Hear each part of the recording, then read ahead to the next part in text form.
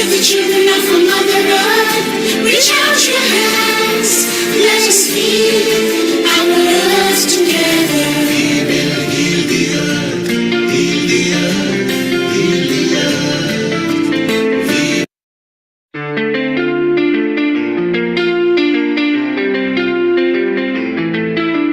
We will heal the earth. Heal the earth. Heal the earth. We will heal the earth. Heal the earth. Heal the earth. Stars, they can tell you stories which are brighter than yesterday. The streets have never been so quiet. The squirrels found a new hideaway. Tomorrow will never be the same. There is so much hope in our hearts. Brick by brick, we shall overcome and walk right into a new start. Welcome to the brand new world. We're the children of a mother earth. Reach out your hands. Let us heal our earth together. Welcome to the brand new world. We're the children of a mother earth. Reach out your hands. Let us heal our earth together. We will heal the earth. Heal the earth. Heal the earth.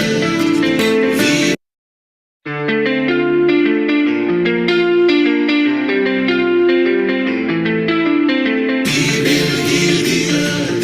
Heal the earth. Heal the earth. We will heal the earth. Heal the earth. Heal the earth. Stars, they can tell you stories which are brighter than yesterday. The streets have never been so quiet. The squirrels found a new hideaway. Tomorrow will never be the same. There is so much hope in our hearts. Brick by brick, we shall overcome and walk right into a new start. Welcome to the brand new world. We're the children of a mother earth. Reach out your hands. Let us heal our earth together. Welcome to the brand new world. We're the children of a mother earth. Reach out your hands. Let us heal our earth together. We will heal the earth. Heal the earth. Heal the earth.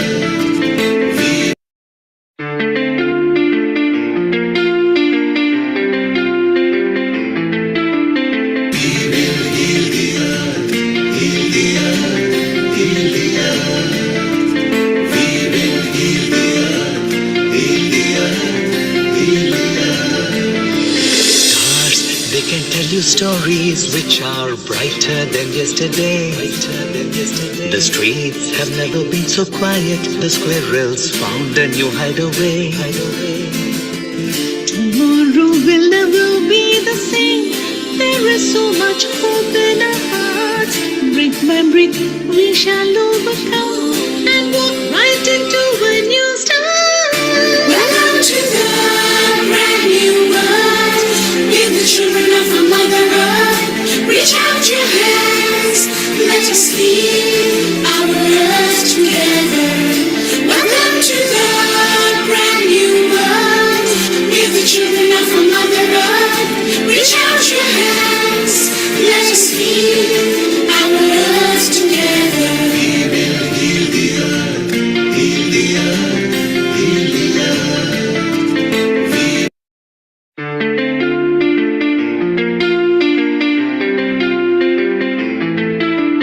We will heal the earth.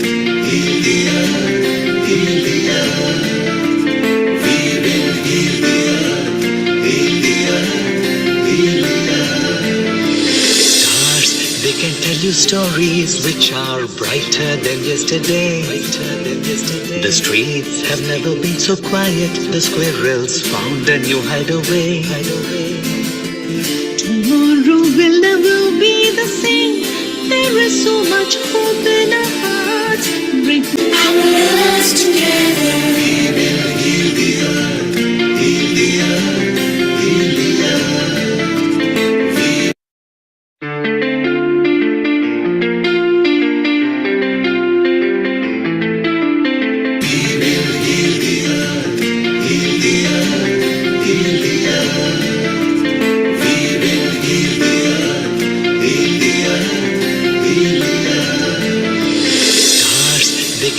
stories which are brighter than yesterday.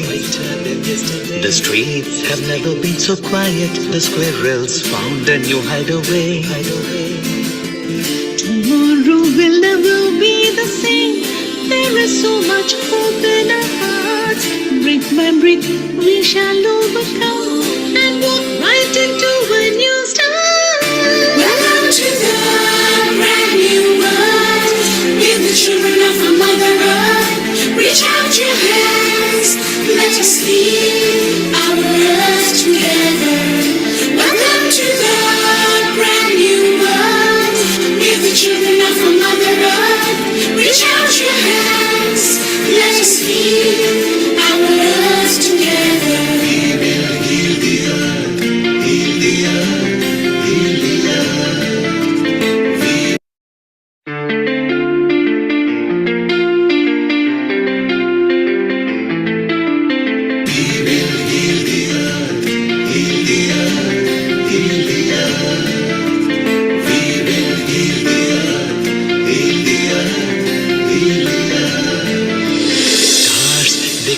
Stories which are brighter than yesterday.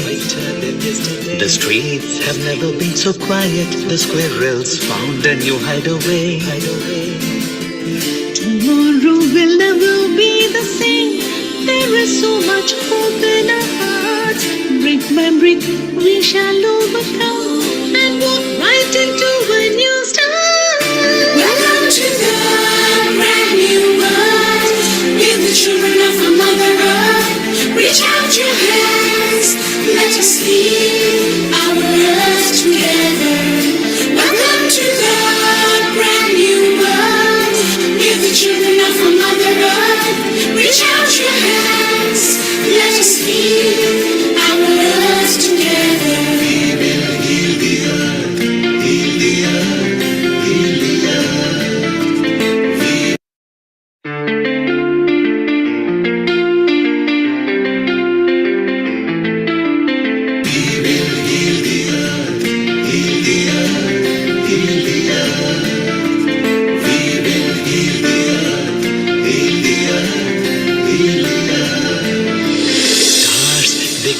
Stories which are brighter than yesterday. The streets have never been so quiet. The squirrels found a new hideaway. Tomorrow will never be the same. There is so much hope in our hearts. Brick by brick, we shall overcome and walk right into a new start. Welcome to the brand new world. With the children of our Mother Earth, reach out your hands. Let us lead our earth together. Welcome to the brand new world. With the children of our Mother Earth, reach out your hands. Let us lead our earth together. We will heal the earth, heal the earth, heal the earth.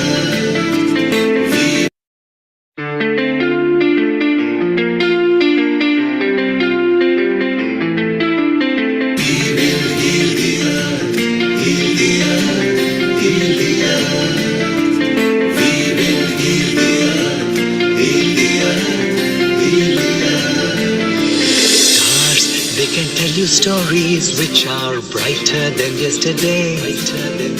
The streets have never been so quiet. The squirrels found a new hideaway. Tomorrow will never be the same. There is so much hope in our hearts. Brick by brick, we shall overcome and walk right into a new start. Welcome to the brand new world. With the children of our Mother Earth, reach out your hands. Let us lead our earth together. Welcome to the brand new world. With the children of our Mother Earth, reach out your hands. Let us lead our earth together. We will heal the earth, heal the earth, heal the earth.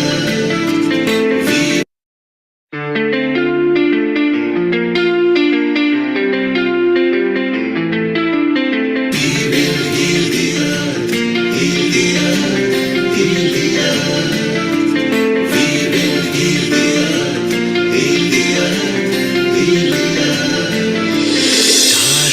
can tell you stories which are brighter than yesterday.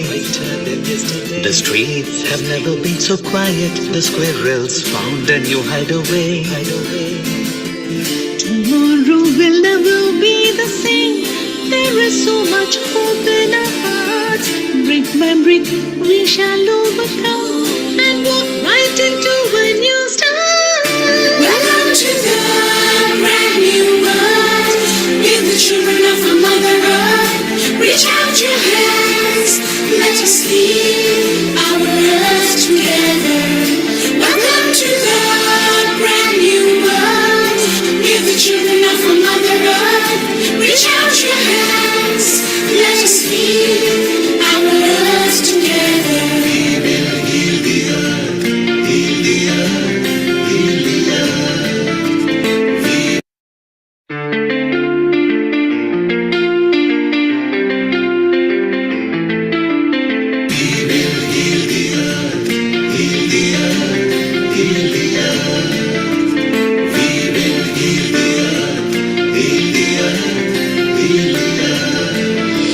Stars, they can tell you stories which are brighter than yesterday.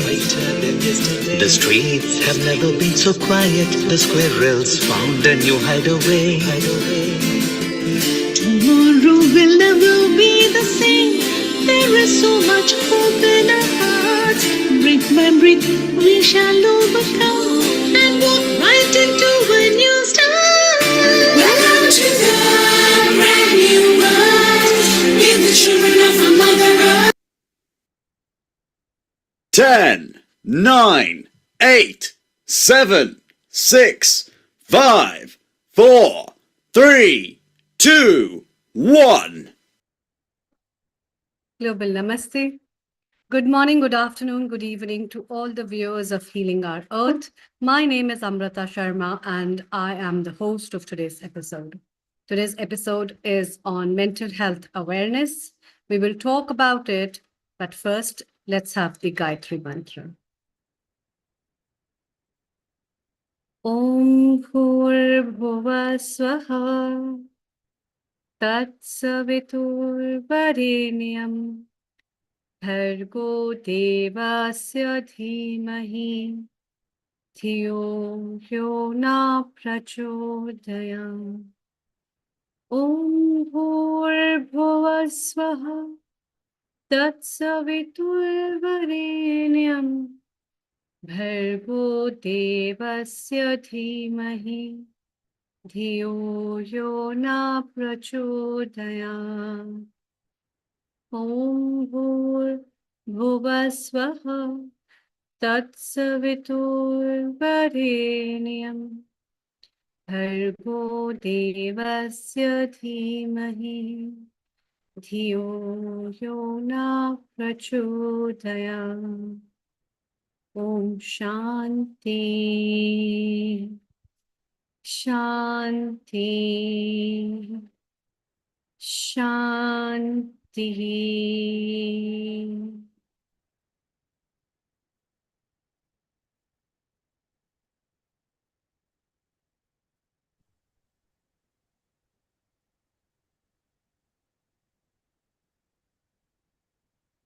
As we open our eyes in this world, it is something very different. A gift that has come to a human being in the form of mind that can think, that can conceive thoughts, that can reciprocate, that makes the heart beat, that gives all the colors of emotions, and yet sometimes can make the life completely dark. That's what is mind. With the growing awareness, globalization, technology advancement, mental health issues have become a big topic to be discussed, relevance to be made in the minds of people, where we have come from and where we are heading to, with the futuristic directions that we have. In today's time, it is very important to reflect on ourselves. And that's why today's episode we have brought for you on mental health awareness. For yourself, for others, and for everyone. It is important because it knocks your door of the mind and the heart to think about what is my nature? Why do I get so irritated? What stresses me so much? Why the anxiety comes? Why can't I stop myself from certain behaviors that even I am fed up of? What makes my life so gloomy? And some days it becomes absolutely dark. I find the days like a doomsday ever. The answers to all these things we'll be taking up from our experts who will be joining us for this today's episode. As a vibrant topic, as well as a discussion about self-awareness, mental health awareness has been a key issue because the burden of mental health diseases and disorders have not only come up with a mass in range of mental health diseases, but also in terms of many physical ailments that bring mental health disorders. You might be thinking, I just have this physical problem, but eventually there must be something that is related with the mental health as well. And that's why to talk and discuss on this, we have our expert with us, who is our episode producer of today's episode. I warmly welcome Kirit Mistry ji from Midlands. Global Namaste, a very good afternoon. You are from South Asian Health Association, and you are a very prime person who works with the Rotary organ donations and the South Asian health groups. A very warm welcome to you, Kirit Mistry ji. And mental health has been a very big topic of today. And that's why we are here to discuss about it. Yes, please tell our viewers about mental health issues. Over to you. Okay, Global Namaste, Amrita ji, thank you for the kind welcome, and it's glad to be here. We are celebrating Mental Health Awareness Week here in the UK this week, so and my kind of passion and interest in this subject is because having worked in first drug and alcohol in my early career, but also worked in mental health and trying to shape better mental health services, particularly for our South Asian communities. Now, the theme of this Mental Health Action Week is taking action. So, it's really quite important that we look at, taking action for ourselves, our loved ones, but also our communities, because obviously anyone at any time can suffer with mental health. It can have anxiety, they can have depression, from changing jobs, from moving houses, from planning weddings as well, and also in terms of losing somebody as well. If you've lost a loved one, again you have challenges around coping with that loss. So I think the point of today, and also every day, it's not just for this week, but we should be looking at how we check in with each other, with our family members. Sometimes we've gotten too used to this digital technology of WhatsApping. Pick up the phone, let's have a conversation. The WhatsApp messages are great, but it's also important that we have the real kind of interactions with people that we are close to. If you can't do it by phone, you can do at least your neighbor. You can knock on your neighbor and see how they are, because we did this in the pandemic. We saw that we couldn't go out, so we were checking in through neighbor. And also it's great that Healing Our Earth platform was established around that time as well. So but today we have got some amazing speakers who have been having their own experiences of mental health and challenges, but also we have people who've been working in this field as well, and championing within the importance of three things. One is making sure that we have conversations. So mental health is we shouldn't no longer be a taboo and stigma. We should openly talk about it and raise awareness. Secondly, we should also look at where can people go for help. Yes, people go to their GPs, but also what support services are available. And again, having worked in a local support service, we have to also look further, because the NHS in the UK, we have major challenges of long waiting lists. So we have to also be proactive within ourselves. Sometimes we may not need the counselling; we may just need spirituality, meditation. Those also help. So again, this is why I really like being part of Healing Our Earth, because we bring not just the medical interventions, but we bring the spiritual and the holistic approaches. So that's also important. And finally, we've also got to look at where our communities are coming from. We come from the Indian diaspora.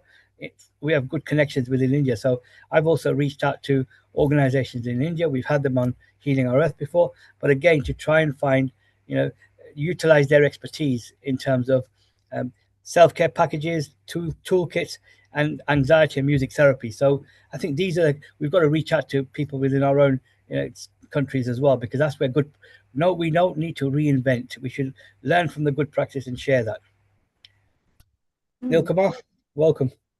Welcome, Kirit. Global Namaste. Global Neoji. Namaste. Welcome, Amrita. Kirit, you mentioned the right point. One of the points you mentioned was bereaving. It's very stressful for bereaving because it's very difficult. There is no guidance and a book written. I remember in pandemic when we started, where people could not even go and see their loved ones in the hospital. Then they didn't know how, what we call the Kriyakaram, where we actually do the final send-off with the ashes and the remains of our loved ones. And the hospitals had to learn how to actually accept the very immediate 3-4 people. And around ceremonies in UK at Northwick Park Hospital was the first trial where Shonaka from Oxford actually initiated the slokas that can be read and things. So you're very right. The mental state is not just on the week, because in UK this is the awareness week. I think it's everyday requirement. One clue we must all learn is that if somebody reaches out to you, don't ignore them. Don't tell them that, look, don't be silly. It'll be fine. It'll be okay. Because they might be on the border of committing suicide.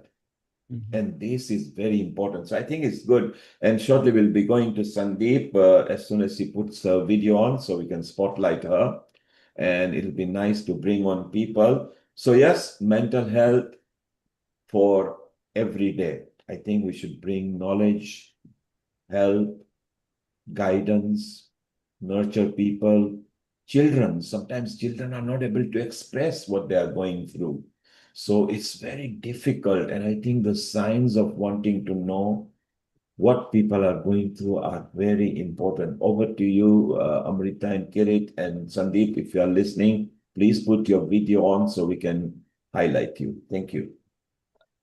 Thank you, Neilji. You're completely right. It's a conversation for many years we kind of try and keep it in our four walls in our homes, but sometimes we do need to reach out. We do need to find support, and it's great to have one of our first speakers here, who's Sandeep, who's going to be joining us. And Sandeep, and Kirit, before we bring Sandeep on. This week has seen a birthday celebration for our famous spiritual guide, Sister Jayanti from the Brahma Kumaris. She has been with us right from the beginning of the first episode and always nice. And she is the additional administrative head at Brahma Kumaris, which means the global contribution. So a very happy birthday to her. And she keeps and beams and smiles all over the world, sharing her spiritual knowledge. Over to you, Amrita and Kirit, and let's go on to Sandeep. I think we are privileged to have a Brahma Kumari Centre in Leicester, which is outside of London. This is the next bigger centre. So amazing work they do, and also great to and again, happy birthday to Sister Jayanti for all your wisdom and leadership you give us. we learn a lot from you and also from your centres. So thank you. And without further ado, Amrita, I'm going to just bring this Sandeep, who's actually a privilege. I met her quite a few years ago now, but you know, she's an amazing person and advocate for mental health.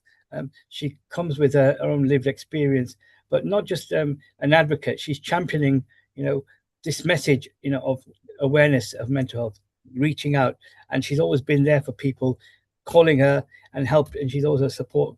And I think I'm not going to break her presentation because she's also been involved in producing an amazing video film, that's a production which I'm going to not talk about because I'll let Sandeep talk about that. But Sandeep, Global Namaste, thank you for joining us. Global Namaste, Sandeep. Global Namaste, everyone. Thank you so much for having me. A true pleasure. And thank you, Kirit, and to the wider team, Amrita, for having me on in this forum to speak globally regarding mental health and well-being and the importance of it. So thank you so much for shining a spotlight on that. Thank you. Over to you. Thank you so much. Thank you. So I am, as Kirit and Amrita mentioned, I'm Sandeep Saib. I'm a living experience mental health advocate and expert in my own journey, my own experiences. I'm also a philanthropist and a public speaker, joining you from London, UK. As Kirit mentioned, it is indeed Mental Health Awareness Week here in the UK, but mental health is every day. Mental health well-being, nourishing our mind, body and soul is every single day, and doing it justice and helping others along the way. So in terms of the next few minutes, as I have yourselves, I will firstly take you through my journey to the present day, and I'll then take you into my advocacy work and hopefully end on a few key call to actions and hopeful message. So for me, I was diagnosed with anorexia nervosa, which is a type of eating disorder, obsessive compulsive disorder, body dysmorphic disorder, and a survivor of attempted suicide. We are in 2026, and this journey, this experience, this struggle has been with me since I was a toddler at the age of 3-4 years old. So I've struggled all my life till this day. And each area, each aspect of my life has those chapters. So I just want to share a bit of that with you today. So phase 1, my early struggles were in struggling with the body, with eating, with my weight, not feeling positive about myself, have had misconceptions said to me, name calling, and coming from a South Asian community, the importance of being around food, showing up to family functions and being okay and representing and having that pride in that family name. So many pressures that I went through. My own pressures was, yes, struggling with eating, weight, body. And again, like I said, started when I was 3-4 years old. It then led into my teen years and in my early adult years, and now to the present day. It all started with moving houses as a family, wanting to do something for my own well-being, physical health. And I started to think about jogging, giving that a try. So I started that. And alongside that, I became very, very consumed in that world of vigorous exercising. What I thought was something in my control, doing it every day, it became a monster for me. I lost all sense of what healthy exercise looked like. It became an addiction for me. It became unhealthy exercising. I used to do at least 8-9 hours every day, come rain or shine. I used to compete with myself nothing was enough. I had to keep on doing it. I had the idea of perfection in my mind that I wanted to attain. And to my mind and in my mind, I felt and I knew it was attainable. That would be my rational thought. So I started to do that. And that was my life for 2 years, back to back, constant exercising. You know, trainers torn in, but I still continued. Broken ankles, muscles, bones, and I still continued. I was determined to lose weight. I was determined to be perfect. When those 2 years occurred, and bearing in mind, I'm still in that young child mentality that I had with eating and weight, I began to lose drastic amount of weight. I began rituals, safety mechanisms I had in place. I had to do the exercising. If I didn't do it, something bad will happen. There is that definite, yes, it will. And nothing more, nothing less. I used to starve my body. Malnutrition kicked in. Withdrawal kicked in, removing myself from family functions. In our culture, food is community. Food brings together people and family. For me, it was the opposite.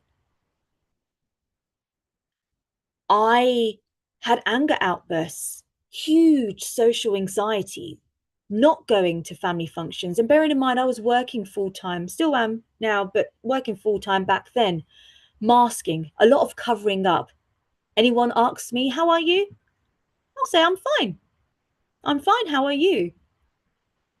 A lot of covering up, masking, not bringing my whole self to any environment. I didn't know that. I was in my own bubble. I thought what I was doing was right for me, but it was dangerous. It was dangerous. It was like a drug to me. It was an addiction. I needed to do it. With all the rigorous exercising, I still felt that it just wasn't enough. I lost drastic amount of weight, and I thought I needed to continue doing this. I was in my own bubble. What I felt like I was doing was great. I loved it. I loved losing weight. I loved seeing my body change. I loved feeling my bones and my spine. It became a disgusting, unhealthy addiction. Then, in April 2014, my mum and dad noticed the red flags. Sandeep's not showing up. Sandeep's not eating. Sandeep is constantly not in the present moment with us, constantly absent-minded, and anger outbursts. They sat me down one day and they said, this is how we feel. We are your parents. We love you. We have been noticing a change in your behavior, and we want to help you. That's when the bubble burst. That's when I realized that what I was going through mentally and physically was having a direct impact on my parents, my loved ones, those that brought me up and built me up. I was upsetting them for some reason. That was my first moment when I realized I don't want to be upsetting them anymore. So with their help and their support, I went to the doctors. I didn't say a single thing in that room. 4 walls with the doctor and my mum being my voice, my mum explaining everything. That's when I realized it had a name. I was then diagnosed with anorexia nervosa, body dysmorphic disorder, and OCD. I had some clarity. I felt that I can understand myself that bit more. I can feel closer to myself that bit more. I then had 6 sessions of cognitive behavioral therapy. I was on antidepressants, and my journey to self-help began right there in 2014, April, March time. I was also on the waiting list for 40 sessions with the NHS secondary psychological care, 7-month wait. Whilst I was on that self-help journey, my downfall happened. Biggest turning point in my life on 29th of August 2014. A day like any day, a day before my brother's birthday. We were all as a family going to the Gurdwara to start preparation. Didn't want to wake up. I did not want to wake up. I didn't want to do anything. I felt so depressed and so alone. And there's a difference between sadness and depression. I was in that. I was in the latter state. My mum said, do it for your brother. Do it for your family. So I found myself getting ready, going with my family. Whilst I was there, absent-minded, I looked from my right to my left. I felt so misplaced. I felt like I did not belong. I did not have a voice. I did not know where I fit in my family and even beyond that in this world. One thing led to another. I decided there and then I wanted to remove myself from the situation, and that's when I tried to take my own life. Array of emotions, array of thoughts kicked in. My mum came in, heard her voice. She got me out of that thinking. The angel and the devil, those are the two distinct voices that I heard, and I still hear till this day, but I move on to that shortly. Angel saying, Sandeep, you need to live. You need to live for your family. They love you. Hear that. The devil voice saying, no, you've neglected your family. You will do that again. You don't need to live and breathe anymore. My parents realized, and that's where private therapy was right away on the agenda, and we continued that as a family together. And family for me, I'll move on to the importance of that for me. So private therapy happened, and I began to explore my feelings and thoughts that bit more. I began to break down all the negative self-talk that I taught myself for many, many years, that were ingrained, that I adopted religiously. And it was unhealthy for me. So with the therapist, I began to unravel those thoughts, touch on my childhood. Why did I feel less of a family member in light of my weight problems and my eating problems back then? Be called fat, chubby. All these negative connotations were attached to me. So I began to deal with that. And it helped. It helped me gradually. And in 2016, I felt in a place now that I wanted to give back. I wanted to help others. I wanted to be their voice for the voiceless, with the hope that they'll find their own voice. I wanted to save lives. And that's where my advocacy journey started in 2016. And I haven't looked back, 10 plus years on. I wear many hats for different charities, do various different work for different charities from a living experience perspective. The reason why I say living is I'm still on that ongoing recovery healing journey for me.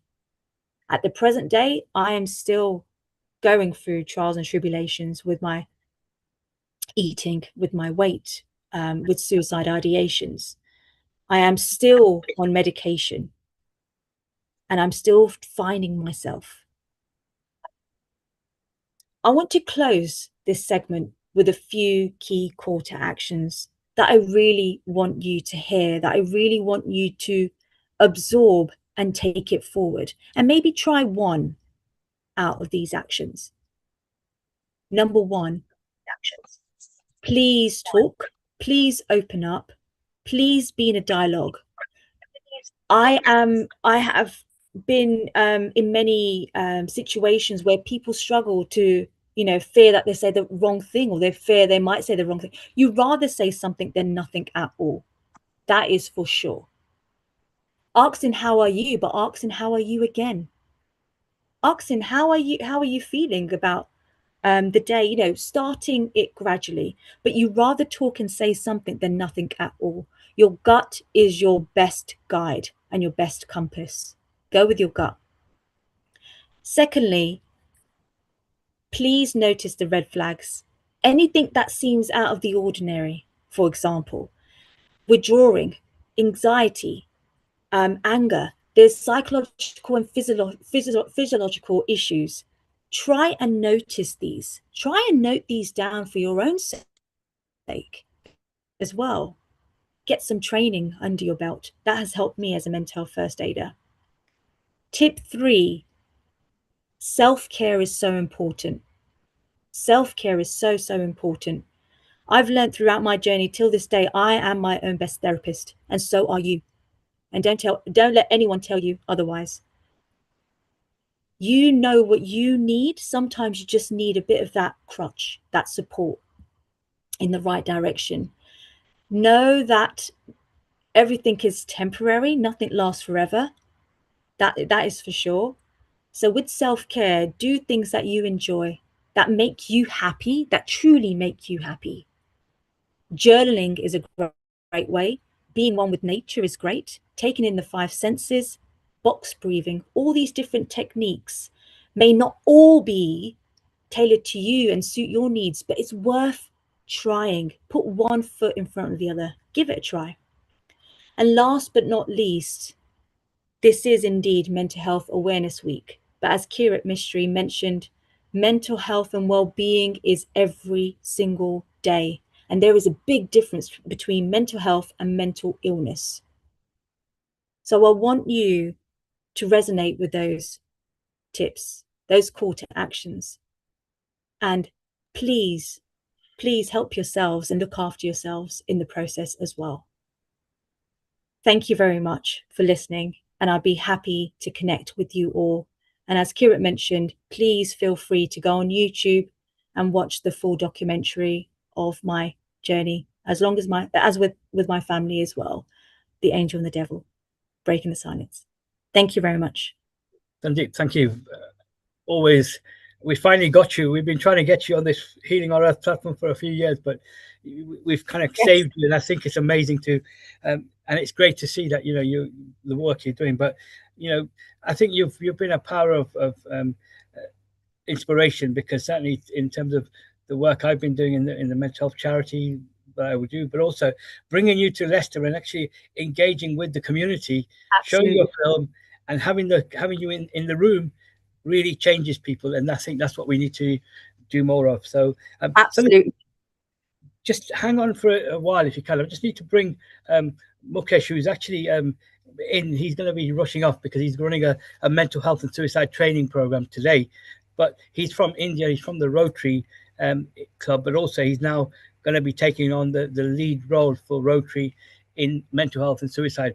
So he's somebody I'd like you to connect with as well. But Mukesh bhai, can you just switch your camera on, and just wanted to kind of bring you on before you rush off. And then Davinder ji, thank you for your patience. We'll bring you shortly as well. But Mukesh bhai, can you put your camera on and we can bring you in to this as well? And I want to connect you and Sandeep as well, because I think he's doing some training he trains a lot of nurses, but he also does a lot of fantastic work in the Gujarat area, around the Rotary as well. So that is brilliant. Mukesh, right on, can you bring your camera on and we can bring you in quickly just before you have to go? So I thought I'll bring you in. Thank you. Can we just bring Mukesh into the conversation as well?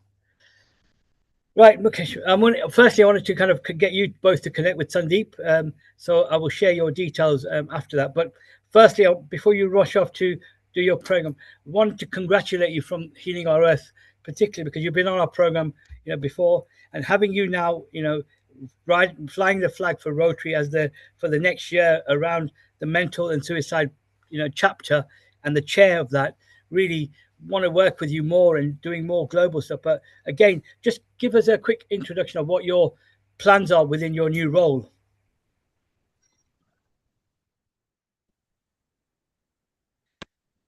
And welcome to Healing Our Earth. Global Namaste. Hello. Yeah, we can hear you. Just give me 2 minutes. Okay. Just to give me 2 minutes. I finished one emergency work. Okay, so in that case, we'll just quickly, I'll do an intro of Davinder ji. Again, it's great to have Davinder ji here. He's from Leicester, who's somebody he's been supporting the great work, particularly around mental health, but not just mental health. He's been advocating for the work in the community, the lead member of the community, particularly not just the Sikh community, but the whole of the South Asian population, because he's well known, and having Davinder ji in Leicester makes a difference because he knocks those doors down. He actually opened those doors, and we've just done a fantastic program recently around cancer awareness, particularly around prostate cancer, within the Sikh Gurdwara here in Leicester, and that's something that we're going to be continuing to do. But it's great to have Davinder ji. He's also in his professional day-to-day work. He's a educational psychologist, and some of the things that Sandeep has and Sandeep and Davinder ji have met before in Leicester, but some of the things that I'm sure you'll be covering in your presentation, Davinder ji, in terms of the challenges around, counselling, the challenge around, in the psychotherapy, but also in terms of the work you do with the younger generations as well. In terms of, again, that'd be useful to share and really kind of look at the work. But also, you're working on a great initiative with the local authority perspectives as well. So that's something that you're going to share with us today. So I will let you bring you in, and then when Mukesh is ready, I will just bring him in shortly as well. So, okay. Without further ado, I'll let you. You've got co-host, so you can share your presentation. And Kirit. Yeah. Kirit, it's Davinder. Yeah. Can you hear me? Yes, we can hear you loud and clear. Can you see me as well? Yes, we can see you perfectly. Oh, that's lovely. Okay, no, thank you very much. Just one little thing. I'm actually just having a little bit of difficulty finding the share button. Okay, I've sort of lost the sort of functionality of that for some reason. But that's so just if you look not sure what to do about it. But hang on. But what I will do is, in a sense, here. If you look at the bottom taskbar, you will see the share button. Click on it. Yes, it's a green box. And before you share, make sure it's on your desktop, so that straight away you can share. Has it got a sound to it? No, it's just basically a straightforward text one. Okay. Yeah, I had the share button when I first logged on, and then it somehow disappeared, and I can't locate it now. Huh? Can you see your bottom taskbar with audio, video, participant, etc. is there? No. Look at the bottom. Take your cursor at the bottom. Okay.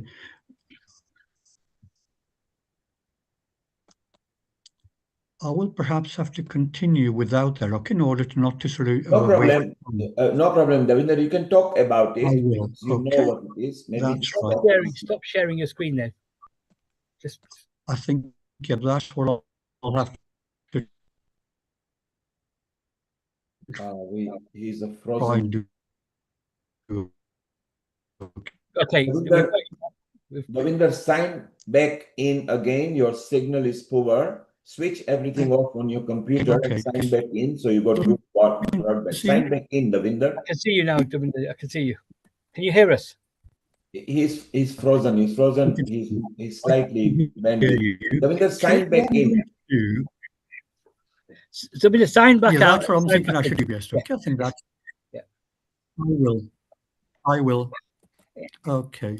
Do that, and I'm just going to bring Sandeep back in while we're doing that. In terms of Amrita ji and Neil ji, any questions that came on the, and obviously Anukul ji, again, you heard Sandeep's presentation. This is something that it's very powerful that Sandeep is, talking about this and obviously sharing her living experiences, because we are obviously, this is the only way. We need more people like Sandeep to be able to talk and share. That's the only way we're going to break this stigma and taboo within our communities. Anukul, I think Sandeep deserves a round of congratulations and encouragement there, because she took the bull by horn. She has lived through it. Now she is good enough to come and talk about it. She still admits that she's still fighting it. And this is what we should do. If people are reaching out to you, don't ignore them. Don't judge them. Don't tell them, come on, it's okay, and what's the matter, and be fine. And because they are reaching to maybe a suicidal level. Sandeep says that she even felt, she didn't even know what she was going through first, till she got encouragement. And every parents are not equipped to understand or register this. So, Anukul, you heard her. Isn't it amazing that to stand up for it, fight for it, and come bouncing back to help the community? Over to you, Anukul. Absolutely. I think this kind of effort as put on by Sandeep has been really congratulatory. Congratulations to her. I'd certainly like to even get a chance of even talking to her even separately for quite a few other things. But more importantly, the concept of the right to parenting is central and your traditional systems of incorporating your family values is very, very central because there are differences in the cultural way of looking at the world. And that cultural differentiation, I think, is something that is central to some of the problems many of the Asian kids have over here because there's a different concept in our traditional system and slightly different system in the local system. And many of the kids of the Asian origin people have a conflict between these two cultural systems. That's another thing that I would certainly like to get a chance of discussing with Sandeep in future. But again, I was looking into the Vedanta system of Patanjali Yoga Sutra as to how you classify the mental makeup. And as it happens to be over here, many of the things are classified into different illnesses. But in what we call Vedanta system and in the Patanjali Yoga Sutra, you don't consider that to be an illness. You consider it to be a condition which has to be properly brought back and aligned to normal traditions. Is something that we will certainly like to discuss in future. And Davinder ji is also going to give us more information. So Davinder is back again. Let's see. Davinder, see if you can landscape your video. So it looks professional and better. Yes, brilliant. And let's attempt. Yes, you have got better signal now, Davinder. Oh, lovely. I'm actually on my mobile, so I've got off the laptop just in order to ensure that I've got a good enough signal to be with the signal yourself. is good. It's much better. We can see you much clearly. Oh, lovely. And don't worry if you can't share because it's difficult to share from mobile. Just It is, yeah, talk but your experience to us. lovely. I'll talk to you about the topic in question, and in a sense, Kirit, when he did the introduction, talked about the global issues that there are with respect to getting support for emotional well-being, mental health, okay, and things of that ilk. And also, we've heard about personal experiences that people go through.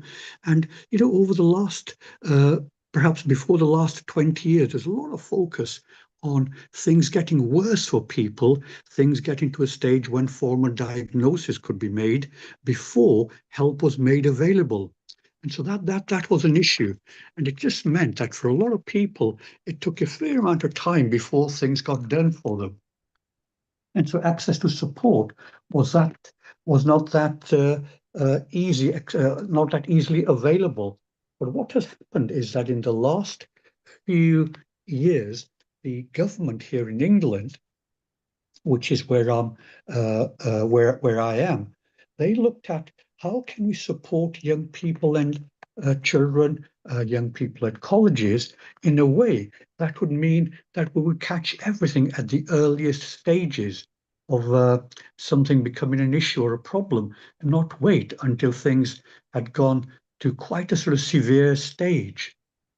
And so this is where the government introduced something called the mental health support teams in schools. So this is the mental health support team in schools. And what they did in 2018, 2019, they said, we'll run a few pilots where you'll have additional money being provided by both the Department of Health here and also the Education Department working together to take support into the school system and into the college system. So that was a bit of a change because generally the National Health Service, which is funded by the government, tends to work, and I'm generalizing a little bit, okay, tends to work within their clinic settings. So young people are referred by their general practitioners, and via that route, they would go and see a clinician for an assessment, perhaps a diagnosis, and then an intervention plan. And that's what would be happening routinely. But now the focus was on trying to get something different done. So in 2018, they started providing some money, some 58 pilot sites were sort of set up.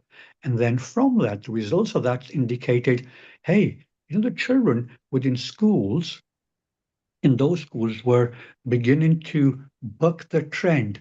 They were beginning to show earlier signs of beginning to approach support services early. And because of that, there was a better prognosis for them, and conditions and issues weren't getting entrenched. And so the government then said we should get a few more schools having these mental health support teams. So essentially, from around about 2018 onwards, and we all know we had COVID during 2019, but during that period, they still kept investing and investing. And so the last government, the current government in England, last year in September 2025 said that they would like to have mental health support teams in every single school in England by 2029. So that's just around the corner. And they're looking for support teams to be available in those settings. There's a fair amount of money that's gone in. Where has my interest come in? I have worked as an educational psychologist, within the city of Leicester for a very, very long time now, 35, 40 plus years. And within that, seen young people come in, young people experience difficulties, and then young people who have come into our city as refugees, as migrants. There are very many who've been born here as well. So our city is now quite a diverse city, so much so that here in England, the city where we are, we've now got perhaps 52 to 53% of the local population who are not white British. Okay, so it's the first majority ethnic city in England. And that in itself also introduced very many positive points, but some of the negative points which arose were around the fact that mental health has been regarded as a taboo subject. Mental health, emotional well-being hasn't been given priority. It's a stigma. And so there were very many things to overcome on that front. And over the last 10 or 15 years, we've seen a growth in young people questioning their gender identity, young people finding the pressures of work, living in an environment where because of their skin color, they may be picked on, and all those sorts of difficulties have led to mental health problems. So one of the things that I did last year alongside my senior management team, we worked with the Leicestershire mental health support team that had been set up, but was working solely from a clinical perspective and a medical perspective. I work within the education sector, and so I took that to them, put forward a bid to run a project, and that bid was accepted because the bid looked at developing synergy, developing a working relationship between health and education, but going into schools. And that wasn't very common, and it still isn't very common here in England. So this was to have an assertive outreach from the National Health Service and their teams, from the mental health support teams, into schools. And that became quite an important area and quite an important step for us to work towards. So we set up a brief, looked at what we wanted to do. We worked with pilot schools, identified what they wanted to actually support them. We did surveys with them, and then we came up with relevant plans. The most important thing was that we did this planning with them so that we co-produced the materials and also the approaches that they wanted to use. And within that, we also ensured that the parental voice was heard quite significantly. So with all the stakeholders who could be possibly involved coming together and agreeing on a plan of action. Now, it's unfortunate that my PowerPoint, I can't share, but again, I'll just talk through the main points that arose from that. What we found was that children were reluctant to come forward to refer themselves because they felt that they'd be sort of stigmatized in some way, and then their parents would be unhappy. We went on to develop a form which is a very child-friendly form, but rather than solely focusing on disorders, we asked some general questions about how they were feeling in school and whether they would like some extra help with that feeling that they had. And lo and behold, from a baseline which had been established at the very beginning, we found that there was a 23% increase in the requests from children to receive support from within their own school and from professionals within their school. That's a massive improvement. What that meant was that young people, rather than not being open, rather than hiding away, rather than not discussing matters, they found a simple system by which they could request involvement for themselves in support from others who perhaps could help them on the journey to understanding their issues, and then also a program of work. So that was the one major outcome. The second major outcomes was that we started holding coffee mornings, parent mornings in schools so that parents could come in, sometimes first thing in the morning, as soon as they drop their child off, sometimes at lunchtime, and then sometimes at the end of the school day when they came to pick up their parents. And again, when they did that, we'd be approaching them, talking to them about mental health support. We'd be talking to them about how things might have been back in their different homelands that they came from. And what I might say, in Leicester, as a city, it's a very vibrant and diverse city, as I mentioned. You know, would you believe it? We have 185 languages that are spoken in just a city alone. 185. So it's for an individual.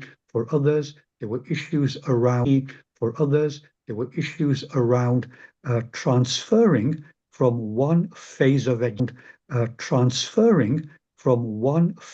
education into another. So children transferring from primary into secondary, children transferring from secondary into colleges or to universities.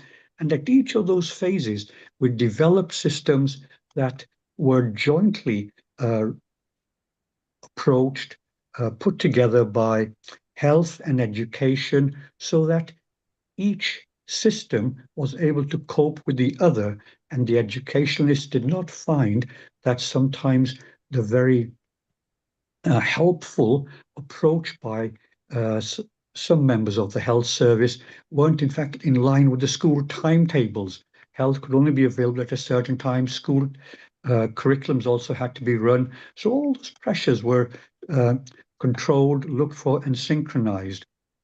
We also began to deliver training to health personnel on the educational systems, special needs educational systems as well, so that parents and young people were given advice which was in line with the systems that operated in schools, so you didn't get a clash of systems as well.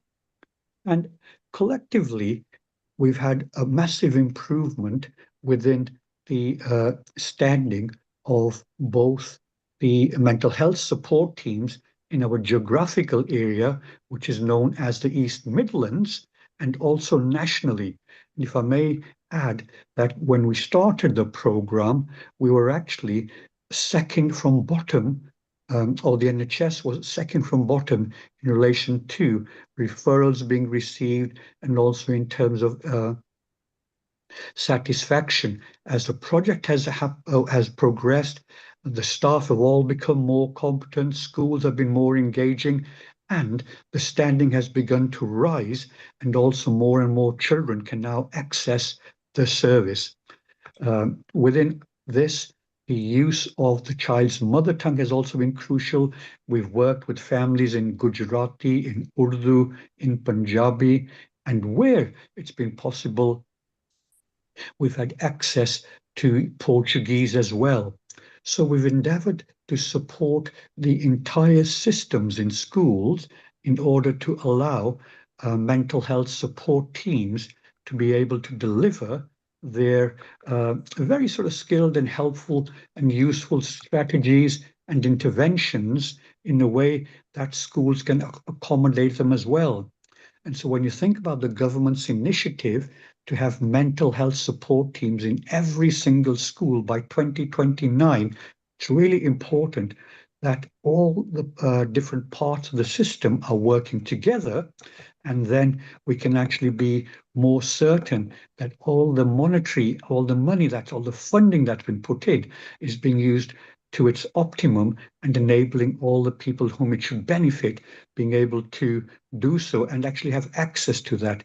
Kirit, right at the very beginning, spoke about reaching out to places outside England to provide support, for society, for parents, and for children in Leicester, and that's happening. And today's program is a classic example of that. Okay, that Davinder, we're able to Davinder, you do are that. giving very valuable information, particularly involving the education establishment and recognizing.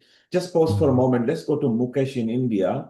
Yes. Would like to acknowledge him and say hello to Mukesh because he'll be part of and to Sandeep and Anukul. It's nice to be in touch with Davinder because you are an educator, you are planning something, so Kirit will facilitate that. Kirit, let's bring in Mukesh and let's hear a bit more about him and congratulate him on his recent appointment as well. That's great. Namaste, Mukesh, and thank you for joining us. And again, congratulations on your new appointment as the Rotary Chair for the Mental Health Suicide Prevention Chapter.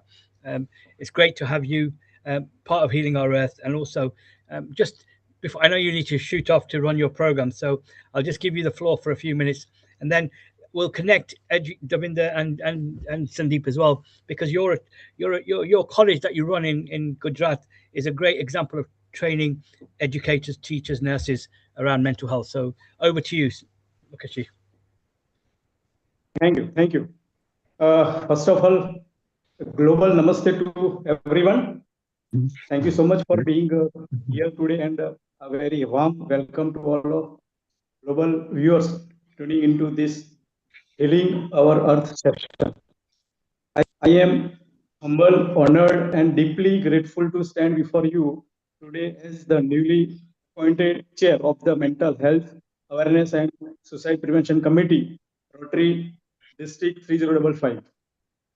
I want to thank the leadership and the organizer of Healing Our Earth, the Rotary E-Club of Organ Donation UK, and specific Kirit Mistry ji and South Asia Health Action for giving us this incredible platform today. As the chair of this committee, I know this is not just a title, it is a vital mission. Our theme today says it all: action. We need action for yourself, action for someone's, and action for all of us. Mental health is just as important as physical health. And so many people suffer in silence because of shame or fear. We know very well. Together, we are going to break that silence. My goal is to make sure our committee becomes a bridge of hope. We want to build a community, a positive atmosphere where asking for help is seen as a sign of strength, not a weakness. And I can't do this alone. I need your continued support, your ideas, and your hands to help.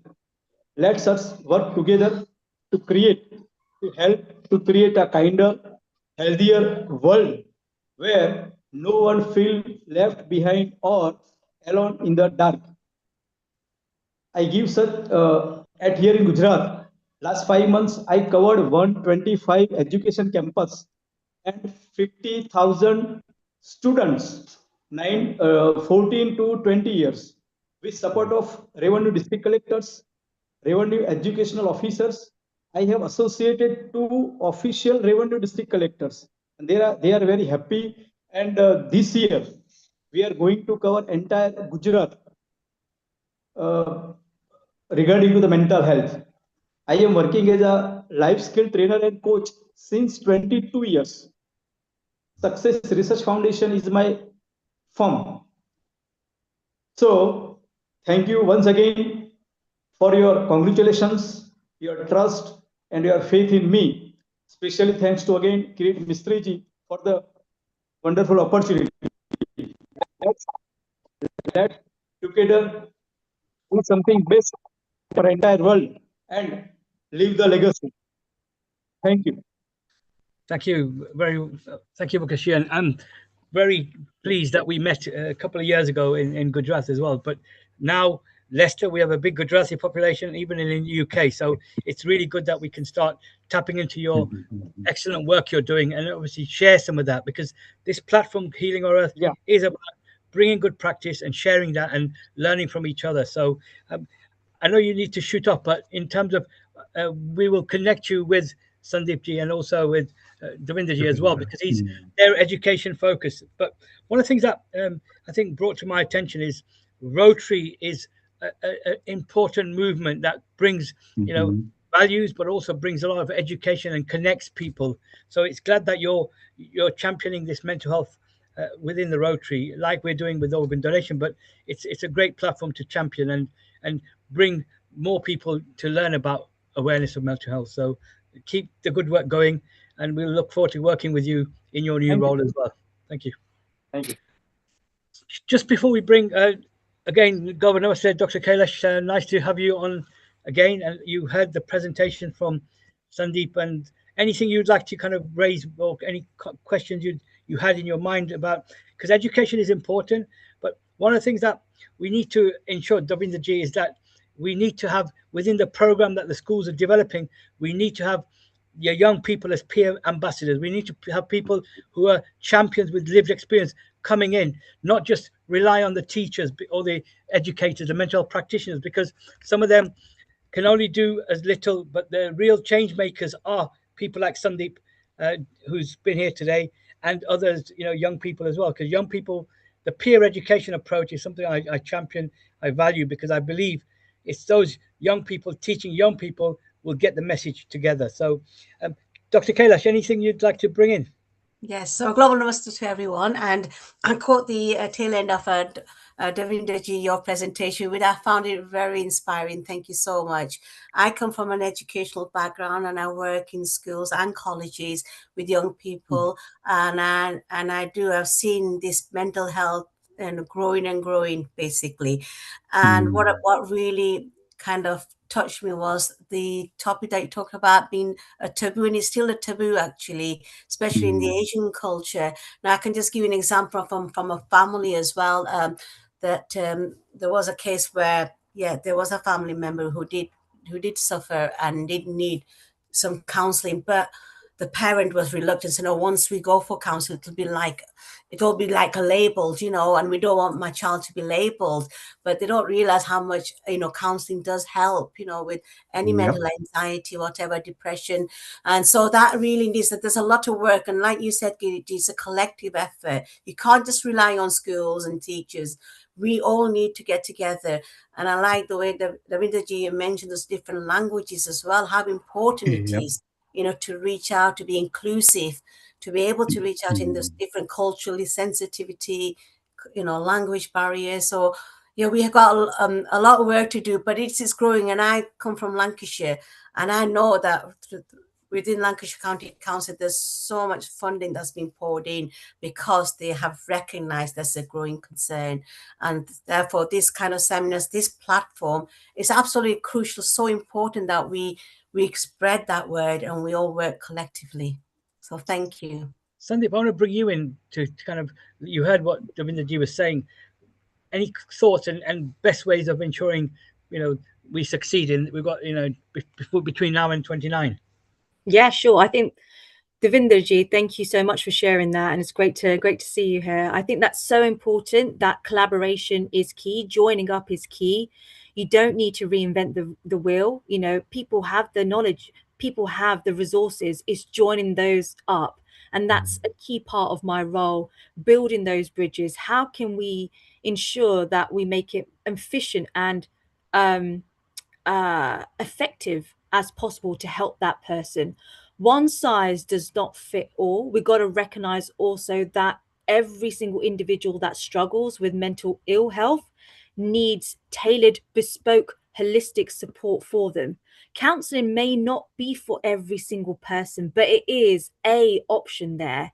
And as a mental health first aider and a wellbeing ambassador, and with my own lived experience, the most important thing is to actively listen to what the needs and requirements are at all levels.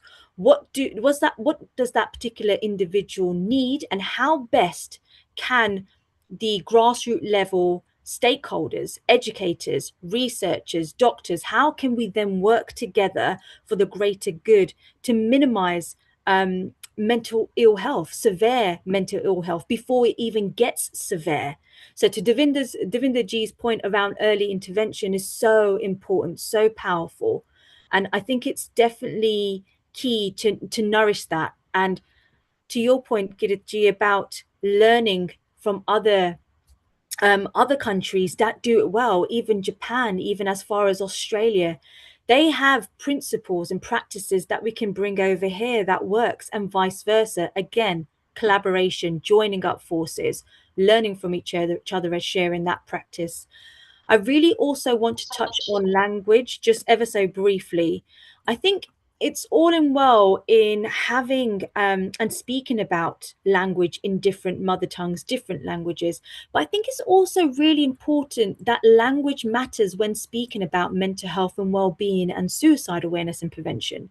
So what I've learned, even when sharing my journey for many years, I've learned that saying words like committed suicide, it implies, say for example, it implies, or it harks back to the era where suicide was considered a sin or a crime. So I have been in that position where I've used language like that. For example, we need to explore that. We need to have other phrases such as died by suicide, or it, other things that we also say in conversations, such as you're crazy, you're mad, suicide, I feel suicide. Like, it's just, the most important thing is language is important. We need to challenge language. We need to say, okay, you've mentioned this, but how about reframe it to, rather than committed suicide, attempted suicide, or died by suicide? We need to stop seeing mental health. In order to stop seeing it as a stigma, we need to decriminalize it. We need to normalize conversations about mental health and well-being. It affects everyone, and it's not a just here, just this group. It doesn't discriminate. It can affect anyone at any given point, at any given time in their lives. So it's always important to check in. But collaboration, going back to our point earlier, is paramount, and to make sure that it's clearly communicated, managing expectations from the get-go, and keeping the patient, the service user, the person that's in distress at the heart of it, and for them to take that ownership. Thank you. That's an excellent point around normalizing and language, and changing the language to make it more that we talk about it and accept it, and that's key. Davinder Ji, in terms of your presentation and the project you're leading on in terms of Leicester, it's working across. You said it's working across 58 pilot sites. So you guys must meet. Is there any good practice that you can share in terms of what's happening in other cities? Leicester is great, you're leading in Leicester, but how can Sandeep in London, access schools there? Yeah. So there's a national body which looks at this, okay? And they produce papers every so often to look to see what's happening across the East Midlands, the West Midlands, up north, down south. So there's at least 20 different regional groups that meet to share practice. And it's, I think, be reassuring to say to Sandeep that Sandeep, for example, 4 years ago, across all the mental health support teams, They stopped using the term, committed suicide. It's died through suicide, died via suicide. So those changes have been happening. And almost all the mental health support teams are also looking at cultural competence. And we've got that as a theme today. So that's a massive, advancement as well. And even in the city as well. So what we did was we had people with lived experiences coming in to talk to the practitioners on this topic as well. But coming back to your original point, Kirit, there is now, information that's on a certain website, which all the mental health support teams have access to, and NHS professionals also have access to, where good practice is being shared. Okay, there's a lot more to still learn, a lot more to still do, but it's there and experience, and there are always papers coming out every so often. Okay? So there's something in relation to the mental health support team mother website, which allows people access to more information on that. So I think it's great you're just, I think we can cross align some of the work that we do. Anukul, just go for it. And then I'm going to share something we're doing around South Asian gestational diabetes, which is seems the cultural sensitivity and the approaches coming from a lived experience point of view. But go for it, Anukul. Thank you. I was requesting Davinder Singh ji to tell us a little bit more about any kind of statistics that you might have on the type of cultural background and the manifestation of mental disorders in children, number one. Number two is, what you're seeing today in a school is a manifested system, but are there any ways of preventing such kind of manifestation occurring?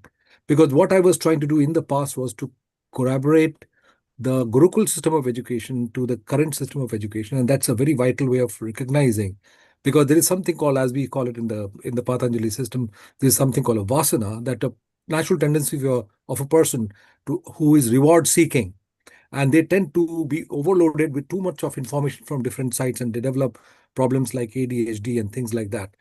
So I just want to request you to just tell us a little bit about, are there any differences in the population characteristics with mental health from different communities, and how you can address them and identify before the problems really occur? Davinder ji. Okay, I just want to, while he's coming on, I was saying we need to cross-share from mental health to other disciplines. So we're currently working with Nottingham clinical trials, and we know that South Asian women going through gestational diabetes are not being engaged in clinical trials. So it's great that we're part of this program where we're now trying to increase the uptake. But what we've done is we've done a few focus groups with the women who have gone through gestational diabetes and capturing their experiences. And all the ones, even they've told us, is they were lacking mental well-being support through their journey of their diabetes. And that's something that, it's not just in diabetes.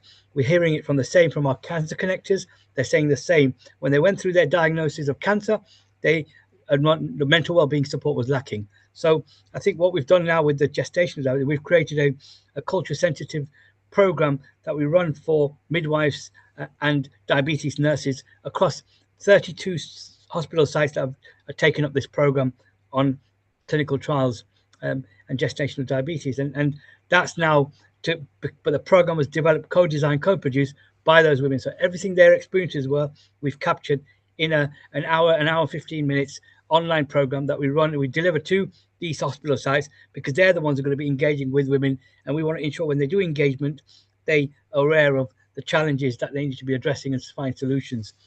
So it's great that what Davinder ji is doing in the mental health and teams, that can be cross-shared in other disciplines as well. Dr. Kailash, it's good. I didn't realize the educational background. So I think with the platform with Anukul ji as well, I think we can start looking at in the UK some educational kind of workshops and programs that will help on different topics. Mental health. Today we're talking about mental health, but again, we know that in education and tackling stigma in cancer is a big area as well. So we can certainly start looking at how we do that. And it's great. We've got Sandeep who's also a good educator, and it's great to have her, and we'll try and ensure that we've got other people coming on board to help us deliver this and develop that, because Healing Our Earth is bringing us together on a Sunday, but I think outside of Sundays we can really start how we go do work more in the community and do the education and awareness in the community would be great, and having teams.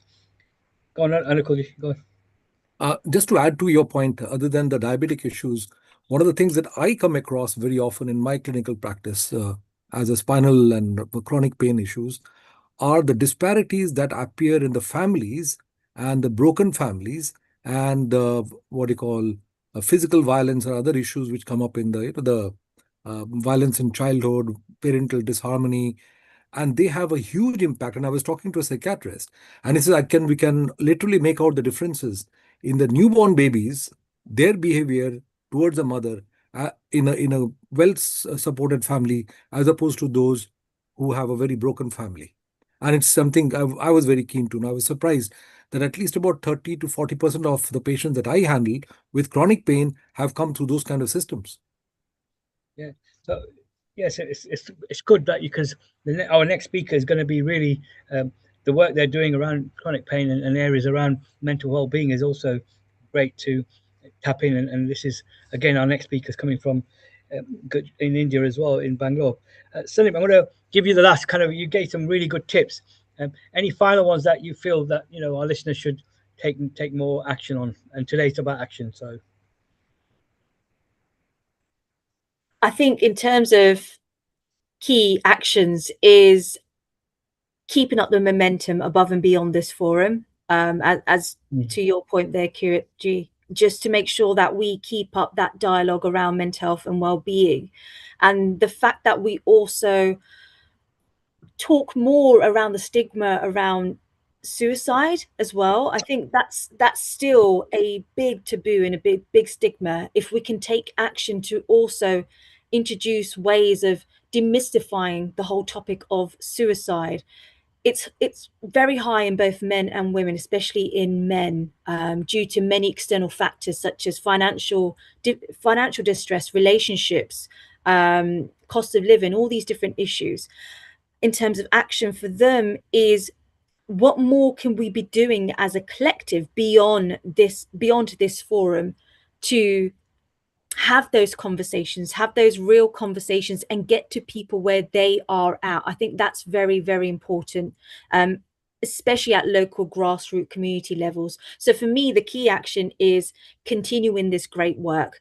Do not reinvent the wheel, keep talking and communicate as much as you can and generate those peer-to-peer support groups and individuals to maximize and generate that wider awareness as well. Those will be my key takeaways. Thank you. And Dr. Kailash, you also was going to say something, so I'll give you, and then we'll bring our next speaker in as well. So yeah. I'm just going to follow up on echo what Sandeep was saying about the collaboration working. I mean, just listening to Davinder just before like I said, I came in a little bit late because I had another commitment, but just seeing the wonderful work that's already being done in schools, and it's like something that I'm inspired by, and I think we can take that away and sort of work on schools in Lancashire and make that real difference. And I think, like you said, we meet on a Sunday, but this is a platform where we can all kind of put our ideas together and support each other and spread that word. And I think it's just wonderful that we've got this forum. Actually, it's very empowering, and I feel kind of inspired to go out there and really want to work together. I feel I'm supported because I've always been very passionate about promoting these issues. And at the moment, I know that DSA has been funding a lot of university students with those with anxiety, ADHD, autism, and I'm supporting them in their studies. But it's wonderful to be able to work in schools now with the strategy and all the other collaboration, I think. So thank you. Sorry, Davinder, I want to bring you in. I had your challenges of unmuting. So sorry, yeah. I'll bring you in to give you the final words, and then we'll have our Sharma coming in as well. No, thank you, Kirit. It's now allowed me to unmute. Can you hear me? Yes, yes. Oh, yeah. I think the most important thing here is, in fact, working together, okay? Working together for early intervention is the best way to move ahead. What I am aware is that there are a number of questions that were bits of information that colleagues wanted from me, but I wasn't able to sort of come on board because I couldn't come in. But in terms of my final message, co-production, getting all the stakeholders involved and making sure we're able to utilize the funding most effectively is the only and the most effective way forward. Young ambassadors are also now being introduced, and so England as a country is very small compared to India in terms of size, but even in England, the practice is different in different parts of the country. There are some colleagues who are very adamant in working across different sectors, education and health coming together. There are others, both in education and in health, who want to keep their separate disciplines and not actually look at coming together. So I think the way forward really is that wherever you've got young people, wherever you've got practitioners who have this common interest in mind to say, we would like to work together, we would like to do things which involve the people who receive our service in helping design our services, that is the best way ahead. And we're already finding good amounts of progress being reported in areas where that's happening, and also in parts of Leicester where some of the pilot schools have been. And hopefully, as we move forward to 2029, we'll get a better coverage throughout England. But partnership working is the way ahead, and understanding each other's roles within that, because the most you can get sort of sometimes people who may be very well qualified, but who have the least idea of how to work in schools. And you may get the least qualified person, for example, a teaching assistant or a nursery nurse, but she would be the person who has the most influence on the children and is able to get on with the children the best. So understanding each other's roles and skill sets, that's the difference, okay? We all bring different skill sets, and understanding those skill sets within the context of the different psychological paradigms and teaching pedagogies that we work with, is the only sort of solution to progressing forward in this field. And there's a big, big need for work to be done, collectively. Sandeep, I'm going to give you the last word, and I'm going to just share something. Go for it. Sorry, I just wanted to make just a few more points that I thought about. Data and AI. I just wanted to mention that. I think in terms of what we're saying here, there is that common thread of working collaboratively, working together. But how can we make use in a positive way the digital world and AI and real-time surveillance data to form a key part in what we are trying to do and what we're trying to achieve and the purpose here. So I think we do need to think about that and explore that bit more to help us target those areas that need that support. So those are great. I'm going to follow up on that with you outside of this. It's a great idea. And Davinder, I'm just going to say that 25 years ago, we developed the first Asian, African, Caribbean young people's peer education program to look at drug and alcohol issues. And we trained them up to be the educators to go out there and raise the awareness of drug and alcohol challenges, because they were likely to be, peers were likely to be taking drugs. This is the best way of informing young people. So we'll connect. Right, without further ado, I really want to bring our next speaker. And again, thank you for your patience, Shabnaji. Global Namaste from Healing Our Earth.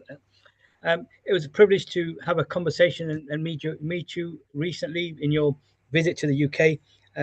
And really, the work you're doing at the your institute in Bangalore, and it's the Sri S.A.H.A University and Human Excellence Institute for Medical. But the main kind of inspiration is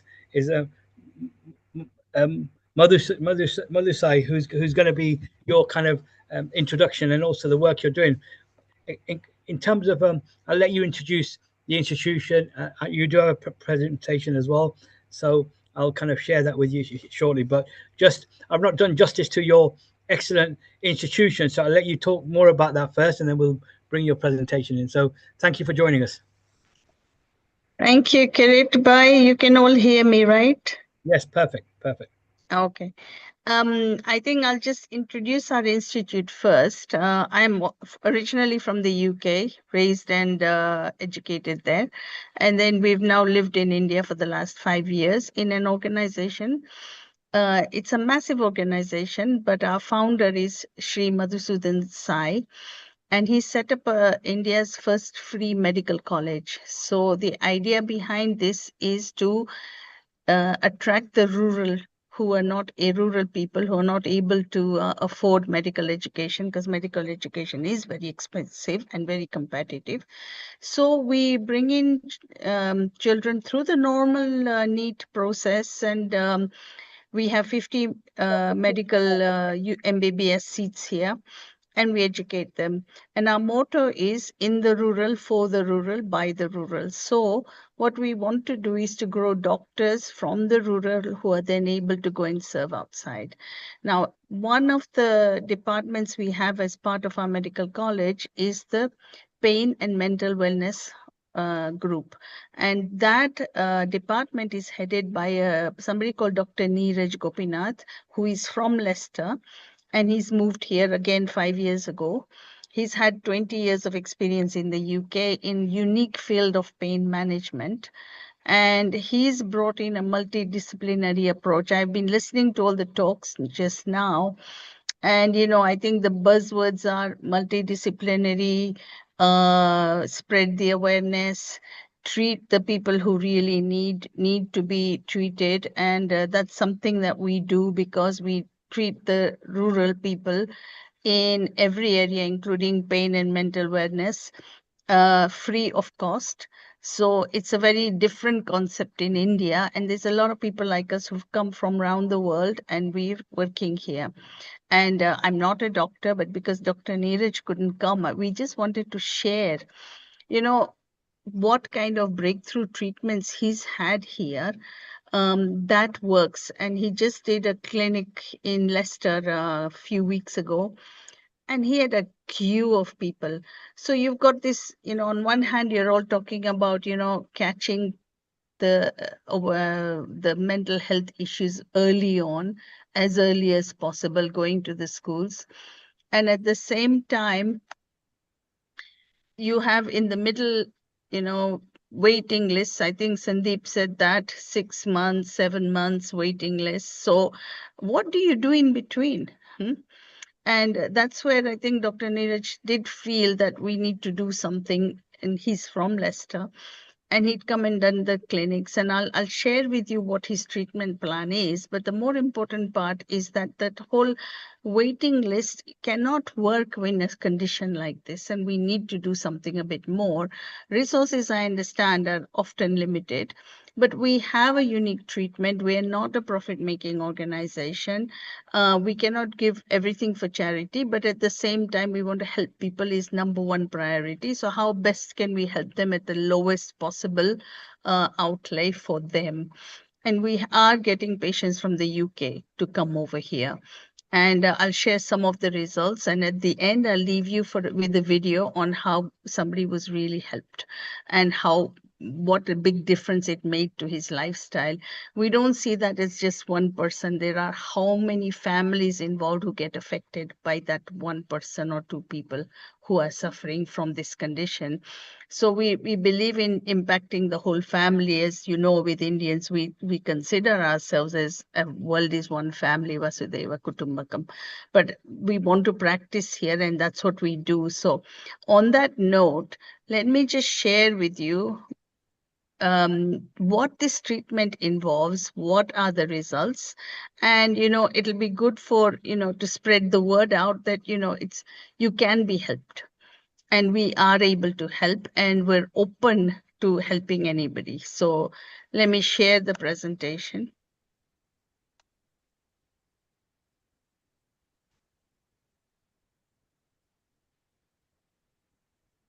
Okay, you can all see it? Perfect, thank you. Okay. So the name of the program that Dr. Neeraj has is Precision Health Optimization Program. It sounds like a big buzzword, but even me, who is not a doctor, understands a little bit of it. So let me share that with you. But I can always take questions and then get them answered if they're very clinical questions later on. So we'll cover these are the 5 topics. Overall, what is the definition of health? In this context of mental wellness, autonomous nervous system, how that affects the mental health, aging and trauma, how that affects it, what else in ill health affects, and then what is our program. So on that note, if we go through good health indicators, when you sleep well, you have high energy, you have a lot of resilience, inner calmness, clarity, your health, gut health is good. That's some indicators of good physical and mental health and social well-being. And the most important system that controls this is the autonomous nervous system. And there's 2 parts to that, the sympathetic and the parasympathetic. And you can see which aspect affects each of these systems. Energy is affected, resilience is affected, and on the parasympathetic system gives you a lot of calmness, clarity, etc. So it's like a car. The sympathetic system is the accelerator and the parasympathetic is the brakes. So you need those synchronized. So what happens is that aging can cause the imbalance between the 2. Sympathetic creates the overactivity, parasympathetic the underactivity. And if you look at the definition of aging, you've got this inflammation, the path to decaying of the body and the cells. And the underlying mechanism that does that is the sympathetic overactivity, which starts in many conditions, hypertension, diabetes, dementia. A lot of those conditions have become more and more common, even at a younger age. And so this sympathetic overactivity accelerates the aging. It doesn't have to be a major trauma that will affect the sympathetic. It can be something like bullying, abuse. I think a lot of examples were given of how somebody feels under those situations, being unkind, anger. That all causes the sympathetic overactivity. So if you look at this autonomic nervous system and you look at all these kind of different conditions, what causes insomnia, digestion, etc., it's affected by this unsynchronized sympathetic and parasympathetic. Sounds very technical, but the common thread is very simple. When you got chronic physical diseases, they do end up having mental health disorders. We do end up having that. And on one side, even cancer. So you're talking about hypertension, Parkinson's, dementia, anxiety, depression, all of these. There's one common thread is the overactivity of the sympathetic system. So what can we do about it? If we look at the parasympathetic, exercise, meditation, mindfulness, breathing exercises, social relationships, diet, and of course the last 2 which we work on a lot is forgiving oneself, gratitude. Those are the areas that can be worked on. But on the sympathetic side, there's very little that can be worked on. And so the answer is this stellate ganglion block. It is available at our institute. I know it's available in a couple of places in the UK, I've heard. Very, very expensive treatments, I think in thousands of pounds for that treatment. And if I had to describe what it is in layman terms, it's an anesthetist, experienced and specially trained one, gives injections in the neck, some delicate area of the neck to slow down the sympathetic system. It is a very high-end skill. And our doctor, we have 2 here who are able to do that. And this is what our hospital looks like. I know I only put this picture up because many people's idea of India is some village back end operation, but we're talking about a grand, and this is just one building. One of Kirit's team has already been here and they've seen everything. So I think they know what we have here. But that was not the, oh gosh, something went, wait.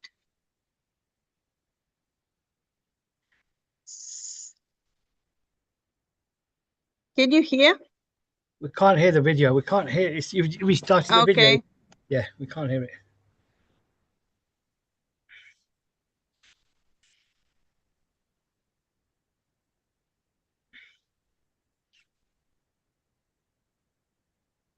Bear with me. I'm just trying to move these. Now I No can see. problem. No problem.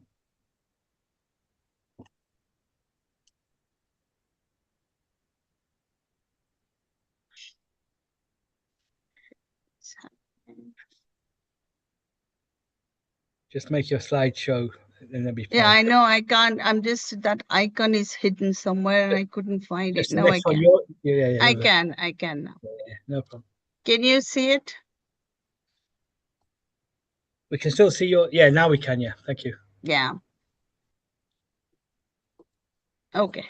So this whole program reduces that sympathetic overactivity. On top of that, they also give a whole holistic treatment, which is the psychotherapy for trauma. Some other treatment like the ozone therapy, which reduces the inflammation and the oxidative stress, and a lot of advice on the dietary side, and also on the parasympathetic areas. We live in a very serene environment where you can actually get that holistic treatment. And the current program is, we cannot stop any disease, for example, Parkinson's, but we are able to, we've had success in regressing the advanced Parkinson's and severe dementia. That causes its own issues, as you know, from a mental health perspective, not just for the patient, but the whole family. So, you know, now the studies are going on to see if we can reverse early Parkinson's disease and early dementia as well. So this is an example of one of the patients who came here. I think he came from Mexico. You can see on the left-hand side, that look, glazed look, absolutely no joy in the face, do not want to do anything, that low energy. You can see that. After 4 weeks of treatment, you can see the right-hand side, a different human being. So it was a whole multidisciplinary approach to him with a clinical psychologist, our pain and mental wellness people together with a psychiatrist we had as well.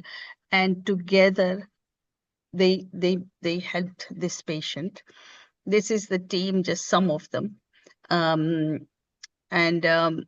You know, they're able to treat anxiety, depression, PTSD, ADHD, bipolar. You've heard a lot of, you've seen a lot, and we have got a big success rate. Somebody mentioned addiction as well, and that has been treated as well. We have a video on it. If everything works well, I can show that to you so you can hear from the patient themselves.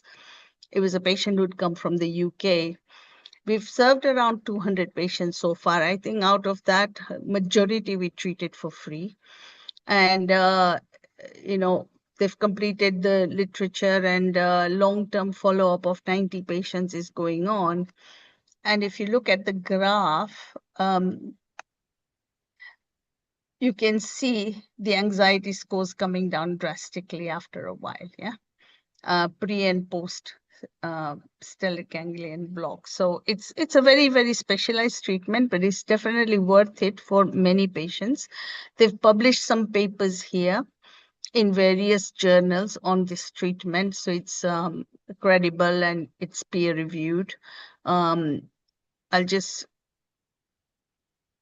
other thing that it also does is helps with these addictions. You know, I've heard many speakers talk about it.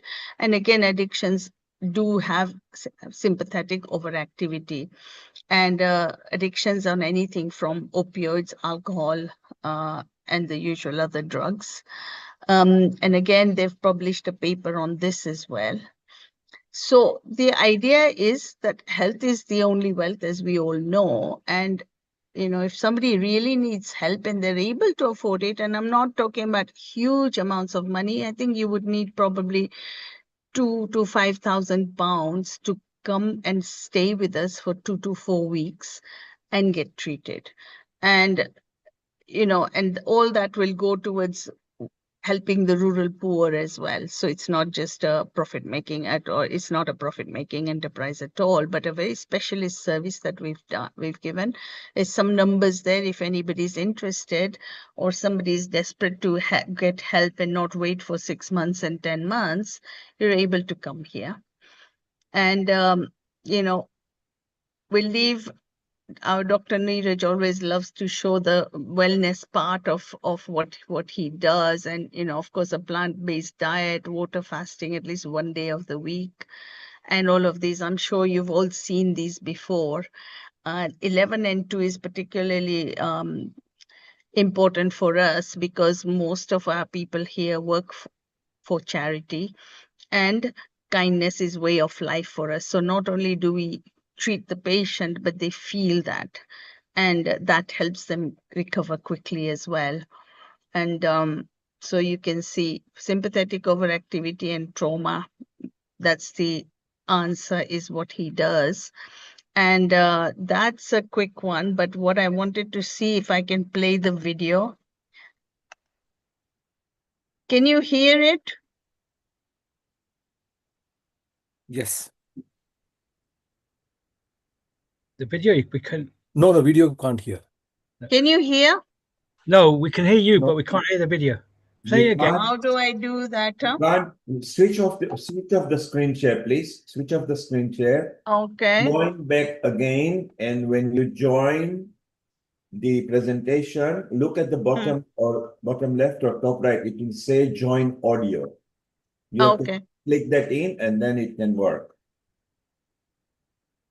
Maybe if you organize that, we can Kirit, we can go to Kit, who wants to say about Tai Chi and Qigong, how it can help mental health. While Shobna, you can keep it ready. Go on, Keith. Have you got it here? It's okay. While she's getting it ready. Shobna, but is it still the share screen? Yes, you have to find the video you want to play. And then before you share screen, there will be an option to play sound. So you tick that, then you share, so the sound will come. Carry on, take your time. Meanwhile, we'll just go to Keith. Sure. Kirit. Keith is our Tai Chi and Qigong lead over here, and he feels that Tai Chi and Qigong helps mental health as well. So over to you, Keith, for next 3-4 minutes, please. Namaste. Global Namaste, Keith. Good afternoon and Global Namaste. Oh, sorry, Shobna started sharing. Don't worry. Not yet. Can you stop sympathize with. Shobna, you are sharing it. Stop it. Does it work? Just stop the screen share temporarily. No, you'll have to. Yes, that's it. And wait till. So now you got it ready and join the audio. Okay, Keith, over to you for next 2-3 minutes, and then Shobna will show the video. Global Namaste to everybody. Thanks very much for fitting me in at short notice. I really want to go back to some practicalities on a personal basis, if I may. I hope it won't be too long. And forgive me, I'm not an academic, and therefore I get my words twisted now and again. But my heading is stress and anxiety on a personal basis, which I've now witnessed in many other people. I worked from the age of 15 until I was, for 65 years to earn a living. From a shop floor basis in a marine engineering environment, right the way through to senior management in a variety of areas, particularly overseas and locally. And I worked for about 12 companies following various headhunting activities, but more related to redundancies when I achieved things. As a project manager in many areas, you get to the end of the project and your services are no longer required. However, During the periods of traveling extensively, I obviously had to arrange flights, hotels, and many other things, as well as focusing on the programs of delivery in a time frame that was acceptable to customers. And this was not without stress. Am I going to catch the plane? Am I not going to catch the plane? Am I going to survive the next crash? Everything came into realms of possibilities.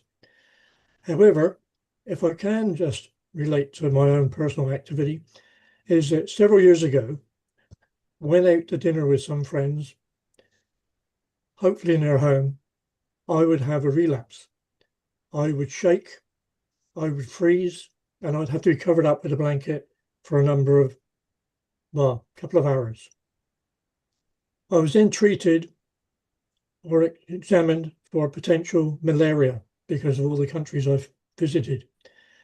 No success in that, so we don't know what it's caused. But looking back, was that stress? And I would say yes.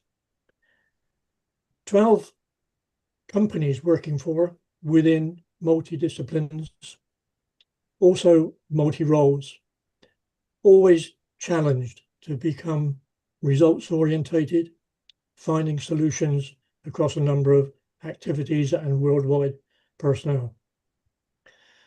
Because of my practical knowledge, I could normally find solutions for many things, apart from my own head.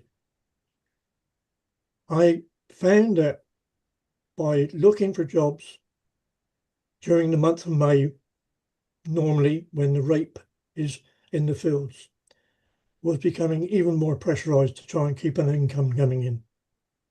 However, this resulted throughout all these years in a lot of commuting away on a Sunday, coming back on a Friday in various places of the UK as well as being away from my wife and daughter, coming home and doing the do-it-yourself activities that I'm practically capable of doing. But then on a Sunday morning, 14th of December, 1997, working out in the front garden, emergency call to the ambulance. 10 minutes later, I was in the ambulance and spent 3 days in ICU. Severe heart attack? Don't know. MI? Yes. Results found through various tests. I did not need surgery. So I relied very heavily on the medical expertise that's around, cardiac help personnel. But I then found that I could actually relate to many people within the community, particularly in identifying their problems with stress and anxiety related to cardiac problems. After that heart attack, I began to study Tai Chi and Qigong for health and well-being, not martial arts. And I spent 8 years in a martial arts class. I started teaching after 4 and found that many of them, not just physically, but mentally, were suffering. Not being qualified to analyze, assess, or recommend, I just said, I'll share what I have with you and see how it works for you. Many of them couldn't walk. Many of them were on mobility scooters, most of them in severe age. And I've identified it as 3 categories of people. One is where you have social housing, and they're very, very at the bottom area of receiving funds. The middle area, that classed as working class by our government. And then, of course, the senior people who have got several £1,000s to spend. What I'd like to really finish on is really that Tai Chi, and particularly Qigong, have been found to be very successful in many, many programs. Breath work, mindfulness, exercise. I don't go into dietitians. I was brought up in the days of dumplings, various other meals that no longer available. But stress is a killer. stress and anxiety is something we can work on from a young age. And I'm pleased to advise that not only are the activities within the UK progressing, we are seeing harmony between healing our earth, yoga, meditation, Ayurveda, alongside Tai Chi and Qigong for health and wellness. I think it's brilliant. I really do. And listening to those people who are superiorly qualified than I am, please introduce it to the children. Bill Douglas on World Tai Chi Day, a familiar figure on this program, has introduced global activities for the children. Absolutely essential to get it into schools. How can we then prevent as opposed to cure? I have run classes for people with Parkinson's, and I could not believe the effect it has on them. Not a cure, but something that relates to their health and well-being. Cardiac personnel. But in that line, we find that all these activities run a similar path. And that path has led me to now set up a global expert advisory group, because we have reports upon reports upon reports that says Tai Chi and Qigong is good for you. As a solutions man, I am not interested in reading pages and pages and pages of reports. We just had a fantastically successful, apparently, conference in Harvard, Harvard. I have over 20 pages of reports back on the 3 days of activities. I haven't got time to read it. So I then asked the question, what are the actions? Who is going to provide those actions? When is it going to be done? So the Global Expert Advisory Group, which is likely to be renamed in the not too distant future, is there to advise on medical challenges that can be proven to be benefited by Tai Chi and Qigong. And with that, I think I'm open to questions. Anybody. I apologize if I can't answer them scientifically, but I'm a practical person, as I said, and giving this forum for me, I'd like to thank the team at Healing Our Earth and all the guests that are around. And for you, Kirit, you have an unenviable job trying to keep people together. So thank you very much indeed. I hope that's of interest to you. Thank you, Kate. Wonderful job. Call to action. As you said, you want to see action, and when it happens, we need to move on. So, Shobna, if you are ready, this time join the audio, then share. And when you share and click start, the audio will be heard. We still have got 4 or 5 minutes. So if you could please kick in your video now, Shobna. Right. Find your video. I have, it's there, but I'm not having any, anyway, let me try this. Can you hear it? No, we can't. Okay, so don't worry about it. Yes, Shobna, well, you've started. Now let's see if we can hear which video. Make sure that you've joined the audio, okay? No, Shobna, you have, yeah, it's not working. Okay, so before you share anything with the sound, you need to join the audio so we can play that. We'll play it some other time next time. Wonderful outreach you were sharing with us, Shobna. And you are based in Bangalore, are you? Correct. In Bangalore, just outside Bangalore, 40 minutes from the international airport in the Nandi Hills. It's a nice scenic place and very, very healing environment where people can come and recuperate. And I just heard the previous speaker about stress, and it's a shame because Kirit, I sent you the video on WhatsApp in case if it's possible for you to play it, it would be good. Is that possible or not really? So don't worry about it because we're going to move on with so many things. We can play it in other episodes. Sure. There will be some But I help think, towards. but Shobnaji, you're going to be coming into the UK in June, and we're going to be planning a couple of events, one in Leicester, one in London. So again, really thank you for taking time to join us, share the work, your wonderful work you're doing, and we're going to be connecting next month. So, but stay tuned for the program. And again, thanks to Thank Dr. you. Nurja as well for supporting as well, because he's been a great inspiration in terms of the work you do, and also how we can make it more global as well. So further ado, we'll move it to our next presenter. Thank you. Thank you. Thank you. So let's welcome Hani, our a regular contributor and a presenter and an anchor who's here at Healing Our Earth, who has got some couple of guests lined up as well, who are going to bring their insight for mental health. A global namaste to you, Hani, and how are you?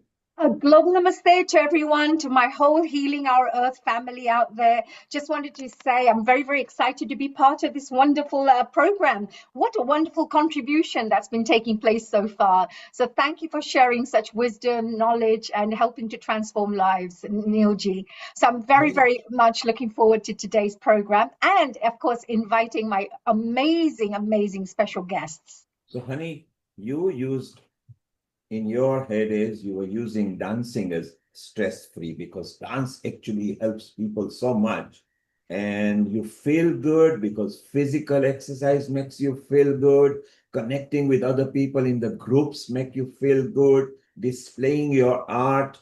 So how do you currently find time so that mental health is not in your subject?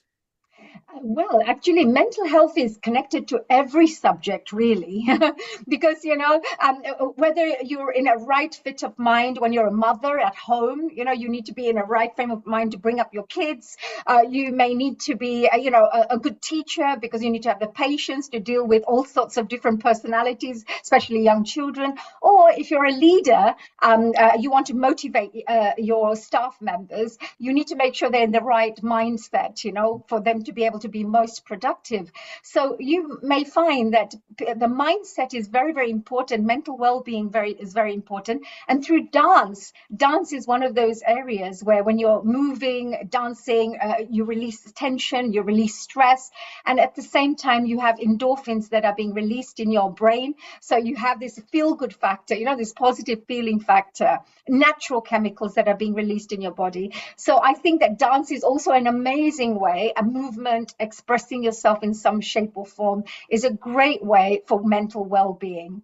And Hani, let's dance our way all the way to our radio jockey, Osmola, smiling over here, who today is going to bring the overwhelmed clarity, the power of reflection in challenging times. And the times are very challenging. Please introduce her and carry on with the guest, and let's see what she has got to.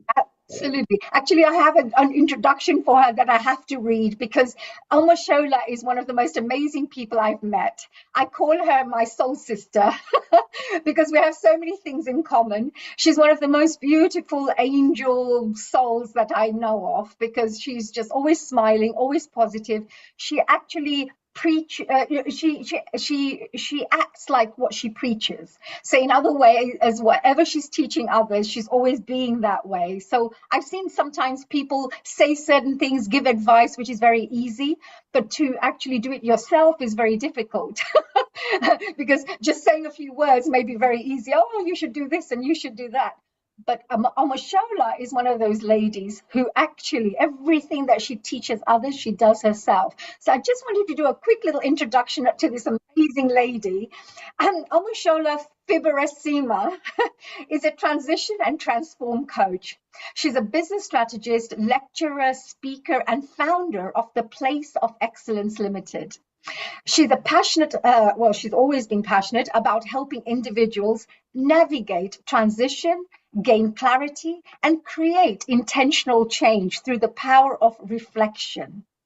She holds degrees, and not just one degree, but she holds degrees in lifelong learning, business and management, and an MSc in career management and coaching. And she's also an associate, she's an associate fellow of the Higher Education Academy as well.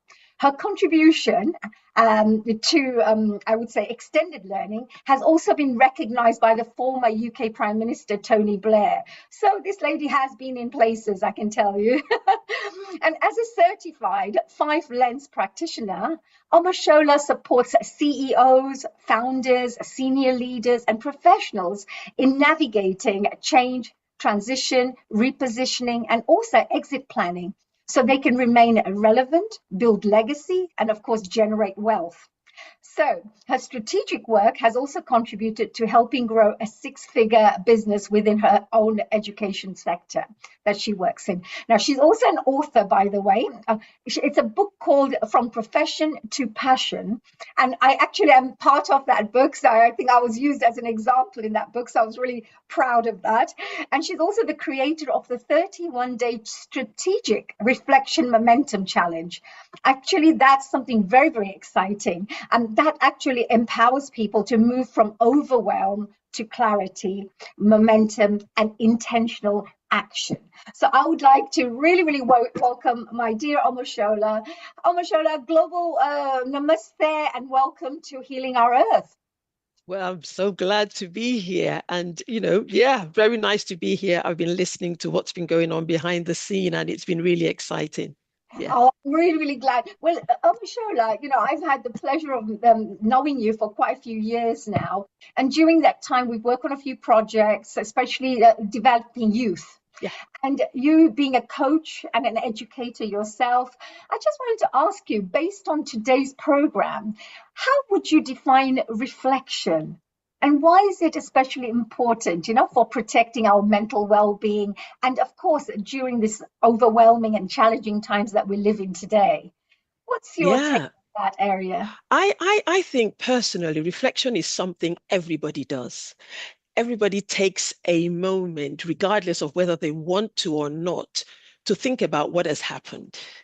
Now, it's taking time to really mull over what you thought about, to make sense of it, is where I would call intentional strategic reflection takes place, because that's where the movement, and I was looking at definitions. My definition is reflection is really looking at the past in order to inform your present, in order to take actions for your future.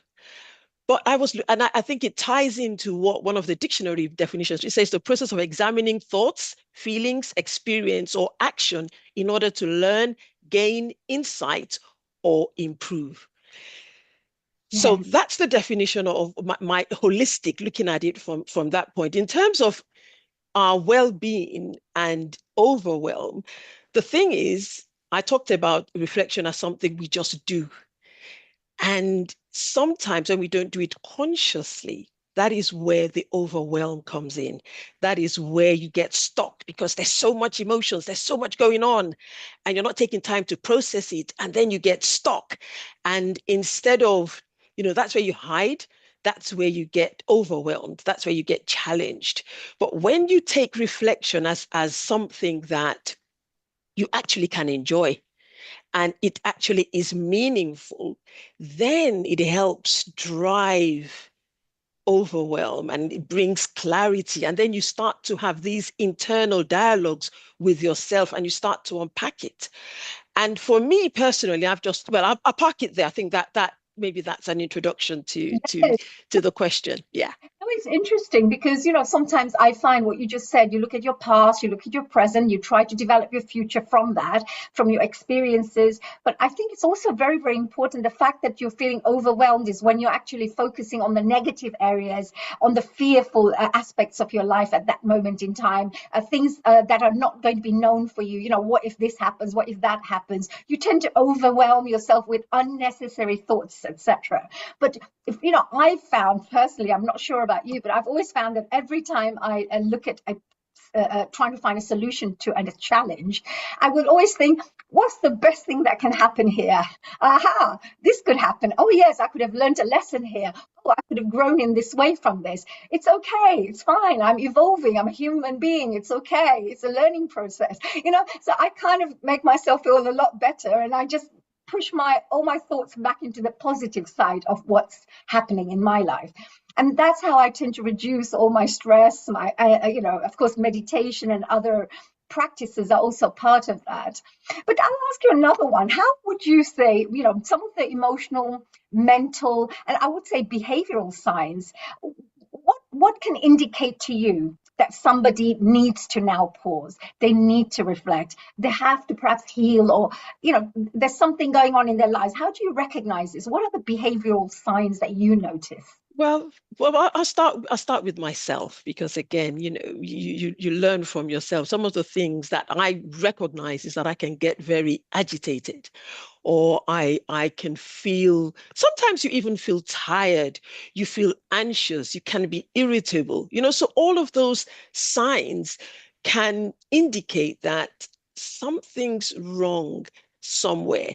And it's about looking at it and addressing it. And one thing you said initially was what I was going to say, but I thought, let me park it there, is that's why I have a framework. And that framework is so simple in terms of looking at those behaviors, in terms of what you were saying. And I always say to people, I say three things: growth. Whatever happens, whatever's happening, reflect, stop, growth. What have you learned from it? Growth. What is the growth things?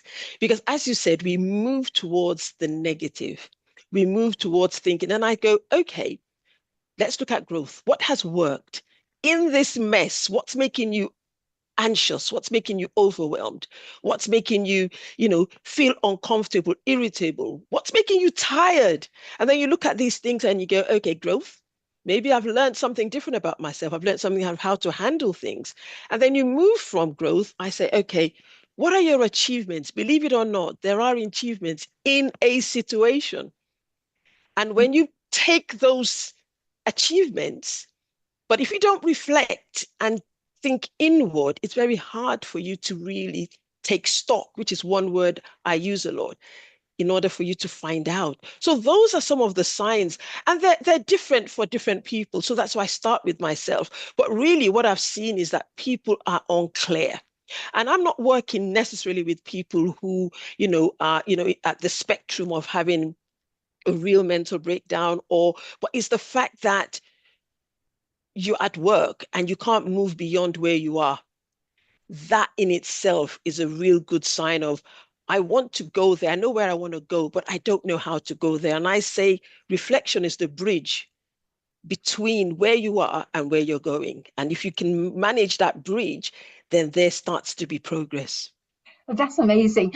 Because sometimes I think to myself, if you look at little babies, they're always happy and joyful. They're always blissful. They'll just say, I need some food. I've got a tummy problem. That's it. They just express themselves and that's it. And they're so joyful. They're all happy. And, somebody may be bad to them. They may be crying for 2 minutes and then they forget, that person did that to them. And they carry on playing, all happily. And I find, that a soul spiritually, we are meant to be quite joyful beings, actually. Our natural place is joy. It's just everyday life challenges that are throwing us out of balance at this moment in time, which is now leading us to so many issues like mental care, mental wellness programs that we're having to provide to society members. So, many people experience stress, they anxiety, mental overload, etc. So how do you, with your techniques and your framework that you have, how do you help individuals go from that exhaustion kind of area to clarity, calm, and emotional resilience? Well, I think, first of all, in an era where we've got so much information, we're in an information overload. Is at the click of a button is there. The first thing I say to people is pause. And you will find out that pause is such a difficult thing. It's easy, it's simple, but sometimes very difficult for people to pause because you think, I'm making myself redundant. Pause. I can't pause. There's so much to do. But what I say is, pause. Take time out. When we take time to pause, it helps us to think. And then I say, take stock. Because sometimes what we're looking for is within.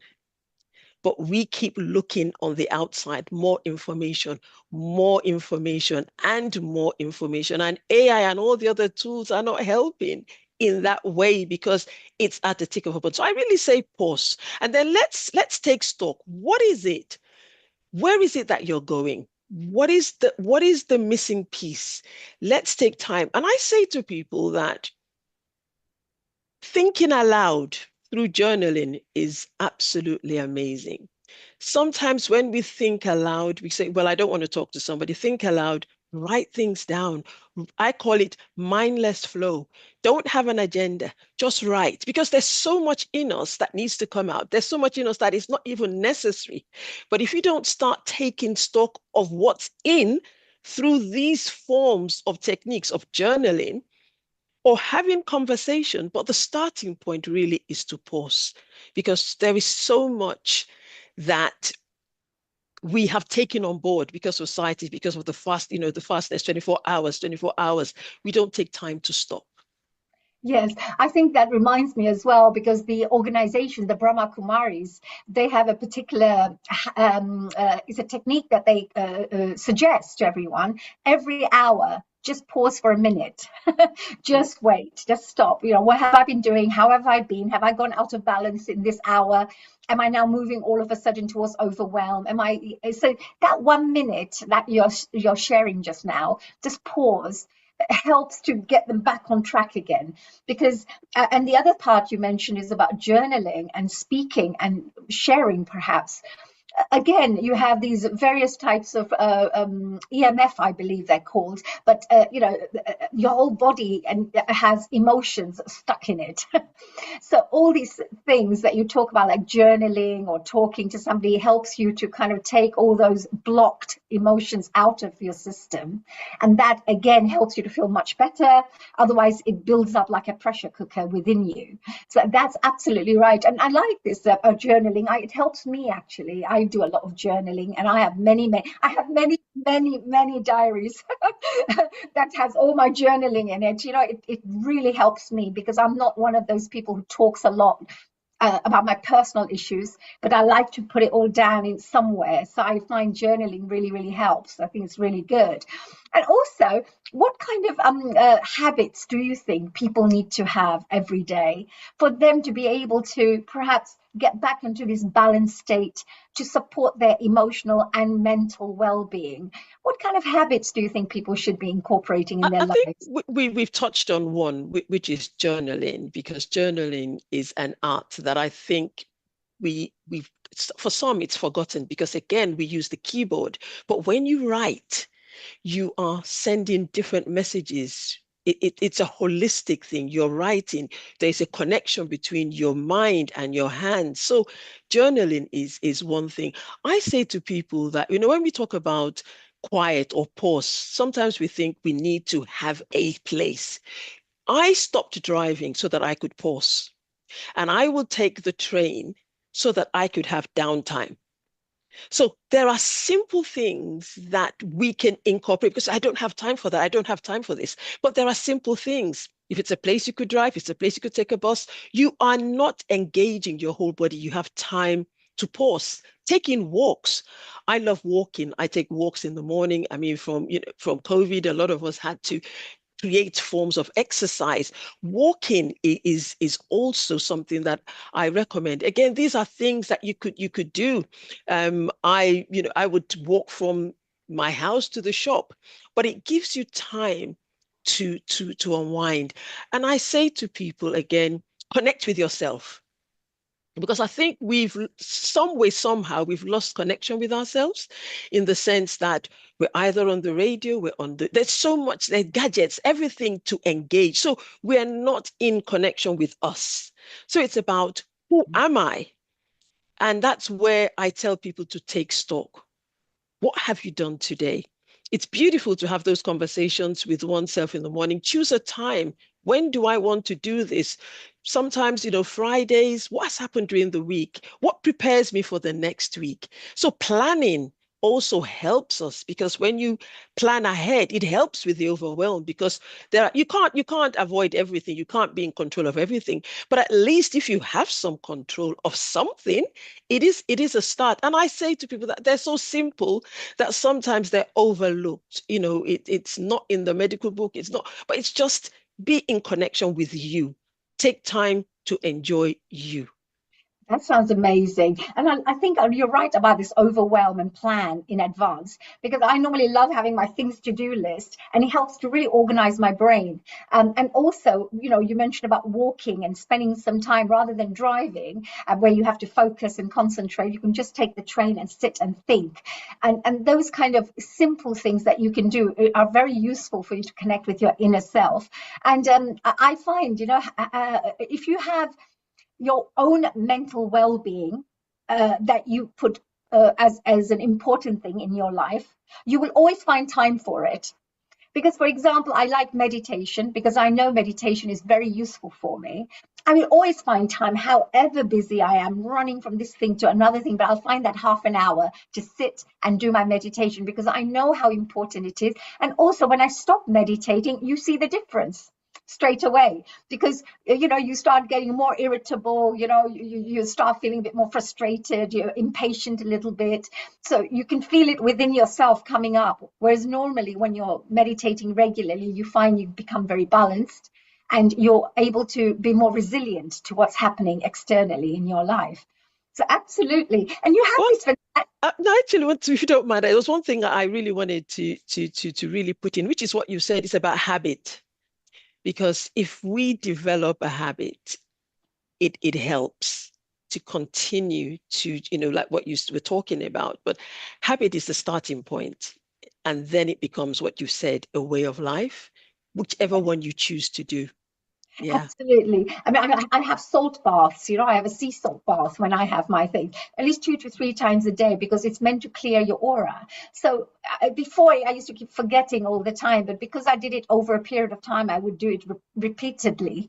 It suddenly became part of my life. So I just use that every 2, 3 times a week to just wash yourself with sea salt. And it's meant to actually clear. So whether it works or not, I don't know, but it's a habit like you shared. You have to repeat it many times. And in the initial stages, it may be a bit more difficult, but once you've got the habit in place, it gives you many, many returns, positive returns.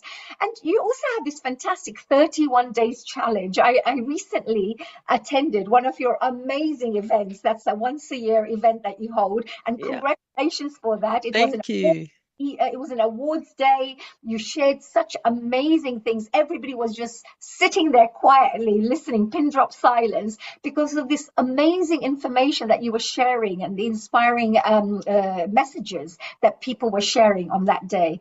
And on that day, you shared something about the 31 days a challenge that you hold. What is that program, and how can people get involved, or what would people benefit by being part of this program? What kind of benefits they receive?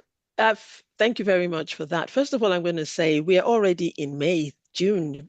The year is running, and you find out again, that's where overwhelm comes in. People think, oh my gosh, it's May. What have I done? Then you start to panic. You start to think, oh my God. And that's where, as I said, overwhelm comes in. So this 31-day challenge is almost a check-in. What has happened so far? And people will be amazed how much they've achieved without knowing, because the brain is wired in a way to look at the negatives, look at the things that did not work. That's what we focus on. So the 31 day is really for you to come in, take stock. What actually have I achieved? Where have I grown? It's actually coming, it's what I said earlier, being connected with yourself. And sometimes doing things in a community helps more than it would if you do it alone, because there's always somebody championing you. And then, as I said, I wear the hat of a strategist. So let's have a plan. Let's have a plan of what's going on. What are the things? What have you done over the last 6 months? And what are you planning to do over the next 6 months in order to make December the 31st something that you will look back and say, do you know what? I am really, really excited to do this. Now, again, confidence is something that comes alongside when you're overwhelmed, when when anxiety and all those other traits that we've talked about come into play. So this is really about also, which Dr. Honey, you are part of, bringing in experts to talk to different areas of our life, because we're holistic, and I am in no way a professional in all areas. So it's about bringing in professionals from different areas. We have people talk to you about health, people talk to you about all those different areas, so that we can be a holistic person. But most importantly, you are ready for the next 6 months of the year. And as I said, everybody knows where they're going, really. It's that in between, that middle bit. So we deal with your mindset. We ask you those uncomfortable questions, and we also make you confront yourself, but in a friendly environment where you can make the next 6 months the best 6 months. It's a safe place where you feel understood, you feel heard, and you also feel supported along the way. And of course, when you do the reflection part, I think that was one of the most important things I've ever been through in my life. It was very painful inside sometimes. When you go through these emotions, you're sitting there and I think, yeah, but I behaved like that because of this reason. And then you think, no, because you could have done it this way. And it would have been better, it would have been more harmonious if you had done it this way. So you have those little inner wisdom pointers that come through when you reflect, and that really shapes your personality, your character in such a much more powerful way. But Omosola, I was going to say, thank you so much for joining us here. I know very shortly we're going and moving on to my next guest, yes, Emma Dolman. But did you have any final messages, or maybe share how can people find out more about this 31 days challenge? I'm going to be one of the experts coming on one of the days as well to support the group as well, I know. So thank you for that invitation. Thank you so much for the opportunity to share. And one thing that I really wanted to put in there, because we are talking to people in the academic space as well, that I'm so glad that this is something that has been introduced into the curriculum from people starting from foundation. Because in order for them to get through the whole university experience, they've had to reflect. They've had to draw from their strengths. They've had to draw from their challenges. Because it's a whole new shift from working into study, whichever age you are in. So I wanted to say that I'm so pleased that also, which is part of it, so it takes me into that academic space where students are also coming to understand themselves more in order for them to move and actually come out with a qualification that they can use because they've come to know themselves better. And on the 31-day challenge, my name is Omosola Fiberesima, and it's /31-day challenge. You can find out more about that there. And thank you so much for the opportunity to share. That's lovely. We did show a little bit of your website anyway while you were discussing. So most people, if you didn't catch that name, you can check the video and our Healing Our Earth program again, and you'll get that information there. And of course, we will be sharing your information in our social media as well. So anybody who may have missed out this time around will be checking it out in the social media. Thank you, Omosola. Thank you so much. I just wanted to say a global namaste. Best of luck with that 31 days challenge. Keep transforming lives and work. Of course, you're a professor in the universities, so congratulations for all the great work you're doing. We now move on to my next guest, who is Emma Dolman. Emma Dolman is an amazing lady who I've known for around 25 years. But this young lady is not just a young lady. She's like a superwoman from what I know. Let me share a little bit of a background about who Emma is. Emma Dolman is a trustee of Summer Plan Meditation UK. She has over 25 years of experience in meditation and personal development. That's when I met her 25 years ago at the Summer Plan event that we first took part in, both of us. She brings a wealth of professional and life experience to her role, combining deep compassion with outstanding leadership and strategic experience. Now, what I would like to share with you is this lady is not just a Summer Plan lady. Emma has been enjoying a distinguished career of more than 35 years as a senior leader within the UK government, where she continues to work on highly complex projects and major national portfolios. She has also completed the prestigious Major Projects Leadership Program at S.A.H.A Business School, which is based in Oxford University. that was designed for senior civil service leaders managing large-scale government initiatives, which is what she does. Academically, Emma holds an MA in geography, a postgraduate degree in land economy, and an MSc in environmental sustainability, reflecting her long-standing interest in people, places, and sustainable development. She's based between Buckinghamshire and Derbyshire. She travels a lot. Emma has in recent years devoted much of her time to caring for her family, especially her 97-year-old aunt as well recently. We've got very similar lives, both of us. And then on top of that, her caring nature, grounded perspective, and commitment to service continue to shape both her personal and professional life. Away from work and community responsibilities, Emma is a passionate animal lover and shares her home with 3 beautiful Siamese cats. And I've met one of them previously, so brilliant. Thank you very much for joining us here today, dear Emma. I think you just need to unmute yourself. Ah, there we go. Hello. Hello, I can hear you. Thank you so much. Thank you for joining us. Today, Emma, you're going to be telling and sharing a little bit about how meditation can be used for mental health and well-being. And of course, sharing some of your forthcoming events, free events that are taking place in places like Oxford University or Cambridge University. People can come along, attend, or you also have a retreat coming up, a 3-day retreat where people can go enjoy a weekend away, reflect, and get some time for reflection. So let's start off with His Holiness, Sri Shiv Kripanand Swamiji. He's coming along here for these special events to run these special meditation workshops. Can you tell us a little bit about his journey and the mission behind what he has in store, what he's trying to do for the world? Of course, and it's delightful to be here and talking with you, honey, today. So yes, Swamiji has been practicing meditation for many years.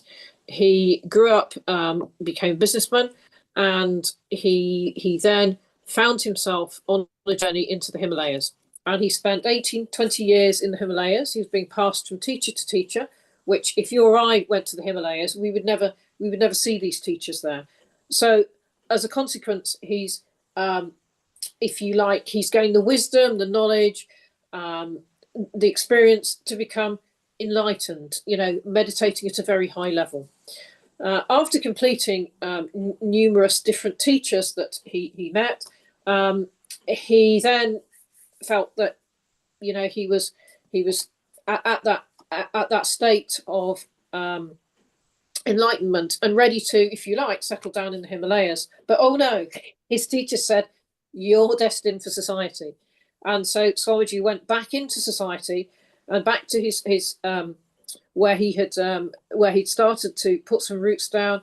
And as a result of that, he founded the Samapan meditation. Samapan means to let go, to surrender.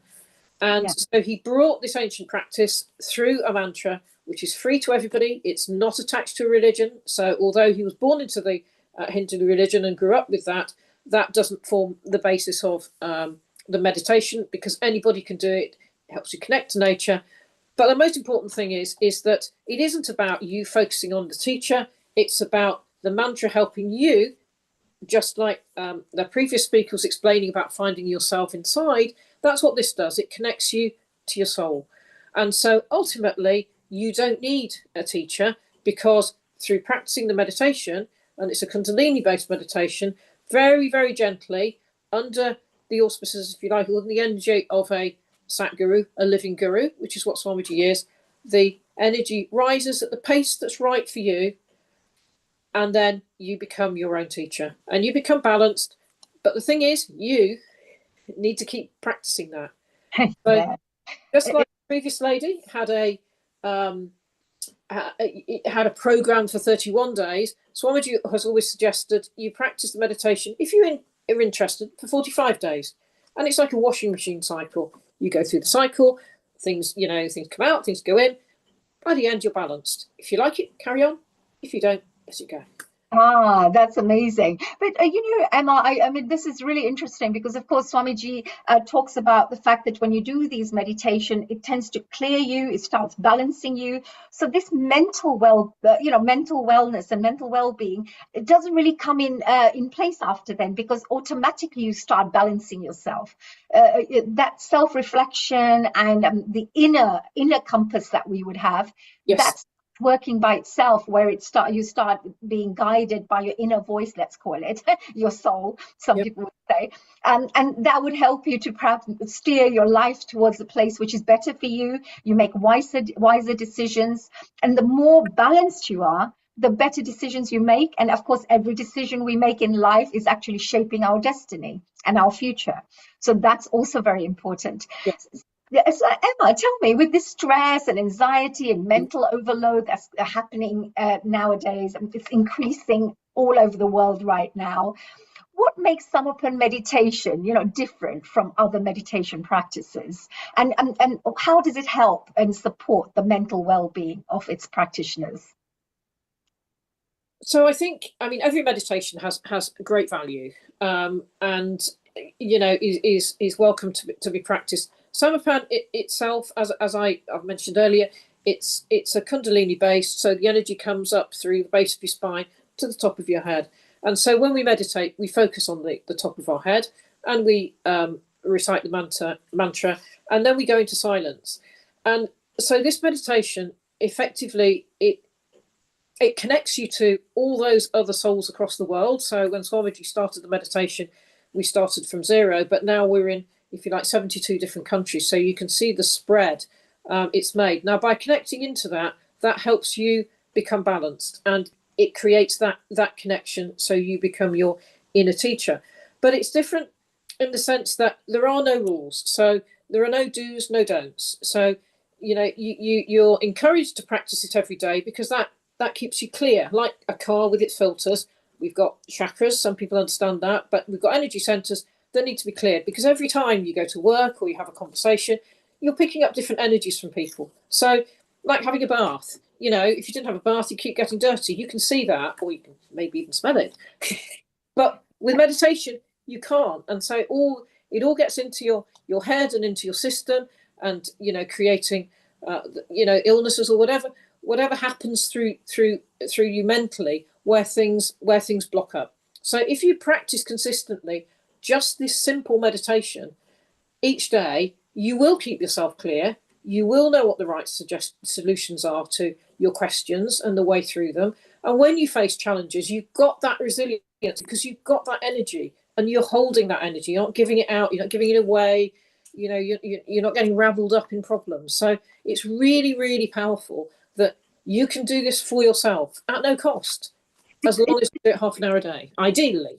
Yeah, it's interesting because you come from an area like a government, working within the government through the Ministry of Defense and various other, very high-profile organizations that you work for and work with. So I just wanted to say that, you, with such a professional background, have welcomed this Samarpan meditation in your life, and you've been practicing this for the last 25 years. Seeing the difference, seeing the transformation that takes place in people's lives, and every person who meditates regularly, you will see it's 100% guaranteed.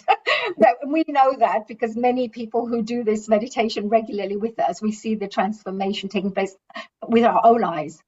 How do you think we can get this message out to the public? Because I know you have some free events happening. You have Oxford University, you have a Cambridge University event happening in June. Healing Our Earth is supporting that. We're going to be one of the organizations that promoting and supporting these free events.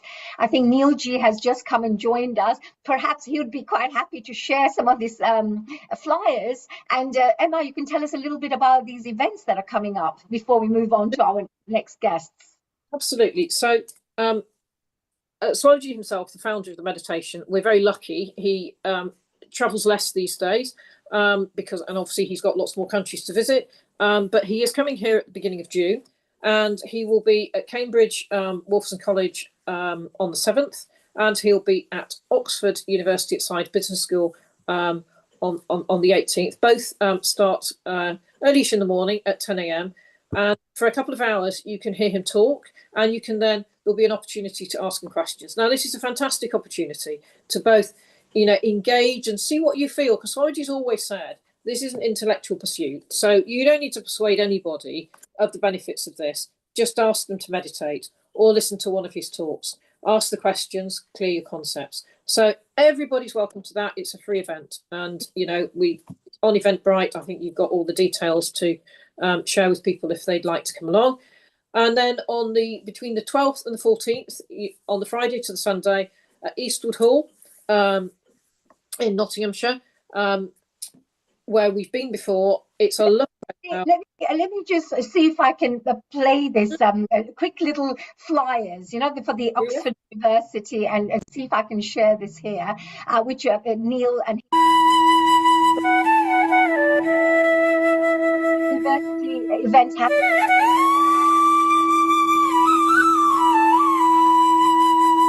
Morning. And this, oh, hello. Yes, there you go. These are the two events that are happening. What dates are there, please? They are the 7th in Cambridge on the Sunday. Be there for 9:45. It will last a couple of hours. And then on the 18th, which is a Thursday, again, 9:45 in Oxford. It's right next to the railway station, so very easy to get to. And both of those events are for free, and a fantastic opportunity to just sit back. And if you're curious, if you want to know, it's called, it's all about, finding the inner compass, which is what I was talking about earlier. And then the retreat, I suspect this is coming up through Neil. Yes. The website. And can you hear me? Are you okay? Yes. This is the website, and when you book on the website, it will come up saying booking, and then I think you've probably got a video somewhere. This is our meditation hall in Nottinghamshire again. Anybody can visit. Here it is. Anybody can visit and meditate. It's completely free of charge, of course. And of course, everything that they do is always free. But of course, they also have this amazing 12th to 14th of June 2026 event happening. I'm going to be there hosting. And I'm hoping that we can have some of our lovely Healing Our Earth friends as well joining us there, if any of them are coming. But all our Healing Our Earth family members who are out there, this will be an amazing event. I've been to some of those previous ones, and you get a chance to reflect, you get a chance to connect with nature, spend some time by the rivers, by the sea, by the mountains. It's just absolutely beautiful, actually. And it's in a 4-star event as well. So I think that will be absolutely great as well. Thank you, honey. Thank you very much, Emma, for joining. Yes. Thank you, honey. Thank you, Emma. We need to move to India. We have overrun over here. But remember, the Oxford and the Cambridge events are free. You need to register. So just samapanmeditationuk.org. Very simple. Okay. Can I just make one more comment about the retreat? The retreat does have a cost because it's a fundraiser to continue to develop the ashram site in Nottinghamshire. So that starts around, depending on which suite, which type of room or sharing rooms, it starts at about £500. So just so that you know that. The teaching is for free, but the rest is for the development of the ashram. Thank you.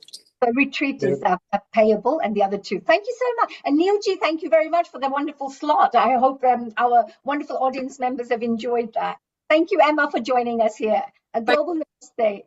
Thank you so much. Okay, Ani, time to welcome our Rotarian Lal Gohel, who is there in India. He is our regular producer and a senior host, and he loves organ donation. And he is the founder and a charter president of the Rotary Club of Organ Donation International.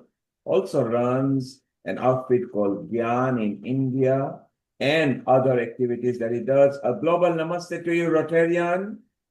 Global namaste, Neil Kumar ji. And what tips have you got to be anti-stress, mental health, no issue problem state? Okay. So first of all, I would like to thank Neil Kumar ji the Healing Our Earth, my friend Rtn Mistry, and all those who are involved in this particular platform that is Healing Our Earth, to create awareness of all different things, because awareness is the key. So, global namaste to you all. Friends, how many of us truly ask ourselves, how am I doing inside? Mental health is not just about illness. It is about emotional well-being, inner strength, hope, and the ability to live life with dignity and purpose. In today's fast-moving world, stress, anxiety, loneliness, depression, and emotional exhaustion are silently affecting millions of people across all age groups. Sadly, many people suffer in silence because they fear judgment or do not know where to seek help. That is why mental health awareness is so important. We must learn to care for ourselves, support those around us, and build a society where seeking help is seen as a sign of courage, not weakness. The theme, for yourself, for someone else, for all of us, reminds us that mental wellness is a shared responsibility, a small act of kindness, a listening ear, a supportive message, or simply asking, are you okay? Can save someone from despair and bring back hope back into their life. Mental health awareness also connects deeply with the spirit of organ donation. As Neil Kumarji says, yes, I am deeply involved in organ donation, so I always link any topic with organ donation. Because organ donation is one of the greatest acts of humanity, giving life, hope, and a second chance to others, even after our own lifetime. Just as mental health awareness encourages us to care for emotional lives, organ donation encourages us to save physical lives. Both teach compassion, empathy, and the importance of standing for humanity. One organ donor can save up to 9 lives. Today, thousands of patients are waiting for organ transplants, while many people around us are silently battling emotional pain. Together, we can create a more caring and compassionate world by promoting both mental wellness and organ donation awareness. Let's we have today. lost your video. Can you please put your video back on? Thank you. Thank you. Carry on. Yeah. Video Sorry. is on. Okay. Now is it okay? Visible? Yeah, we can see you live, happy, bubbly, and without any mental stress at all. Let's pledge today to speak with kindness, to support one another, to care for mental health, and to inspire society toward the noble cause of organ donation. Because every life matters, every mind matters, every organ donor can save lives. Thank you very much for listening me so patiently. Sorry for the glitch, but now I am going to introduce our very eminent panelists who are there today to discuss on mental health awareness. And I will just see who is there with me. First, Dr. Yeah, I can see, I would like to introduce to you all Professor Dr. Naveen Gupta. Professor Dr. Naveen Gupta is a renowned behavioral scientist and a life coach based at Agra. And his quality, I can say, selfless service. He is running a jail chopal, means he is running in the prison. He is creating awareness because, as you know, the prisoners are facing lots of mental trauma every day, every moment. He is going himself. It's not easy to go to a prison and talking to the prisoners, giving them counseling free of charge, no charges. That is the quality of Professor Dr. Naveen Gupta. So everything now, mic is with you, platform is with you. Professor Dr. Naveen Gupta on mental health awareness. Yes, please go ahead.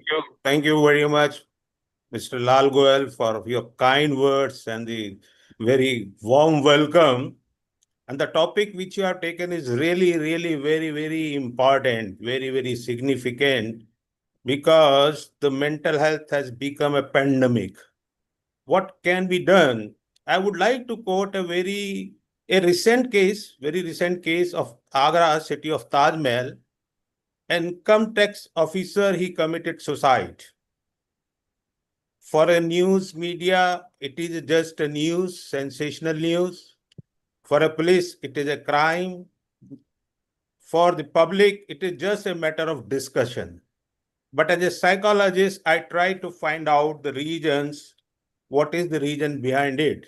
So I could find out that his elder brother also committed suicide. Then I could also learn that he was going through the medicines, psychiatric medicines. And there was a lot of dispute in the family between husband and wife. So I could understand that then it may be a case of the schizophrenia. If such type of awareness in the society can be created, such type of cases, then what can be done? When you talk about when we talk about the mental health, as WHO also say, health is not the only absence of the disease, but physical as well as mental health. So traditionally, we classify all kind of the mental health into two categories. The one is the psychotic, another is neurotic. The psychotic I would like to touch. In most of the cases, the origin is genetic uploaded. They have no contact with the reality. Hence, insight is also very, very low, maybe the zero. They need the medicines, of course. They are having the hallucination, delusions, and all that. So, psychiatric medicines, the role is very, very important for the psychotic patient. But what can be done through the counseling? Only a behavioral and social skills. There might be a little bit change in his behavior, and the behavior can be controlled in case of bipolar. And then it depends on a degree also. Then the psychoeducation to the family is very, very important. What you are doing, Mr. Lal Goel, you are doing really a good work. We need to create awareness. Last year I was in London, so there were a lot of hoardings. Talk about your mental health, talk about your mental health. But in India, still it is a stigma. We cannot talk. And because of the stigma, such type of cases like psychotic cases, they create havoc, problem in the society as well as in the family also, and there's no proper treatment given to them.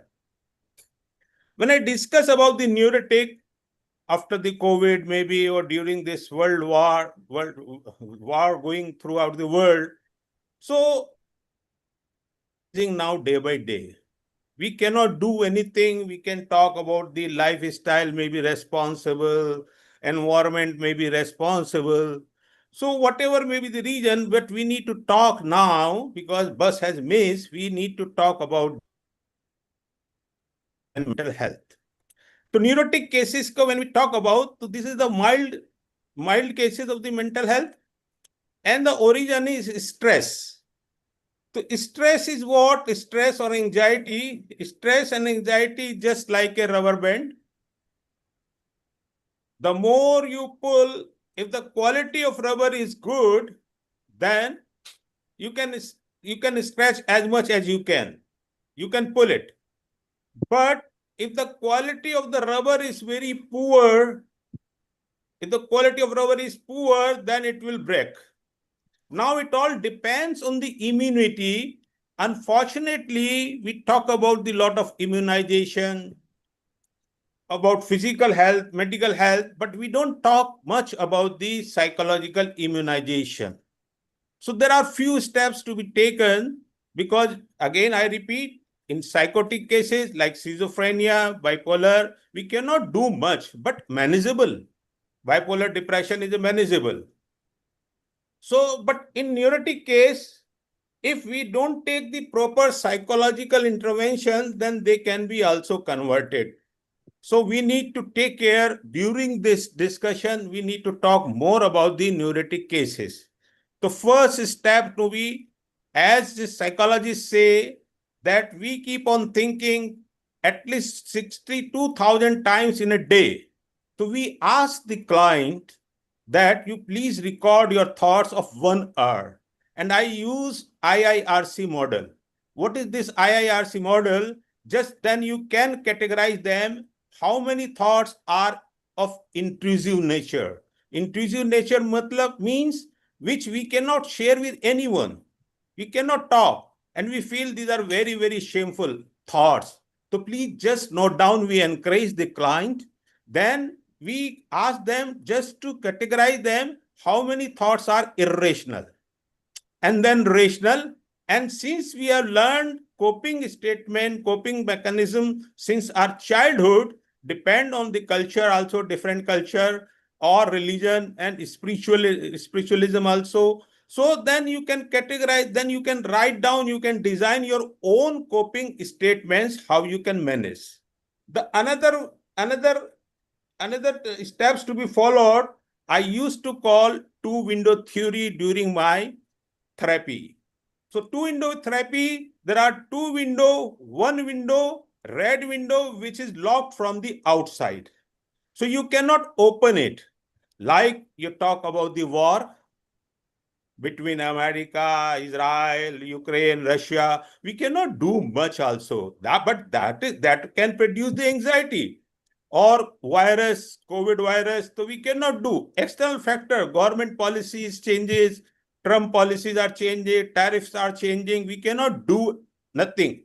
So only the window which is locked from inside, that is the green window, I can only work on that.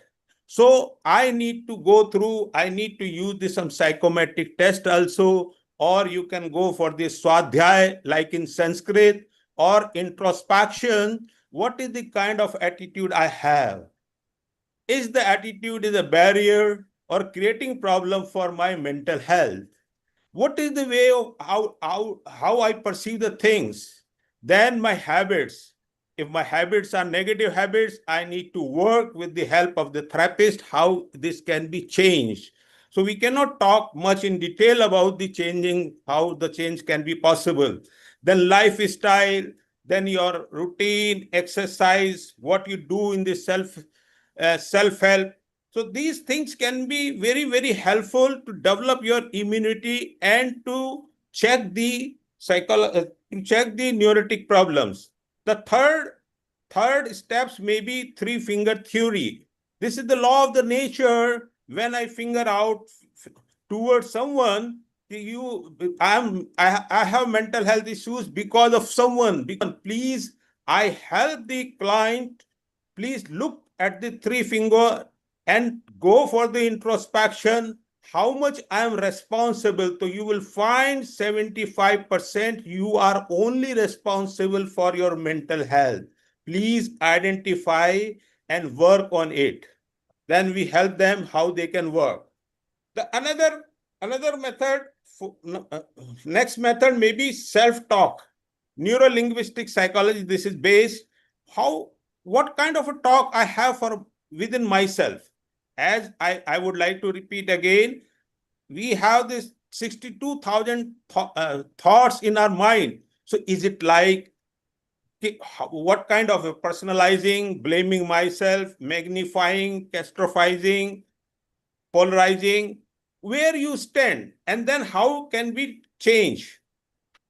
Then we encourage him to create this self-awareness, maybe through the H.A.J analysis. Here we can use the Johari window also, but I use H.A.J analysis.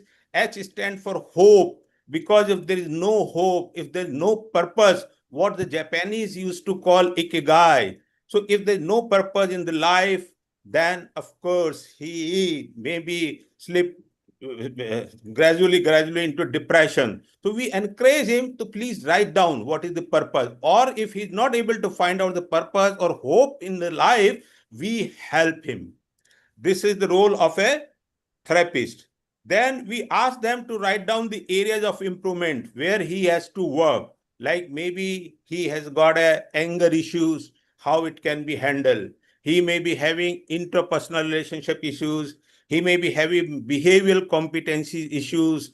He may be having so many issues which create trouble in the office as well as with the spouse also. So we just help them. We use the psychometric techniques also. I have designed a tool, Discovery of Self, that also speaks, because when you find the problem with the husband or wife, so this is really very, very helpful.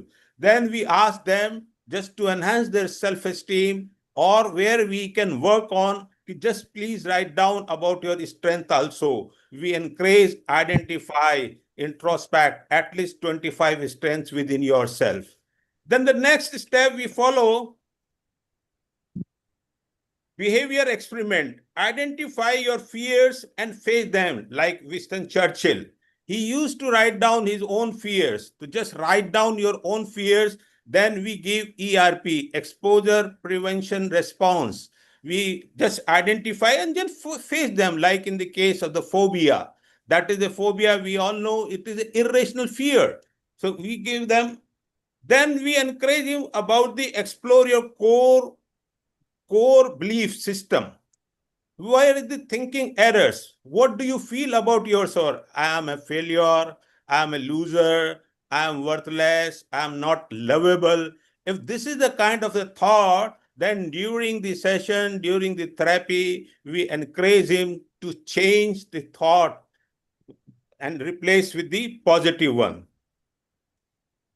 Then the role of the hormones are very, very important. So we ask him, check the dose of your DOS, DOSC. DOS means D stand for dopamine.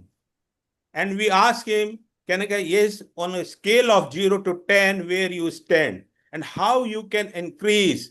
Yes, of course, we are too much dependent on the synthetic products, so we go for the medicine for each and everything. But from very, very simple ways, you can produce yourself the hormones, like hormones of dopamine, like keep a positive attitude. How you can keep a positive attitude, we just tell him, we encourage how you can do, and we help them during the counseling session. Keep a positive attitude, laugh loudly. How you can develop them. Listen to music you like, then do something creative. Eat proteins, banana, green vegetables. These are very, very simple things. If we are not able to do that, then we have to go for the medicines. Your medicines are also available. Choice is yours. Then we ask him, DOSC, dose, oxytocin. How you can produce? Then again, very, very simple way you can produce the oxytocin also. Keep company of people whom you love. But now we are in the era of the social media and everything. Yes, of course, there are advantages, Facebook and all that. So I used to ask only in Hindi, char log talaso and taraso. You need only 4 people. Just invest time, identify and nurture them. That will enhance your oxytocin hormones. Keep company of people whom you love, laugh together, hug your friends, parents, partner, children, and pets. Massage yourself, do some adventure. That can only and only produce your oxytocin. Otherwise, otherwise you need to go for the medicines. Lal Saab, I think. Yes, yeah, very short. Serotonin. Then we have to talk about the serotonin, how you can produce, spend time in sunlight, walk briskly and do regular exercise, eat dry fruits, reduce the level of sugar. I'll go a little bit fast. The endorphins, which is responsible for hormones of relieving pain. Walk briskly, stay in clean and fresh air, help others, check your ECG. Empathy, compassion, and gratitude. And I think, thank you very much. So I'll join you later. Yeah. Professor Dr. Gupta, thank you very much.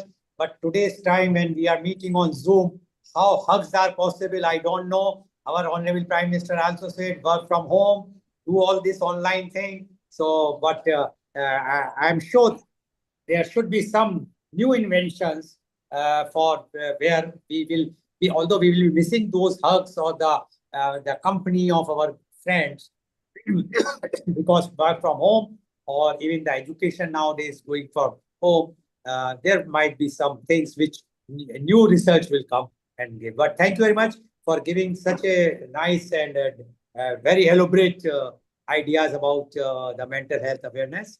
Thank you very much. If we will have time, we will definitely take you in the next session. Thank you very much, Professor Gupta. Now I would like to introduce and welcome my next panelist guest, and she is Miss Pallavi Kashyap. Miss Pallavi Kashyap is a renowned mindset coach, mental health therapist, and a technique healer based at Kota.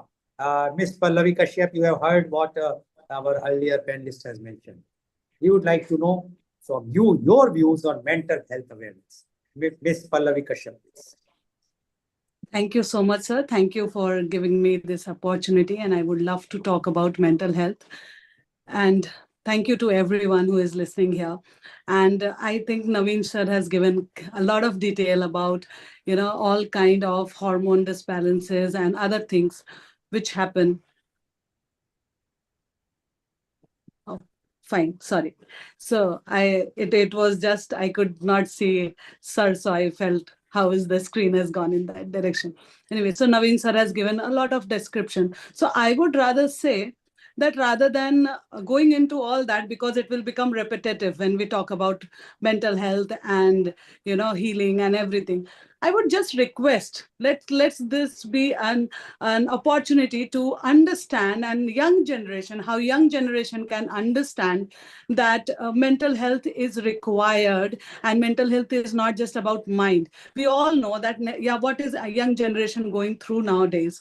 Social media, and then starts what others are doing and what I am doing. This kind of internal comparison starts, and they don't understand. They start feeling that only if they run towards that, they show that something is happening in my life also, then only things are achieved, right? And they come to a stand where they feel lost, they feel alone, they feel what next. So let's understand with a little bit of of a sort of fun activity. So I would just say, rather than understanding mental health, let's all close our eyes. Just let's do it together. Close our eyes, relax yourself completely. Just relax yourself. Just close your eyes, relax. Don't think of anything. I would just request everybody, don't think of anything. Just breathe in, breathe out. Relax, don't think. Clear your thought. Feel that you are very, very relaxed. And please do not think of pink elephant. Not at all. You should not be seeing pink elephant, not the pink elephant's tail, not its trunk. Do not see the pink elephant moving. Not at all. Please, please, please do not see the pink elephant. I would like you to just open your eyes. How many of us did not hear pink elephant, did not imagine pink elephant? How many of us did not give even 1% of weightage to pink elephant? If any one of us would have been here, we would not be relating to pink elephant. See, we just need to understand, and we need to make the new generation understand that these are all noises. The first instruction was, do not think, relax. But we went through noises, and that's reality. We have to understand. Our body, our surrounding, everything is filled with noise. Look at yourself. What is not giving you some kind of talk? Our dress talks, our watch talks, our brain talks, everything. So I would say mental health is not just mind. As Lal sir mentioned this in the beginning itself, it's not just mind. I would say BEET, BEET. It's about body, it's about energy, it's about emotion, and it's about thought.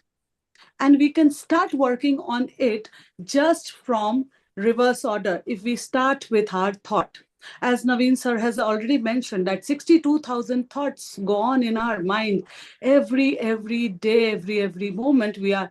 Now we need to understand what kind of thoughts get stuck to us. Why we are talking about thoughts first?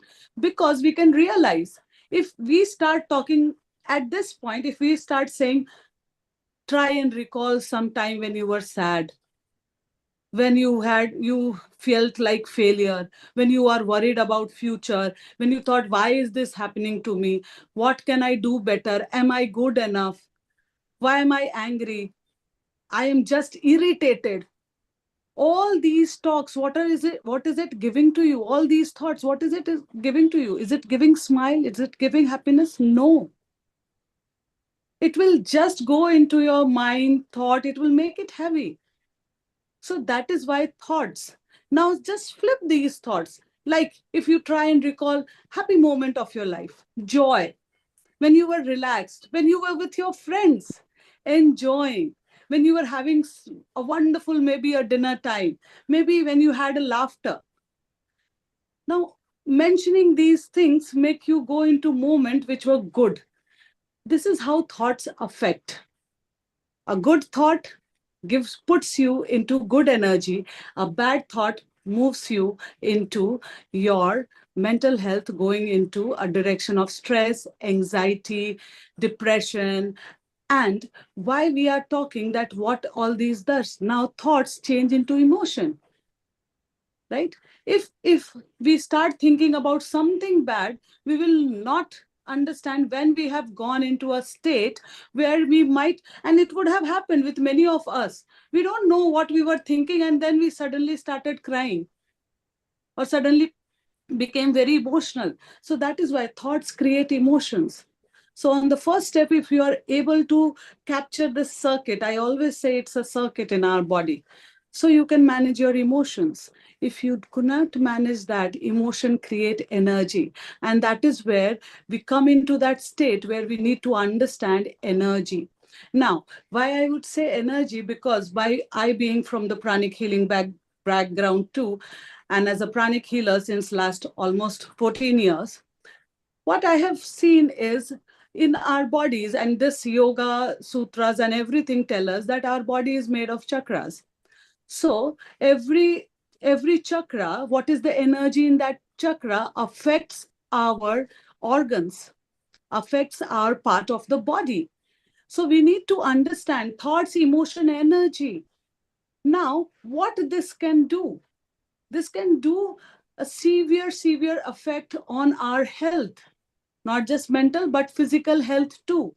Now, what is required? Healing and awareness. Now, what is healing and what is awareness? See, healing is as simple as knowing that what my thoughts are going on and working on it daily. Now, awareness can be of n number of kinds. I was just hearing one of the speakers just before this session. She was talking about meditation. Why meditation is required? And it is not that meditation means that you have to sit for an hour or so and, just get lost into some other world. No. Meditation simply means getting connected to your inner sound. I would mention inner sound. Why? Because if we go deep, definitely there's not much time for this, but if we go deep into the kind of sounds, alpha, delta, beta, etc., you will all get to know that meditation always puts us in that kind of category, in that kind of sound, inner sound, which actually balances all our hormones, all our stress levels. Even if you go with the sound of the meditation, the sound is on that kind of hertz which makes you relax. If you just listen to that sound. So that works on your energy. And why we are talking about energy? Because we need to understand whatever emotion we always be into, like you would have friends. Those friends would have always be in certain emotion, and you would have, jokingly named them also. Why? It becomes your pattern, your identity. Now, if you go into an energy and you are into a pattern, that pattern needs to be broken. If that pattern is not broken, your identity will become that. So if you are going into a thought process, negative thinking state, you will start becoming a person who keeps thinking negative. So we need to break that pattern. How can we break this pattern? In fun game way, also we can break this pattern.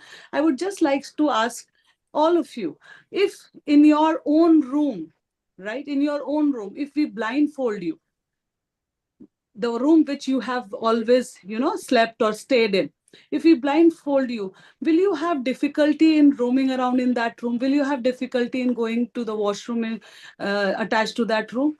You will not. Why? Because we need to understand, because we have actually gone through that pattern so many times that our body has memorized that pattern. That is called body memory. Before it reaches body, we need to work on that. And that is the thing we can do playfully. Like most of us, if we are right-handed here, we would be using right hand to write. We would be using right hand to brush. We would be using right hand even when we are buttoning our shirts and everything. Why can't we play with it? Just use your left hand. Do something different. What you are doing. Playfully, we can teach this to children. They are breaking the patterns.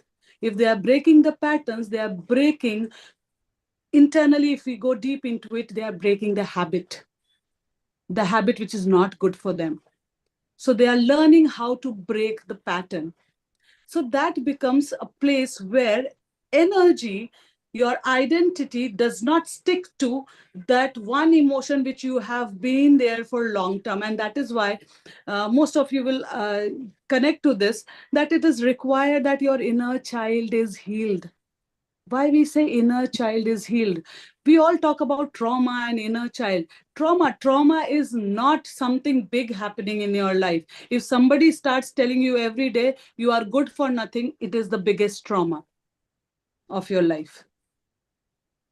If somebody starts telling you, oh, you are very mature, you should not do anything silly, that is also the biggest trauma. You will stop being funny, you will stop being relaxed. So trauma is even the slightest thought which has gone into you so much that your inner child is burdened with that trauma. And that is where the healing works, the meditation works, the relaxation works, where you are able to flush that stress, that anxiety. Now, with energy, we come to body. Why body? If you are experiencing any kind of disturbance in your body, I would say any kind of disease, even if you have slightest pain. The word disease itself is very wonderful. It's dis-ease, means you have somewhere lost your ease. You have somewhere not paid attention that your ease is missing out.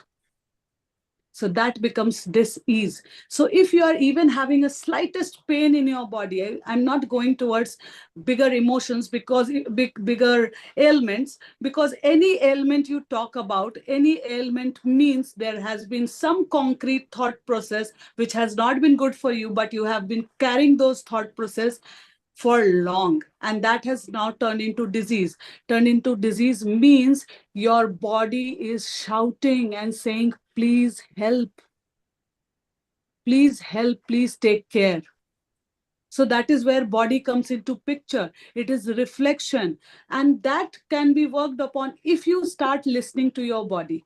Simply listening to your body, and simply listening to your body means being connected to yourself, and that is what mental health awareness helps into and pranic healing helps into.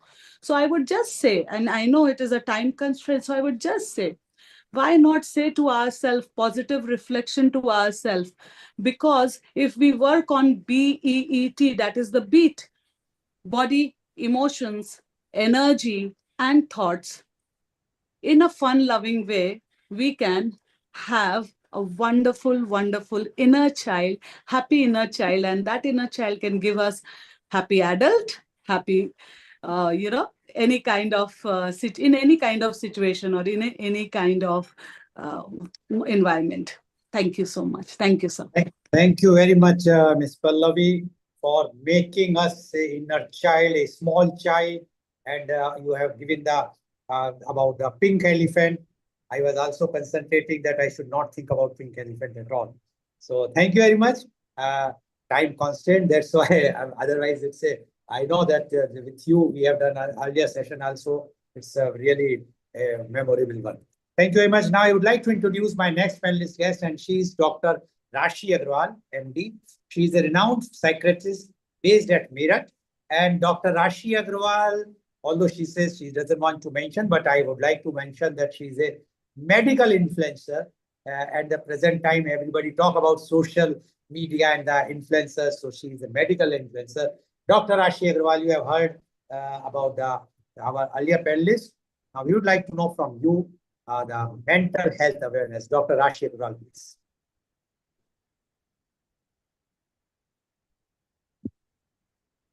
Please unmute.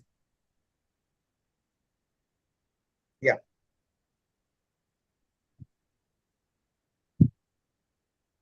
Yes, please go ahead. Hello. So thank you so much, first of all, for having me here. It is a privilege again to talk on matters which actually matter. Good evening, everyone, and for a very insightful, I would say, very in depth about their own expertise. Obviously, I come from a medical background and I am a psychiatrist, so I would like to talk about that only. Considering we are talking about mental health every day, and we are seeing how exponentially the problems are increasing. And every day in the newspaper, we are hearing something or the another, and we keep talking about it, and we still wonder, why is this happening? Why is this change happening? Why is everybody so troubled these days? So I would feel in this sense that the world is progressing at a state and a mind and body is unable to keep up with it. So everybody is running around trying to just catch up, trying to just make sense of what is happening around them. This is little problematic because why we feel that we are failing, which we are actually not. The world is going at a pace and we feel that we are lacking somewhere. Why am I unable to do this? But the actual question arises here. Were we actually meant to do this much? Were we meant to excel in XYZ things? Were we also meant to take care of the household chores, excel outside, do a lot of gardening, do skincare, have good sleep, then exercise also to survive? There is just 24 hours in a day. And a lot of professionals, a lot of young people come up with these complaints and they come and tell us that, how do I fit this into my routine? This is stressing me out that I cannot do everything. So we need to start reevaluating, start slowing down also somewhere and realizing, do I need to do everything? Is it required for me to do everything? Can I do everything? Because if we start chasing everything every day, there is a very high chance of burnout. And that is where the actual problem starts arising. Why? Because then I'm tired. I am fatigued. So even if I am not able to do one or two tasks also nicely, which I was supposed to do. So ultimately, we are just heading towards a great burnout, which millennials all over the world are facing because we try to do everything at once. In this sense, I would say the newer generation, Gen Z, they are a little bit more aware of their needs. They have better boundary settings. They know how to say no. They don't take up more on their plate until and unless it is necessary. So yes, in that sense, the generations are realizing that not everything needs your attention all the time and how to switch off also. Going back to the mental health issue, I do not think there is an off button here. So we cannot switch off. Even if I want to feel that, okay, it's a lot, I'm feeling overwhelmed, there's no way I can switch off myself. If things around me and inside me, if they are so overwhelming, it is difficult for me to start switching off and be like, okay, I'll deal with this later. A lot of people don't even have that privilege to step away from situations that are stressing them out. So all in all, let's just start prioritizing what we need to do, how we need to do it. Making a list, scheduling your programs, or just basically having a list of, okay, this is what I can tend to right now, or something that I can tend to later. I'm not saying that we should not do anything, we should pause, or we should just let things be. But let's schedule and prioritize better. In this very, very fast paced world, let's try to relax it here, because ultimately, what is anxiety? Anxiety is this functioning faster, your heartbeat functioning faster than it actually needs to be. So slow down, reset, let your body go into that kind of feeling that, okay, I'm not missing out on anything. Only then we can somehow start tackling the mental health issues, because we are nowhere near even balancing, treating, or preventing them. We are just at the very, very, I was just sitting on a pot which is about to explode with these mental health issues all over the world. So, everybody listening, prioritize yourself. Take your mental health seriously. It is a priority, and your mind and body, both of them are connected. They work in sync completely. So, when you feel better here, your physically body starts responding better. And if you do physical exercise and take care of your body, ultimately your mind starts catching up and you start feeling better there also. So, completely in saying, take care of your physical and mental health well being, because it is necessary. We have just this body to take us forward, nothing else. All the materialistic things are just here to give us temporary pleasure. Only and only this body is going to take us anywhere in life. Thank you so much, everyone. Thank you very much, Dr. Rashi Agarwal, for giving your views and to synchronize the way you have mentioned. Although I know that's very, very difficult. It's not easy to synchronize. So many thoughts are coming, good thoughts, bad thoughts, and people are lured to go for those, and they are feeling sometimes like a small example. I would like to eat gulab jamun. Now my thought says that yes, I must take gulab jamun, but I am not worried about my body. So I must synchronize with my body, whether my body is ready for this gulab jamun or not. Thank you very much. I'm sure your views, which we have expressed, and other earlier panelist views, are going to benefit the global people who are listening and watching our program, because this program of Healing of Health goes to different countries on different social media platforms. So thank you very much. Now, I would like to introduce my last but not the least panelist guest, and he's Acharya Sri Shivam. Acharya Sri Shivam is a Dean of MIT Group of Institutions. He's the Director of Spiritual, Mental Well-being and Consciousness, and he's based at Pune. Acharya Sri Shivam, you have heard our earlier panelists.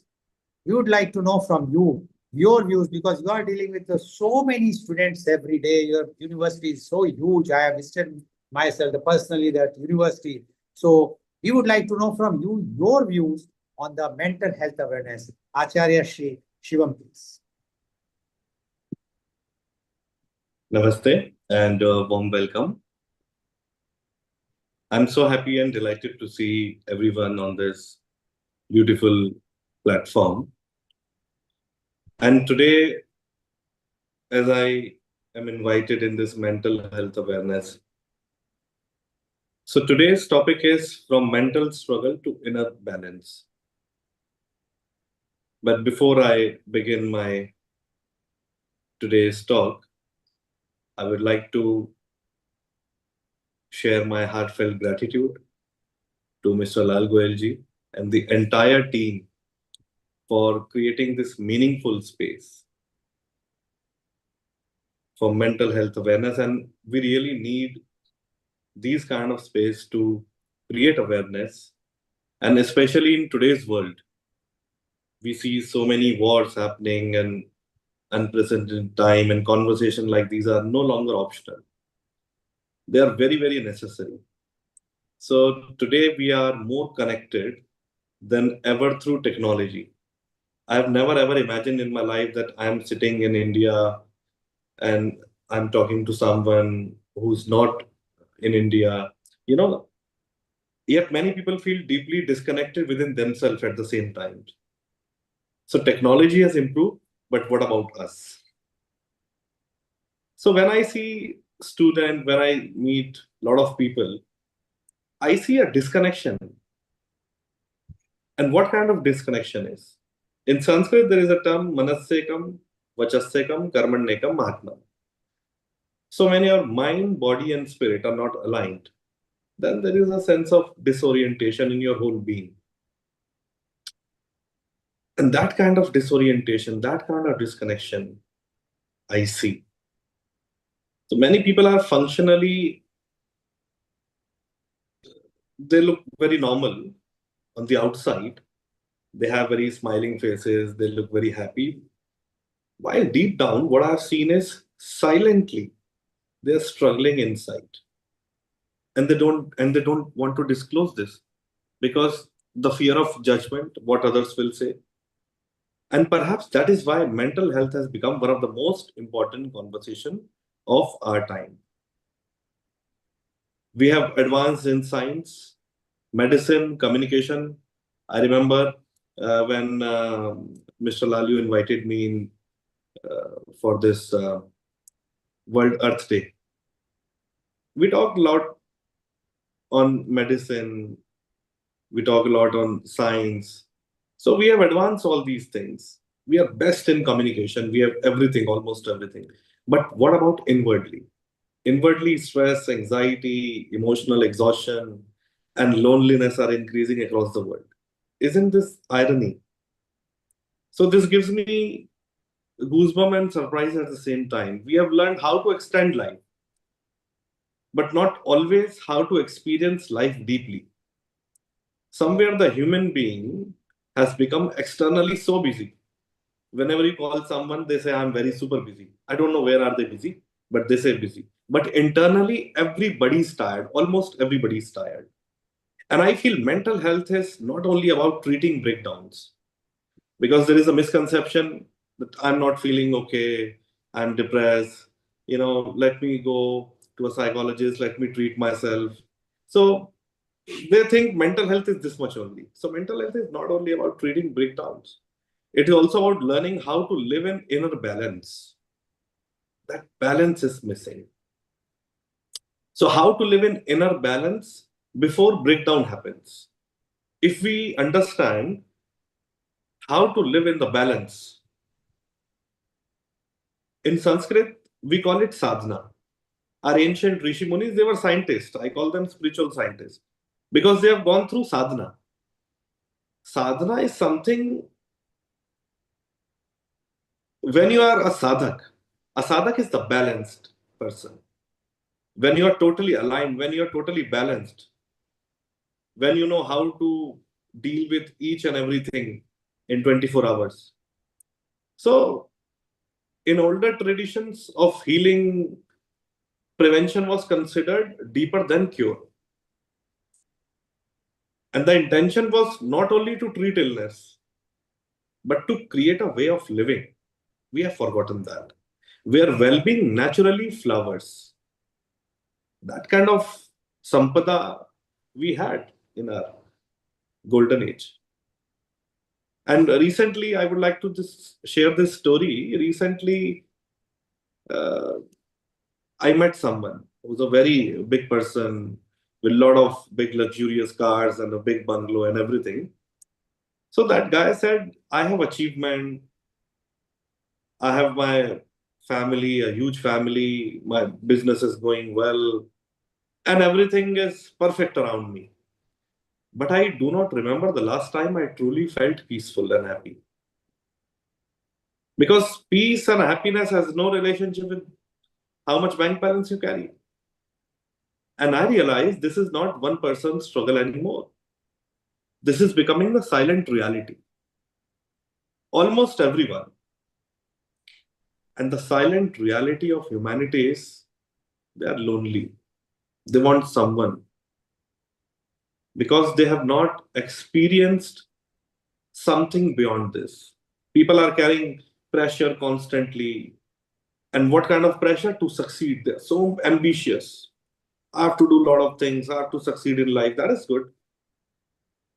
They try to appear so strong. And there is a saying, boys don't cry.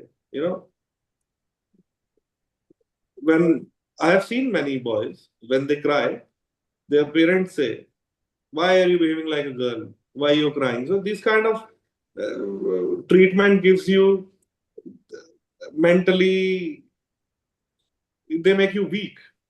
And to appear strong, then you do everything. And there is a misconception that you have to keep moving, you have to keep proving yourself. So this is wrong, absolutely wrong.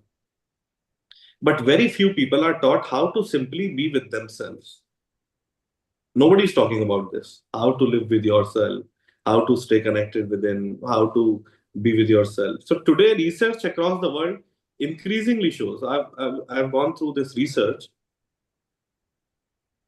and world increasingly shows that chronic stress, emotional overload, and lack of inner rest affect not only the mind, but also the body and relationships. If you have any stress, it will definitely affect your body. You just take any kind of stress, immediately you have to go to washroom because your gut is saying something is not okay. When you are in so much anxiety and pain, mental pain, you feel like vomiting. Why? Because body has its own mechanism. And then your behavior becomes very hanky-panky. And you treat people very differently. And that is how you create very bad relationship. And then we are master in blocking people. I don't want to talk to you. And then again, after 2 days, we say, sorry, I was not in a different, I was in a different shape. And I really feel sorry about this. So this kind of situation is happening in our lives. So at the same time, studies are also exploring the dimension of how meditation, mindful awareness, experiencing silence and conscious breathing can positively support your emotional well-being and mental clarity. So this is what we also do in our university with students, because this is the real asset of our culture. And this can help you bring the mental clarity. And whether you want to achieve anything in the whole world, if you are confused, if your mind is confused, then you can't do anything. So I deeply respect doctors, therapists, psychologists, and all those working in the field of healing. And I especially appreciate the humanitarian work of organ donation foundations, because at the heart of healing is compassion. Meditation is not a replacement for medical care or therapy. That is there. But it can become a powerful support system for inner balance, self-awareness, and emotional stability. So, in my understanding, mental health is not only the absence of disorder, it is the presence of inner harmony. Because if the mind is constantly restless, the body eventually carries that burden. In Sanskrit, there is a shlok, Gate shoko na gantavyo, bhavishyam naiva chintayet, vartamanena kalena vartayanti vichakshana. So it means we are constantly moving in the past or in the future, but we have forgotten to live in the present moment. And unless we start living in the present moment, we will always be confused. But we rarely sit silently with our own mind, because something starts happening. तो मन में भाव आने लगता है कि मैं क्यों बैठूं, ये तो बहुत बोरिंग काम है. Why should I sit? These are for losers. Those who want to run away from life, they sit and do meditation. Why should I do that? So this is not for losers. This is for the ones who have billionaire mindset. It's a luxury. No government can tax in this GDP era in which we are living with inflation. This is the real luxury. This is the real asset. So living with a constantly restless mind, what are you going to achieve in your life? The body eventually carries that burden. We take care of our devices. We have all the best gadgets. We know when to charge on time, when to buy cloud, when to delete the unnecessary stuff. We take care of our careers. We take care of our social image. Everybody's social profile is so beautiful, no matter what they are in real life. But we rarely sit silently with our own mind. Perhaps a human being does not only need information. Perhaps a human being also needs silence. And a silent mind is not empty. Don't underestimate someone who's totally blank and silent. They're not empty. A silent mind is healing.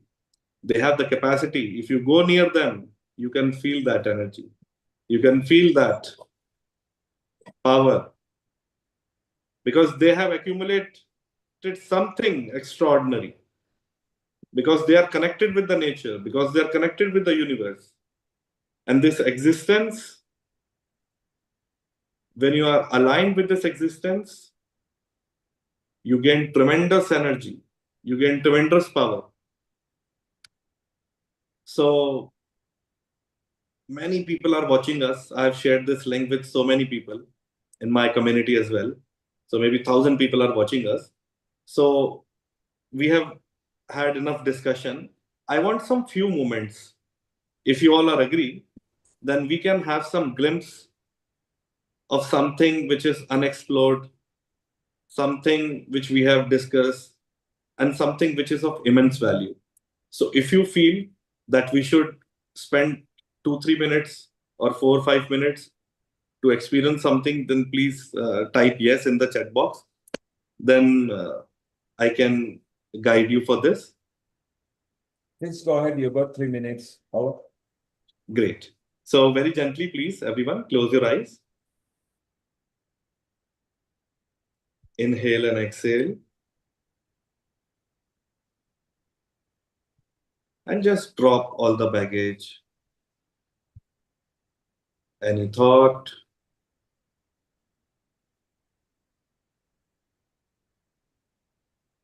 anything you have in your mind, just let go for a moment.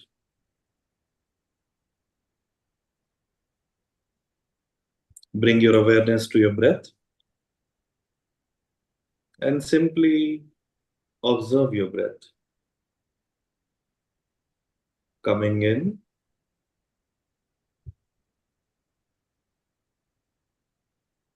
going out. No need to control anything.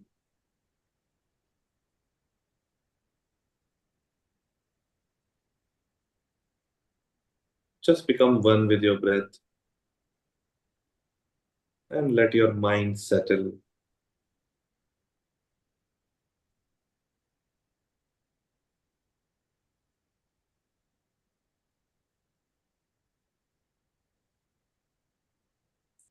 This simple awareness can become the beginning of inner healing.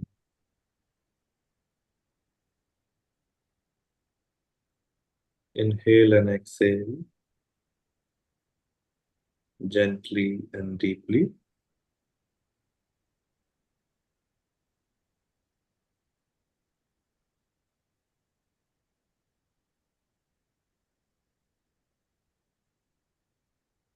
Gently rub your both the palms. Put it on your face. Feel the warmth. And gently, with a smile, open your eyes. And let's share this smile with everyone, whomsoever is watching. And let's share this smile, because smile is very contagious. And this is what we really need. So this is what I explored through my gatherings and in my weekly gatherings also when I host on Zoom. And I believe that meditation, mindfulness, awareness especially is very, very important. And this is not a belief system, but it's an experience. And this is a space where people can slow down, become aware, sit in silence, and reconnect with themselves. ये बहुत important है भाई. This is very important. We have to connect, because sometimes healing begins the moment we stop running from ourselves. Everybody's running. Everybody's running. And when you ask them where you want to reach, they don't know the answer. So because the answer is here and you're searching there. So a healthy society will not be created by medicine alone. It will also be created by conscious, compassionate, and inwardly balanced human beings. So with this, I end my today's talk. And if we have 30 seconds, I would like to show some work in the form of newsletter. So please allow 30 seconds to me. And is my screen visible? Yes, it is. So this is the newsletter, the work which we have done. And recently I have written one book and this got launched. And the Zoom sessions which we do in our journey dialogues. So the topic was like every week we have a different topic. So last topic was why do we resist? What is? And then we have done Om chanting for 21 days. It gave really very nice experience. Also, we are into social cause. So we do this Bal book serving the divine activity in which we nourish underprivileged children. Then I was invited for various Asia Economic Dialogues, Gram Sansad, and the business conference where I promoted world health and conscious leadership, how to quiet the mind, reconnect within, experience inner balance. Then on World Health Day, I was invited by Mr. Lal for the global session. It was also one of the beautiful sessions I've done. So we talked about holistic well-being, inner awareness as a foundation for health, practical ways to live consciously. And recently we did a retreat in Rishikesh with Brazilian group, and we talked about Kashmir Shaivism, one of the ancient granth of our culture. And the messages: return to self, silence without effort, connection beyond words. And then for 2 weeks I was in Malaysia, and recently I'm back to India, and it was Sadhana Shibiram in Malaysia, and it was supported by my university. And yeah, and recently I was awarded by House of Lords, London, Power Leader for Wellness Award. And all right, so this is it. And these are the testimonials and what next. These are the programs. And if you wish to connect, so this is it. So thank you very much, Acharya Shivam, for giving in detail about your programs, your thoughts, and everything. I am sure today's program is quite enlightening. Now, if any questions from any of the panelists, please feel free to ask, although time is already exceeded, but yes, I am sure that everyone is waiting. So if any questions, Mr. Neil Kumar or Mr. Kirit? Thank you. Thank you, Rtn Lal Goyal. Thank you for bringing wonderful guests. Thank you, Dr. Naveen. Thank you, Acharya Sri Shivam. You have obviously been here before. Thank you, Pallavi. Thank you, Rashi. So many people over here. So we'll be moving on to the next session where we'll chit chat. Anukul will be visiting India at the end of this month at the IIT Mandi with Dr. Amrita Sharma. So if any of you are invited by IIT Mandi, then do please connect with our very own orthopedic surgeon, Anukul Goswami. Anukul, you've got a comment before Rtn Lal Goyal and the guest may move on to their next commitment. Over to you, Anukul. Thank you. The entire set of talks were very, very, very, very stimulating in every respect. I had only 2 points to one particular question to ask, and that was about at what age should the children be taught how to control their mind? Because after all, it's a question of chitta. And to recognize the concept of chitta and how you can control is something that I would possibly, Professor Acharya should be able to tell us a little more about that. Then the question of mental fluctuation, how to recognize the mental fluctuation at the early age is something possibly that manifests itself as problems at a later stage. That's my overall thought. And whether you take it in the form of Gurukul system of education versus the current system of education, you might find a lot of change in the way the children are taught how to control their mind as opposed to the current days. So very often we are seeing the manifestation of situations where you do not know how to control your mind and thoughts, and that manifests itself as ADHD and a whole lot of other mental conditions. Requesting Acharya Shivamji to tell us. Okay. So thank you so much. So first of all, Dr. Goswami, I would like to tell that the consciousness, the chitta of children are naturally very pure. There are no so much thoughts, and they are already in the moment that they hardly have any malice thoughts. The problem is with the mature mind. So with children, I suggest age 3 to 5, when they are just beginning their academic qualification. So very basic awareness through play, like mindfulness for children, if we can do. So it should be noticing the breath in a very fun way. And then we can do some sound therapy with them. We can ask them to listen to the sounds. And with this, they can generally and naturally come into the moment. And this can help them to increase their, we can say, the awareness level. And once their awareness level increases, then feeling emotions, the next step. So first is breath, second is sound, and third is emotions. Then whenever they feel cranky, we can ask them, we can help them, that just notice your emotions, how are you feeling? And naturally, this is my experiment I've done several times, they will automatically feel blank when you ask this. And then we can teach them to be in gratitude, because this is the best stage to be in gratitude. And that's why I remember when I was in class nursery and when I was in KG and I was in transition. So our teacher taught us a prayer, which we used to do before our food, to have before our meal. And we used to pray, thanks God for giving us this beautiful meal. So these gratitude prayers really help us. And then we can ask them to close their eyes and calmly sitting for 30 seconds. So at this age, mindfulness should be a game.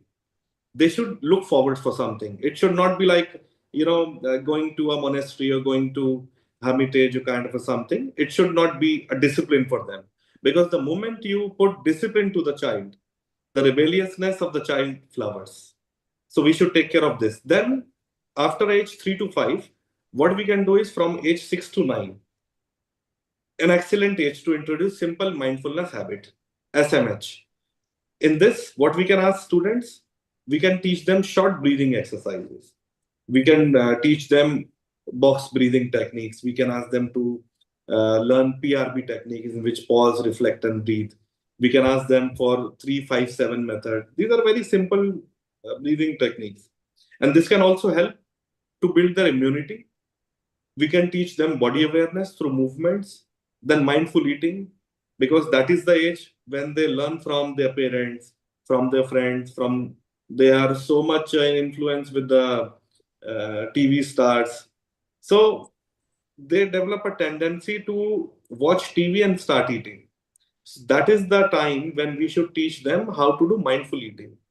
And then that is also the age where they feel a lot of anger issues, a lot of sadness, excited they become. And they ask their parents to take us to the mall, I want this gift, that gift. So what we can do is we can ask them to name everything emotionally. So with building awareness, we can help them to understand the emotions at the age of 6 to 9. And as child grows naturally, when they are coming in their teenage, they understand mindfulness more consciously. So this is very important stage, because stress, comparison, my friend is richer than me, he's taller than me, he's fair, I'm black, these kind of comparison, social pressure, and screen addiction nowadays. In our time, there was no phone or something. So screen age. So this began increasing. So they can learn in their teenage observing thoughts. They can start journaling, silent sitting with themselves, emotional regulations, and attention training. Because that is the right age when they have to understand where attention goes, energy flows. So this is how we can build better teenagers, and mindfulness becomes extremely valuable. And what we see nowadays, anxiety, identity confusion, emotional overwhelm at a very young age, concentration issue, they don't have focus, social media stress. So we can avoid all these issues. So we are actually working on this Gurukul system, and we have this thing in our mind. And I would love to work with this age group as well. if we have something in future. Thank you, Acharya Shivam. You can put your presentation onto the Healing Our Earth on a Facebook. You are connected to me. Or you can even go to Rotarian Lal Goyal if you want to connect to anybody over here. He's your original introducer, or you can come to me directly as well. Anupul is already here. Somebody who has got a comment to make is Neha, who is in Nova Scotia in Canada. She is the rewired mind, the mind which is rewired.com. And she likes mindfulness as well. Neha, you had a comment? Go ahead over there. And global namaste to you from here, London to Canada. Thank you, Neil, and thank you, Shivam, for sharing what you were sharing. I didn't have a comment. My Zoom acted funny and it just put the hand up. But I just want to say that everything you shared makes sense, and how, bringing mindfulness and regulating techniques in early childhood becomes so important. Having said that, it starts with the parents, because if the parent has to do that, they have to do the self-work. So that's true. Before we start talking about, this is how you treat a child, this is how you work with the child, this is how you teach emotion regulations, naming emotions, it starts with you first as a parent. Right. So we better start thinking about what am I feeling before I train my child how my child is feeling. Wonderful, Neha. Simple observation. Starts from the parents. Acharya Shivam did say, don't force the child, gently break them into it, because if you force a discipline at a child playing age, then they may not take interest and they may not like it. Rotary Lal Goyal, once again, you always bring wonderful contributors every week at Healing Our Earth, regardless of the topic. You are a wonderful soul. And for everybody, if you know anything about organ donation, Rotarian Lal Goyal is available 24/7, 365 for organ donation. Otherwise, he does sleep and rest, but organ donation, he's available all the time. Rotarian, thank you very much. We are still going to carry on with an open session over here, and it's wonderful. Dr. Naveen, you obviously started in the Indian slot quite well, and you can connect with Anupul and Neha, and we are Healing Our Earth is connected to 186 countries. It actually transmits over YouTube, Instagram, Telegram, Facebook, on the website as well. So everybody can connect with each other. We got Davinder here, who is actually an he's an educator as well, and likes penetrating through the school system and children as well. Davinder, you heard Neha, you heard Shivam. Your comments on children and how we can gently break them into it so we can understand the signals of mental health and stress. The first thing I think to say is, wow, across the entire world, from all the people who've contributed from different parts, from Canada, from India, and here also from England, there is some commonality. Okay, schools are beginning to wake up to this. And as I mentioned earlier, the mental health support teams, they use guided imagery, meditation, a box breathing, progressive muscle relaxation, silence. All those approaches are approaches that are being introduced into schools within England itself. So that's encouraging. And again, it's so encouraging as well to hear that from within India, we have very eminent people within education, also within society itself, promoting this and also bringing back to life some of the traditional and some of the ancient knowledge and wisdom that there was. I think that ancient knowledge, traditional wisdom, is something that we've perhaps over the colonial times been forced to abandon in a way. But now there's a renaissance. People are reverting back to things which had served society very well for a long, long time. Okay, the sadhana, the scientists, our rishi munis and their philosophies, a lot to offer. Okay, and very many of those things are now slowly being replicated and tested in laboratories and in other real field events and real field activity exercises as well. But the important thing is it's got to be a holistic approach, and Neha very sensibly and very, in fact, I think appropriately mentioned that the role of parents should not be ignored. So some of the things that we are doing in Leicester involve running child behavior intervention initiatives where the class teacher, the child in question, and also the parent work together with the therapist or the helper or the assistant psychologist to look at how best to move forward and to be supportive of one another and to ultimately help improve, in our case, which is the field that I work in, children's well-being, emotional stability, and also the opportunity for them to do the best for themselves. So, yep, our focus on children as part of early intervention and prevention is very, very important. The only little danger that we have is not to start using words that are pathologizing. Okay, words that very easily put young children into labels to say that they've got this condition or that condition. There's so many things that we need to normalize as part of learning, developing, and growing up. So I think those are my just quick overview comments on that. Thank you, Davinder. And Davinder, Kirit, if you can put Davinder in touch with the ones you are connected, Rotary and Lalgoil, if you can expand the group and connect.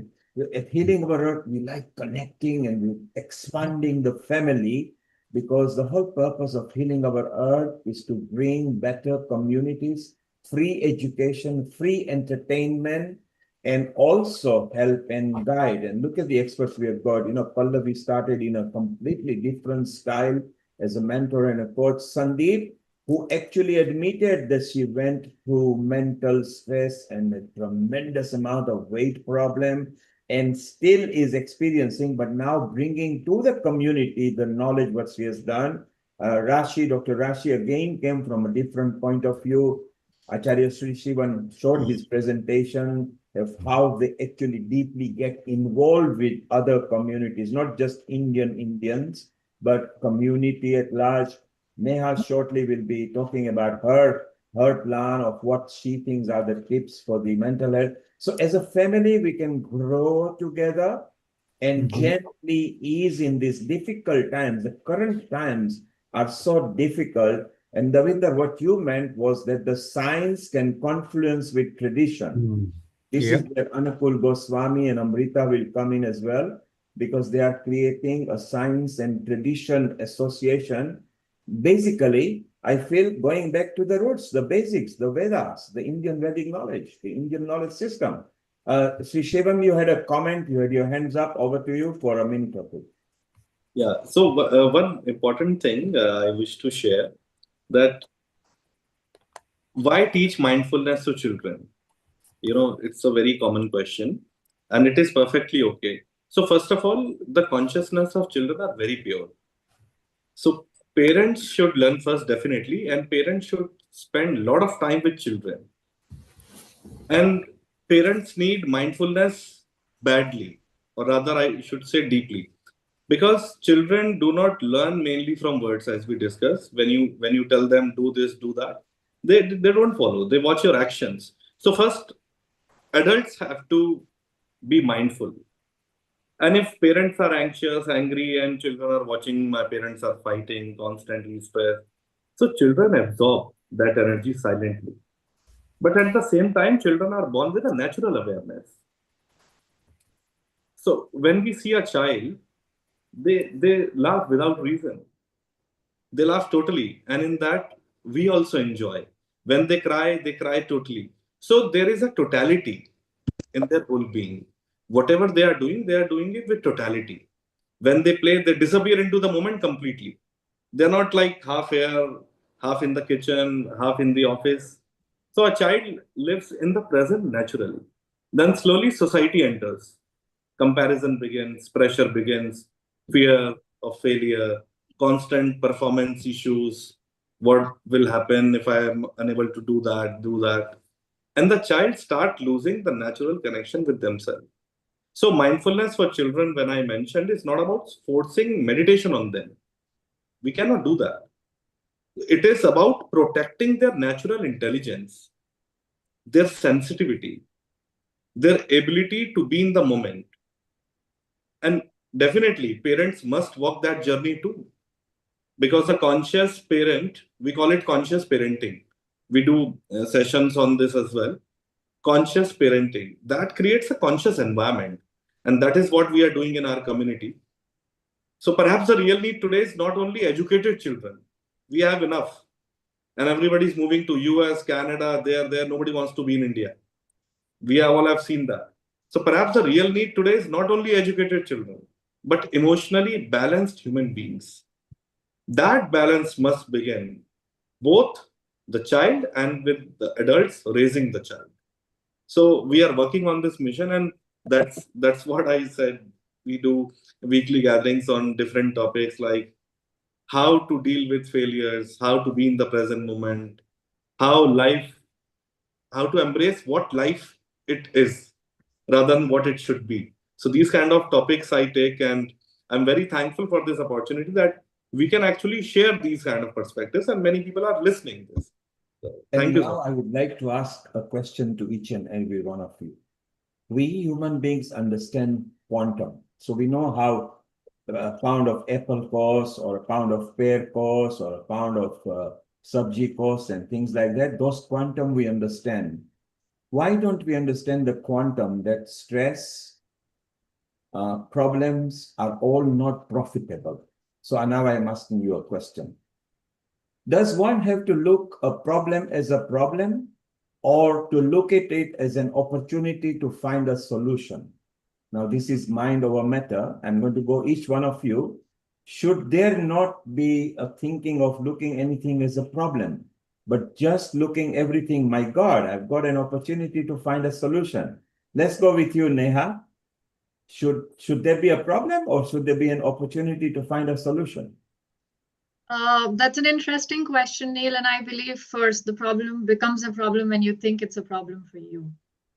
That's when it's first become a problem. And for me, I would say I would personally look at it as an opportunity for my growth, my healing, and that's an opportunity for growth and learning for me, not a problem. I think that's how I personally look at it.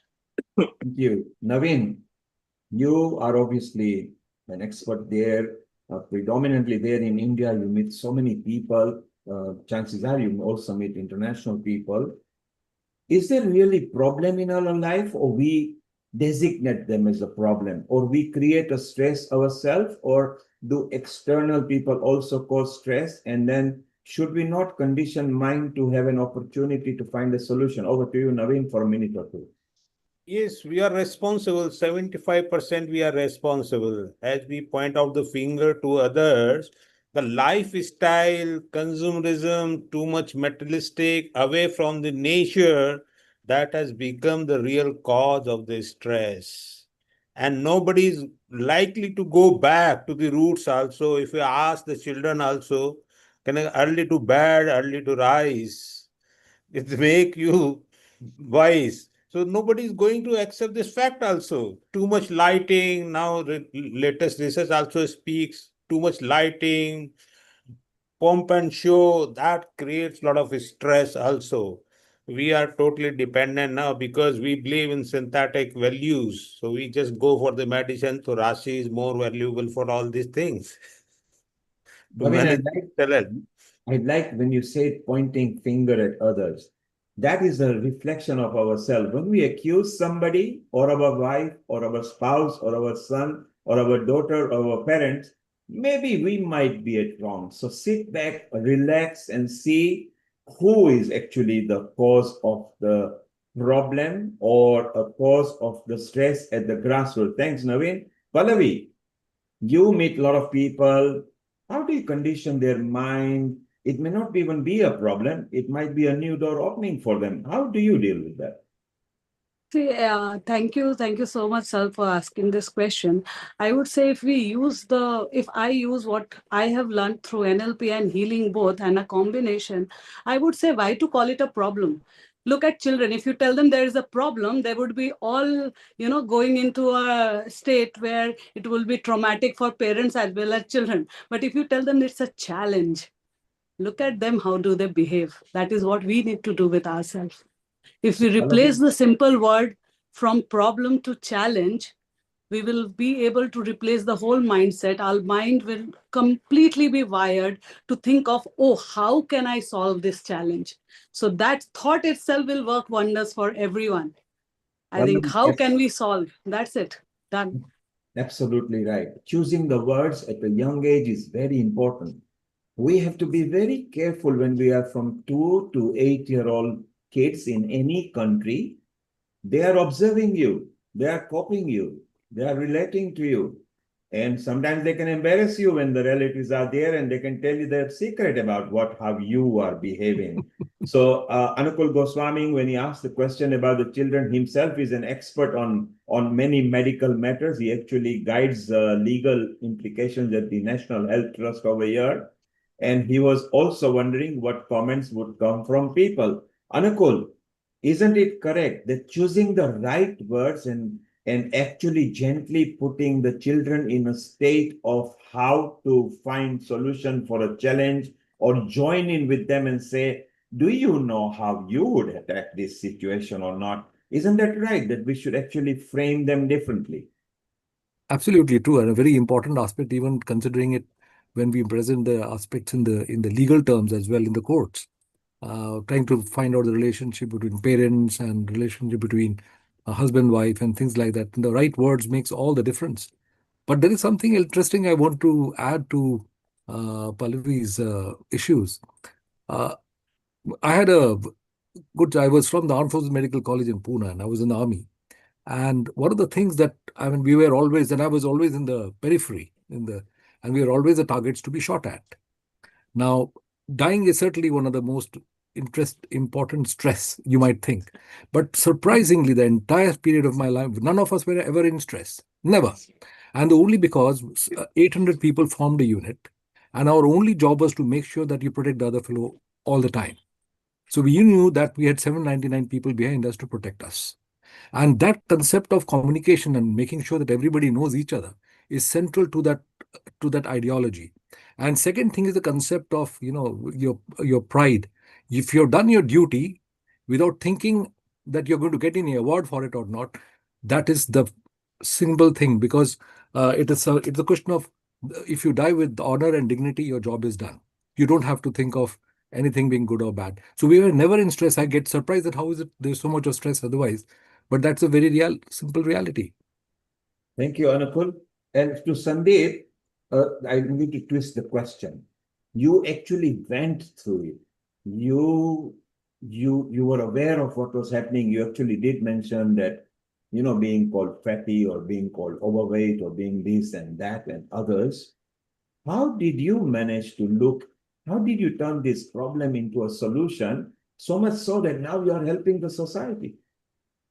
That's a really good question, Neil. And it's one I often ask myself every single day. And to the speaker that spoke earlier, reflection is so important. And I think with my experience, I'm still on that healing journey. I'm still trying to find myself. Every day doesn't look the same. Some can say every minute doesn't look the same for that particular person struggling. So I'm learning more about me. And to Pallavi's point around language, challenging that negative self-talk that we constantly have about ourselves and to ourselves, yet we are okay and fantastic to give advice to others. We need to see ourselves as a solution to what we're going through mentally and physically rather than the problem. We need to see it as an opportunity to open doors. So I think for me, what I have learnt, and I'm still learning, is see the problem, reframe the problem as an opportunity, acknowledge the challenge, don't ignore reality, then try and shift your mindset to what can I actually learn from this? Or what can I do from this to build myself and build that resilience, which is very important in anyone and especially in young people. This then leads a better thinking, stronger resilience, and more effective solutions.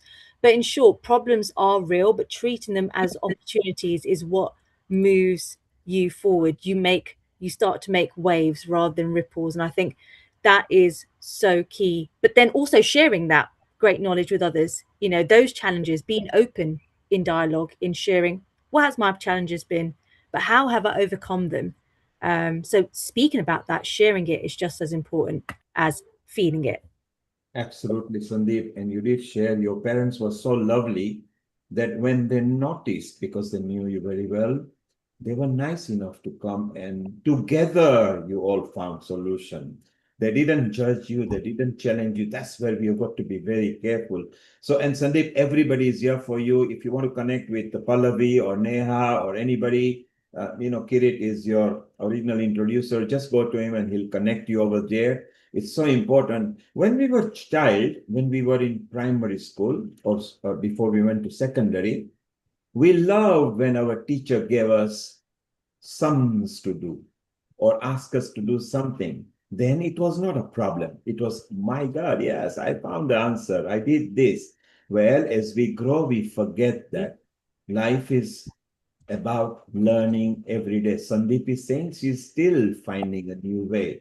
Basically, what she said, if we could summarize, is she wants to be the best version of herself every day. Because up to the previous day, she has accumulated knowledge, and today may be extra knowledge. If you strive to be the best version of yourself every day, you cannot be wrong.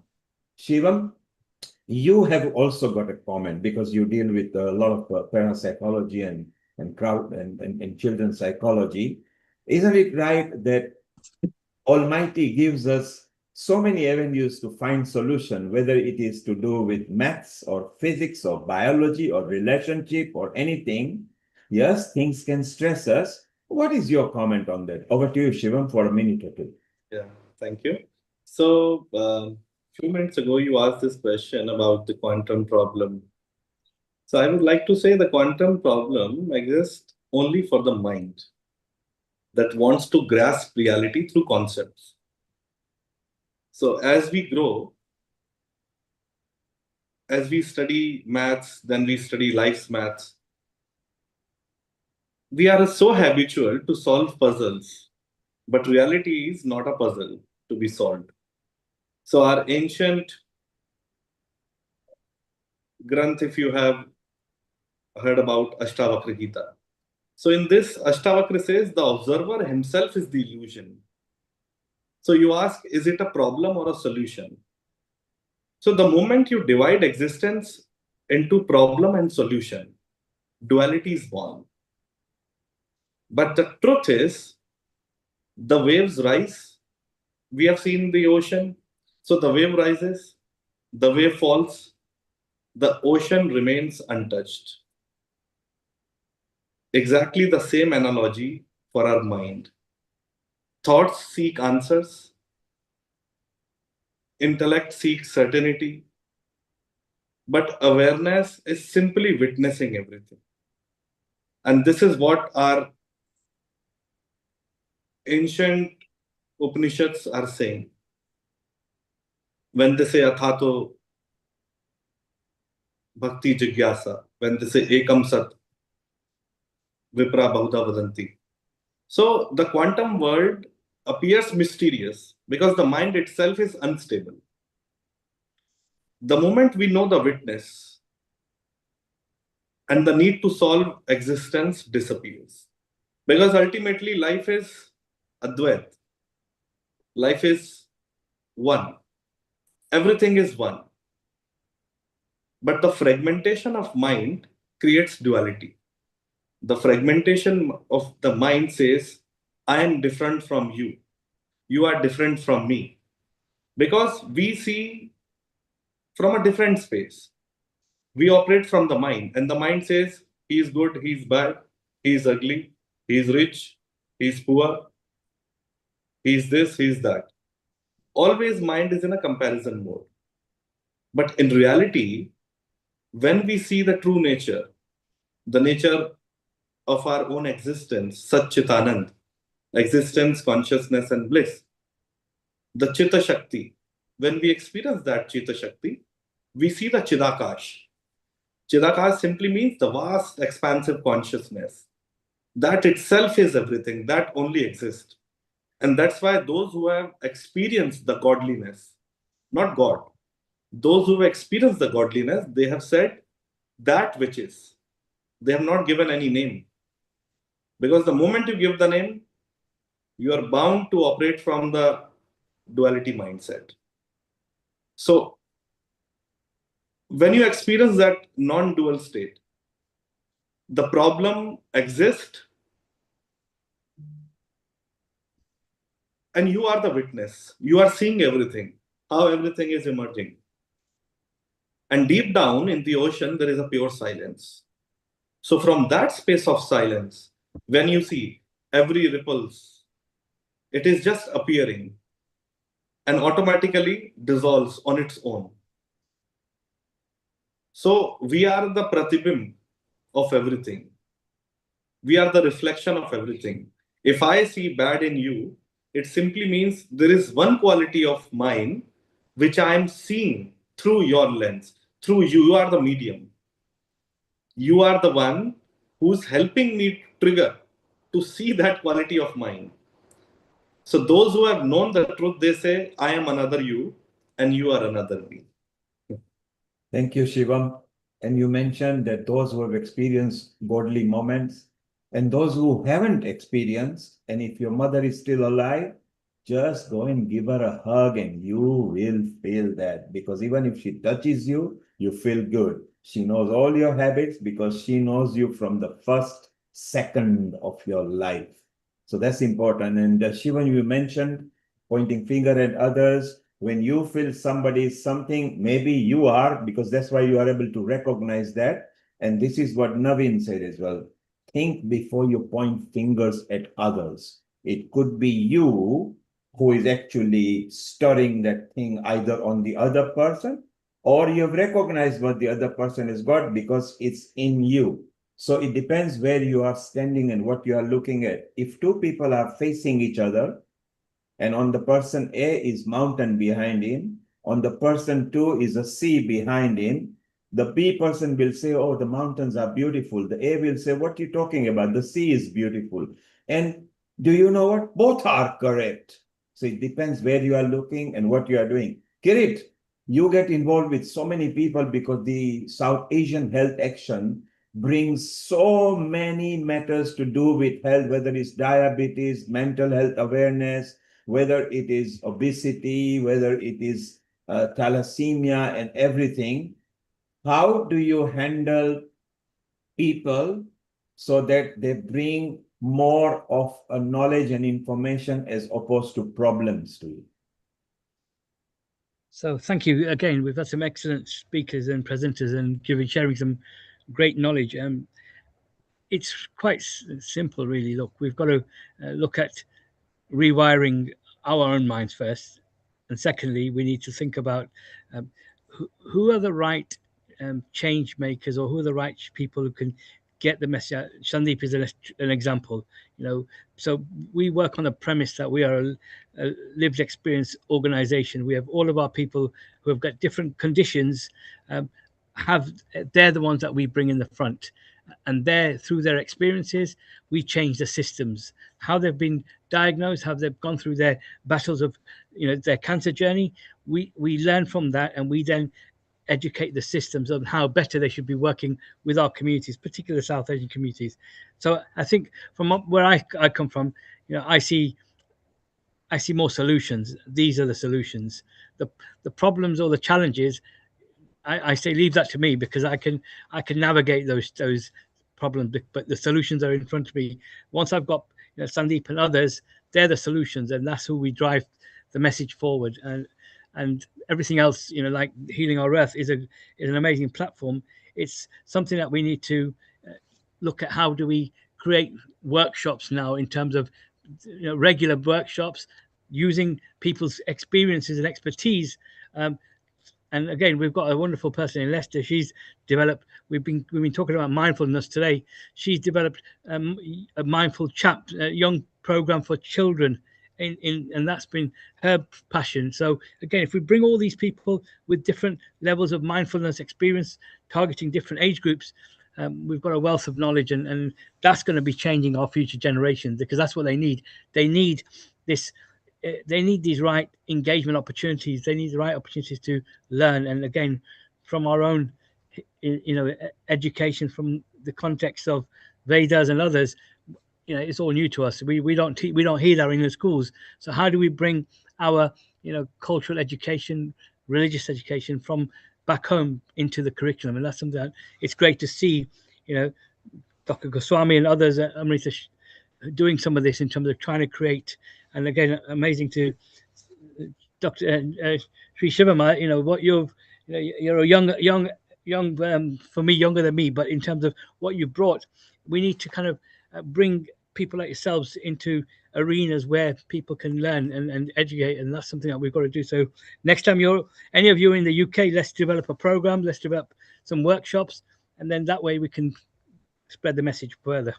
And Kirit, you do very well. You bring in so many people, you collect them, you are a regular part of Healing Our Earth. And you mentioned rewiring the mind. Well, who better than Neha? Because she loves that. Neha, just in a moment, we are going to come back to you for next 4 or 5 minutes to listen to what you have prepared for us today.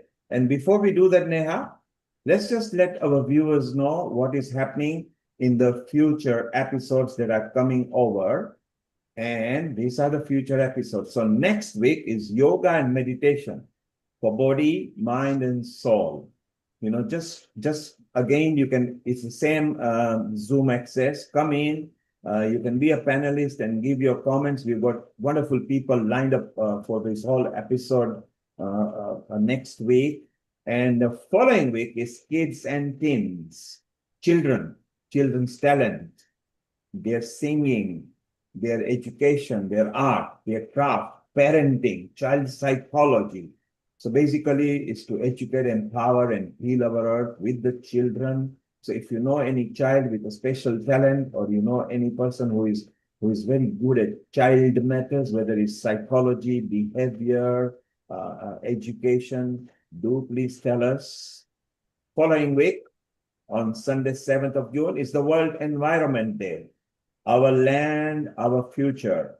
Well, it's true. It's our land, it's our future. Let us decide how we can take care of matters and improve the earth. And the week after that, summer recipes. It's summertime in most of the countries. India is very hot at the moment. London is becoming hot too as well. It's vegan and vegetarian kitchen, achieving good health gastronomically. Again, free global online episodes. So these are the wonderful episodes that are happening. If you want to know anything more, just go to healingourEarth.com. Look at the future events or episodes. It will tell you what's happening. Neha, rewire our mind for the next 5 minutes, and then maybe we will have a question for you. Over to you in Canada, and a global namaste to you. Thank you, Neil. A very good morning, good afternoon, good evening from whichever part of the world you're here and joining us from. My name is Neha Arora, and I am a trauma-informed practitioner, RTT practitioner, and I am the founder of The Mind Rewired. And that's why Neil mentioned about it. And mental health awareness this week is very close to my heart. And today I want to talk about the hidden side of mental health. So for a long time, I wore busyness like a badge of honor. Like I always had something to do. I was working, studying, planning, chasing goals one after another, filling every part of my day with something productive. And honestly, I was very proud of that version of myself. People called me driven and focused and hardworking and ambitious. And I believed them. Because if I was busy and if I was productive, I felt valued, I felt worthy. And somewhere along the way, I had quietly started tying my self-worth to my productivity. So I kept going. I didn't really question any of it until 2018, when I got married and moved countries. And suddenly, my life became quiet. I still remember those first few months. The apartment would be silent during the day. No rushing, no deadlines, no packed schedule, just me. And from the outside, it sounded ideal because I had a slower life, more time, more rest. But instead of feeling peaceful, I felt restless. And maybe some of you know what I'm talking about. When slowing down doesn't actually feel relaxing. When the moment things become quiet, you immediately reach for your phone, open your laptop, find things to do, anything just to avoid sitting with yourself. And that's exactly what I was doing. I would wake up and immediately reach out for my phone. I'd make unnecessary to-do list. I'd check emails that didn't need checking. And I kept finding random things to keep myself busy. Not because I needed to, but because I didn't know how to stop.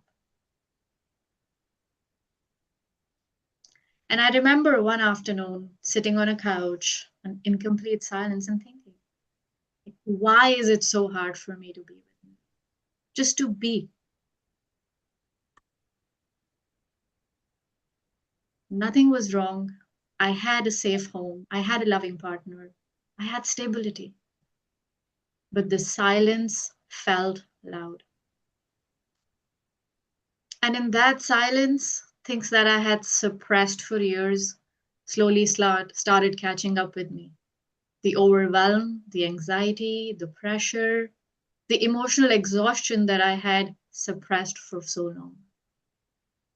The constant fatigue, the pushing through, just being on stress and pressure throughout, while convincing myself that I was fine because my life looked fine. Because somewhere along the way, I had learned that staying busy was how I coped up with everything I didn't want to feel underneath. It had become a way of avoiding myself. And that realization changed the trajectory of my life in so many ways. As I slowly started working through my emotions and everything that I had suppressed and was disconnected from for years, I found the work that I do today, and I embarked on my own healing journey. It helped me reconnect with myself in a way that I had never before. And today, through The Mind Rewired, I help people work with things, and I support people who feel so okay from the outside, people who are entrepreneurs, who are successful, who are responsible, and they're high-functioning people. But internally, they're struggling with anxiety, with overwhelm, with exhaustion, and even disconnection. And I think that is why this conversation today with you matters so much to me. Because when we hear the word mental health, many of us still imagine something obvious. Someone falling apart, someone clearly struggling, someone unable to cope. But sometimes it looks much quieter than that. Sometimes it's the person who's still smiling, still going to work, still replying to messages, still showing up for everyone else, still getting things done.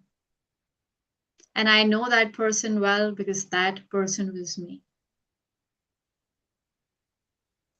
So maybe awareness and actions begin with noticing what we've become so used to normalizing in ourselves and each other. Because not everyone who's struggling looks like they're falling apart. Sometimes it's the person who keeps showing up, who keeps functioning, who keeps saying that they are fine. And the question I want to leave you today with is, what if functioning isn't the same as being okay? I'll just repeat that for you again. What if functioning isn't the same as being okay? And if any part of the story resonated with you and you want to learn about me and my work, you can visit themindrewired.com. And thank you. Wonderful and very simple. So, Anukul, your answer to the question or your comment to the question? Very, very thought-provoking. It sort of reminded me of my own mental makeup. If I don't have any work to do, I said, oh my God, that's terrible. I've got to do something. But anyway, that's how my mind works. As in our traditional system, we call our mind to be like a monkey, jumps from one point to the other. The biggest thing is to be able to focus on one thing and do at best as you can, but don't attach your success to the success of that particular work that you're doing. To be dissociated with your work, with karmane vadikara, that kind of attitude. They say, all right, do your work, but after that, you succeed or fail, it is totally a different story altogether. Kirit, your comments.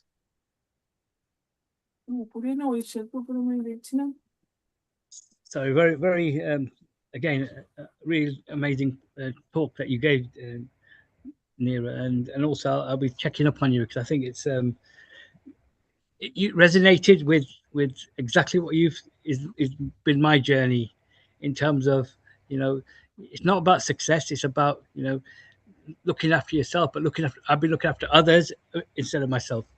So everyone to me comes first before myself.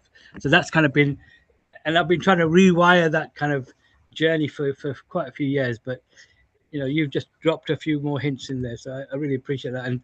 And great work you've done. And it's about realization as well, because sometimes, the work we do, it's not, who are we doing it for? I've been passionate about helping our communities, right? But then when you see where are our communities when you need them? You don't, the giving back you can give, but when you want something in return, not monetary, but in terms of seva, you challenge it, you find it difficult. So you just then have to balance, and it's about balancing really. What you the thought you gave was about rebalancing, rewiring as well. TheMindRewired.com is the website. Simple. TheMindRewired.com.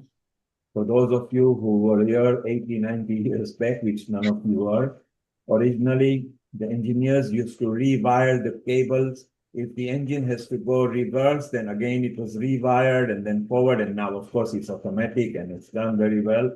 Wonderful, Neha. We are coming to our conclusion over here. Let's take a comment from Dr. Naveen on what Neha said, and then Davinder, what Neha said, and then Anupul, you can finish off with Gayatri Mantra. And what a wonderful session we've got. Kirit bringing some contributors, Amrita bringing contributors, Dr. Rtn Mukesh bringing contributors. So, Dr. Naveen, you heard Neha, the mindrewired.com coach. Your comments, please. You can unmute yourself. You're muted. If you could just. It was wonderful to know about the Neha experience and the work. And this is really very insightful. So I think 100% perfect. Go ahead. No comment. We need to learn more about this technique which you have designed. So keep it up, Neha. And do please keep in touch with each other. Whenever you want to connect to anything at Healing Our Earth, you can go to Kirit, Amrita, Rtn Mukesh, Anupul, or you can find me even on a Facebook or Telegram, and we are always clear information here, which is very good. Davinder, you've been there right from the beginning. And some of the exciting things, particularly in Leicester, which was actually one of the first ethnic non-city compared directly with Harrow Borough of London. And Leicester, as you say, and now ethnically has got more population than indigenous population, which is brilliant. It's good. And Leicester has seen so many firsts. The world's first Diwali on the earth was in Leicester, 1983. So Leicester has got many firsts. Davinder, the nice thing is somehow penetrating this kind of information, the traditional way as well, into the education system, I think is very exciting. And your comment with what Neha was mentioning and how she looks at it, rewiring the mind. In a sense, in terms of rewiring the mind and thinking about where we need to start, our starting point really definitely has to be our young people, our children, okay? Working with them, but obviously informing parents and having parents being knowledgeable. And that knowledge initially would come through exchange of information, transformation and transfer of information from people in the villages, from the elderly, those who are knowledgeable. And that's what's now beginning to miss. What we now have is uncontrolled knowledge that comes around. We have so much information that people can't make sense of some of that information. So working with children, making them aware of rights and wrongs, principles, responsibilities, making them aware that, you know, it isn't just important to say, oh, this is my right, but also with rights come responsibilities. So it's essentially basically looking at a whole lifestyle and whole holistic approach for everyone in society to have their little part to play. Okay? We shall always need advancement in science to do lots of different things, to go to the moon, to get more robotic interventions, to get AI working. We need all of that. But ultimately, I think when we get the gratitude to say we are not living in a world of duality, and whatever there is as the most mightiest of things around us, you know, that supreme being, he and her, or he or she, and their guidance is what helps us all. So I think essentially what we need to do is start early, start with parents, and everyone can join in this journey about rewiring one's own mind, but by using others as well to be supportive. Davinder, you hit the nail on the head. You mentioned about the Almighty and the supreme power. And now I ask this question, and only 30 seconds each if you can answer. Do you feel that AI has taken over from the Almighty because it's faster than Almighty? In 2 seconds, it gives you the whole damn answers and everything. It takes about 1 hour of bhakti before you connect with the God. What is your view that AI has taken over the world? Just in a 30-second, where are we going to be 5 years from now? Over to you, Davinder. Just to say, AI, in fact, always has a clause which says, AI makes mistakes, AI makes mistakes, AI makes mistakes. You know, the supreme being doesn't make mistakes. Whatever he has for everyone is their lot, okay? How we deal with it, how we look after it's another matter altogether. So AI will never, ever be more powerful than the supreme. So AI, if you are listening to us, Davinder says that you can never take us over from there. Pallavi, it's brought a smile on your face. Have you noticed how fast AI is and that everybody is into AI? And if you are not into AI, you are out of game. If you don't have a smartphone, if you don't have a tablet, if you don't have a computer, we wouldn't be here on this platform. Yeah. So here is a philosophical quandary to us. What do you think AI is going to do 5 years from now? Over to you, Pallavi. Well, I will go with Davinder sir. See, AI can do everything for you. It can give you all the apps, create all that you want to do, your workshops. And, you know, right now also, if I want a presentation, it can give me a presentation in 5 seconds. But at the end of the day, one thing matters, that how are you? If you are not in right mindset, AI can also not help you. So definitely AI is going to take over. And I remember when Google came, everybody was like, oh, Google is God. But today we know that God is God, Google is Google. So I think, again, the AI will also go into that state. Yes, we need to learn, because why? We are talking about young children, kids and everything. So they are, they are very technical right now. They learn technologies very fast. So we need to learn that so that we can approach them in their way.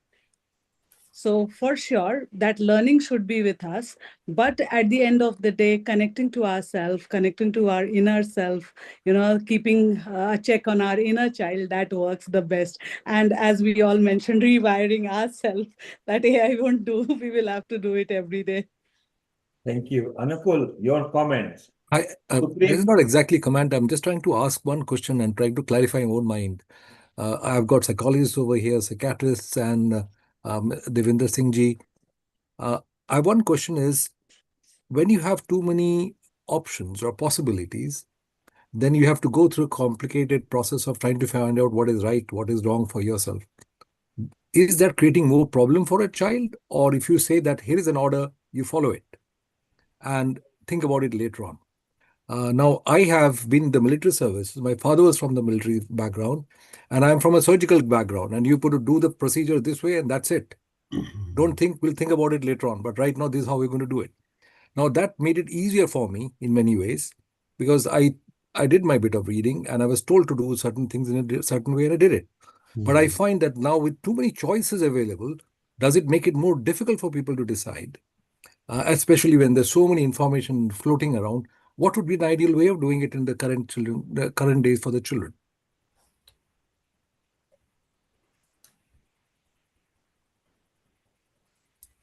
Oh, I don't know who has to answer, but Davinder ji, since that's fine. Anybody, yeah.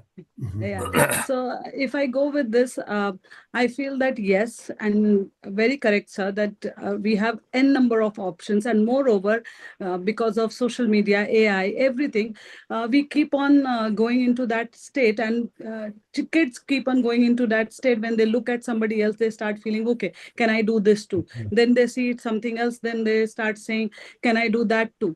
Somehow I feel that in young stage, let the children try, because until unless they will not try, they will not know what is it where they actually want to be. And I would say it from my own experience, because I also have a kid, a 10-year-old daughter I have. I still remember when she went for her play school, the play school teacher told me that she is very good in drawing. Please get her to do drawing classes. I said, okay, fine enough, I'll get her. I got a drawing teacher for her. And that 2.5-year-old kid, my daughter, she did one day, she did the class, and she did not like the pattern of the teacher. And the second day, I kept her asking her, coming out of, she had hidden herself underneath bed. And I kept requesting her, please come out, sir is here, please come out, sir is here. She did not agree. Now, I being from the background of mental health, I relaxed myself. I just requested the teacher that, please, I think my daughter is not interested. I will request you to please leave, and sorry, apologies from my end. And she was out of the hidden place, and she was relaxed and happy. That day, I realized it's not about me, what I want. It's about her, what she wants. And till date, she's just 10 years old. Whatever she has chosen, she has gone to the level where she is still continuing it. So I feel we should be relaxed, as we were talking previously, also as a parent, as an adult, we should be relaxed, and we should be okay by making mistakes and failure, so that and we can understand what our purpose is, what we are capable of doing better, not by comparing ourselves with what others are doing. So I feel try. If you feel that this is not where you lie, go ahead, take your just take another step and do it till you find what is your purpose. We get afraid of failure, future failure. We get afraid of making mistakes, as if everybody looking at us is sitting with a certificate and going to certify us that you are the best person I have seen in the world. Nobody is going to give us certificate. It's we who matter to ourselves, nobody else. And I think we have to have that approach. Correct, Pallavi. Do it for Very yourself correct. and be the best version. If you are the best version as you are, then anybody wants to criticize is their problem and not your problem, because you've done and seem to have done the best that you can. Neha, your final comment, and then Anupul, if you could have the Gayatri Mantra ready. I think we have done wonderful today. Neha, Almighty or AI? Who gives you the answer fast? Mighty, there's no doubt about it. AI has changed things for us. It has made it easier, but there are answers and there are things that AI is not capable of. So that's not even a debate in my head. There's not even a question here. So I'm going to throw a quandary, and I'm going to throw a spanner for all of you. You see in the Bollywood movie, everybody goes to the temple, so it takes 2-3 hours to go to the temple. Then you do praying. Then a flower falls from the hand of Lakshmi ji onto the feet, and you feel, aha, they've listened to you. So this is now 2.5 hours. Put the same thing to the AI, and in 3 seconds, they will give you answer. I want you to think, I don't want an answer from you. Just imagine whether it's AI or God, because God is now handling 8 billion people, and therefore the AI has been created. God is even gone on holiday now. Thank you very much, Anukul. Mita, you've got a comment, 30 seconds. Please conclude your comment in 30 seconds. Unmute yourself. And Anukul, let's have the Gayatri Mantra. So, Mita, your comment, please.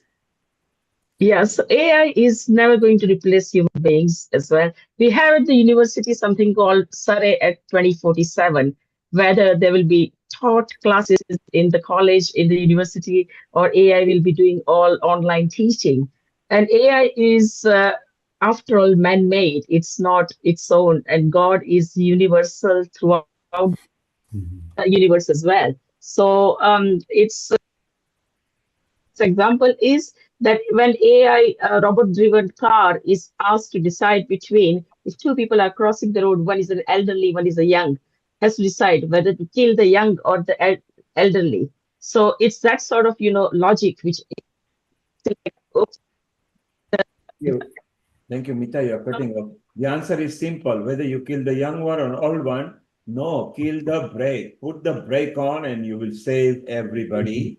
It's actually a very good question. So I don't want answers from you. I just want you to be aware.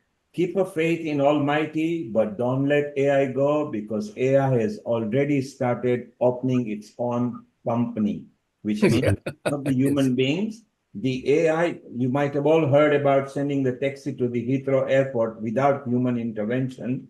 So keep a faith in everything, be in touch. We don't know 5 years from now whether AI will be speaking or we will be speaking. We love you all. Good morning, good afternoon, good evening, wherever you are connected to us from. The YouTube link, Facebook link will now become a recorded link. The YouTube will remain permanently till they delete. The Facebook removes after 30 days. Gayatri Mantra from you, Anukul, and thank you very much. Om Bhurбhavатсвः Tatsaviturvarenyam Bhargo Devasya Dhimahi Dhiyo Nः Prachodayat. Om Bhurбhavатсвः Tatsaviturvarenyam Bhargo Devasya Dhimahi Dhiyo Nः Prachodayat. Om Bhurбhavатсвः Tatsaviturvarenyam Bhargo Devasya Dhimahi Dhiyo Nः Prachodayat. Om Shanti Shanti Shanti. Brilliant. We are private now. What a wonderful session. Davinder, thank you for being here from the start. Please keep in touch with Kirit. Obviously, Anukul, Kirit will introduce you to Absolutely. Davinder. Pallavi, very well done. You can connect with anybody who you like here. It's easy. If you want to connect to anyone, I think Rotarian Lal Boyle brought you in the group, or you can just find us on our Facebook. Just connect with anybody. Neha, well done. It's nice to connect with everybody. Thank you, Mita. Thank you, Lata. Thank you, Anukul. Thank you, Kirit, for always being there. This is wonderful, and Healing Our Earth, simple motto: create better, loving, united communities. Brilliant. Lovely. Thank you. Brilliant. Yes. Thank you so much. Thank you, everyone. Thank you. Cheers. Bye-bye. Bye-bye. Bye. Thank you, Neil, for doing this, for bringing us all together.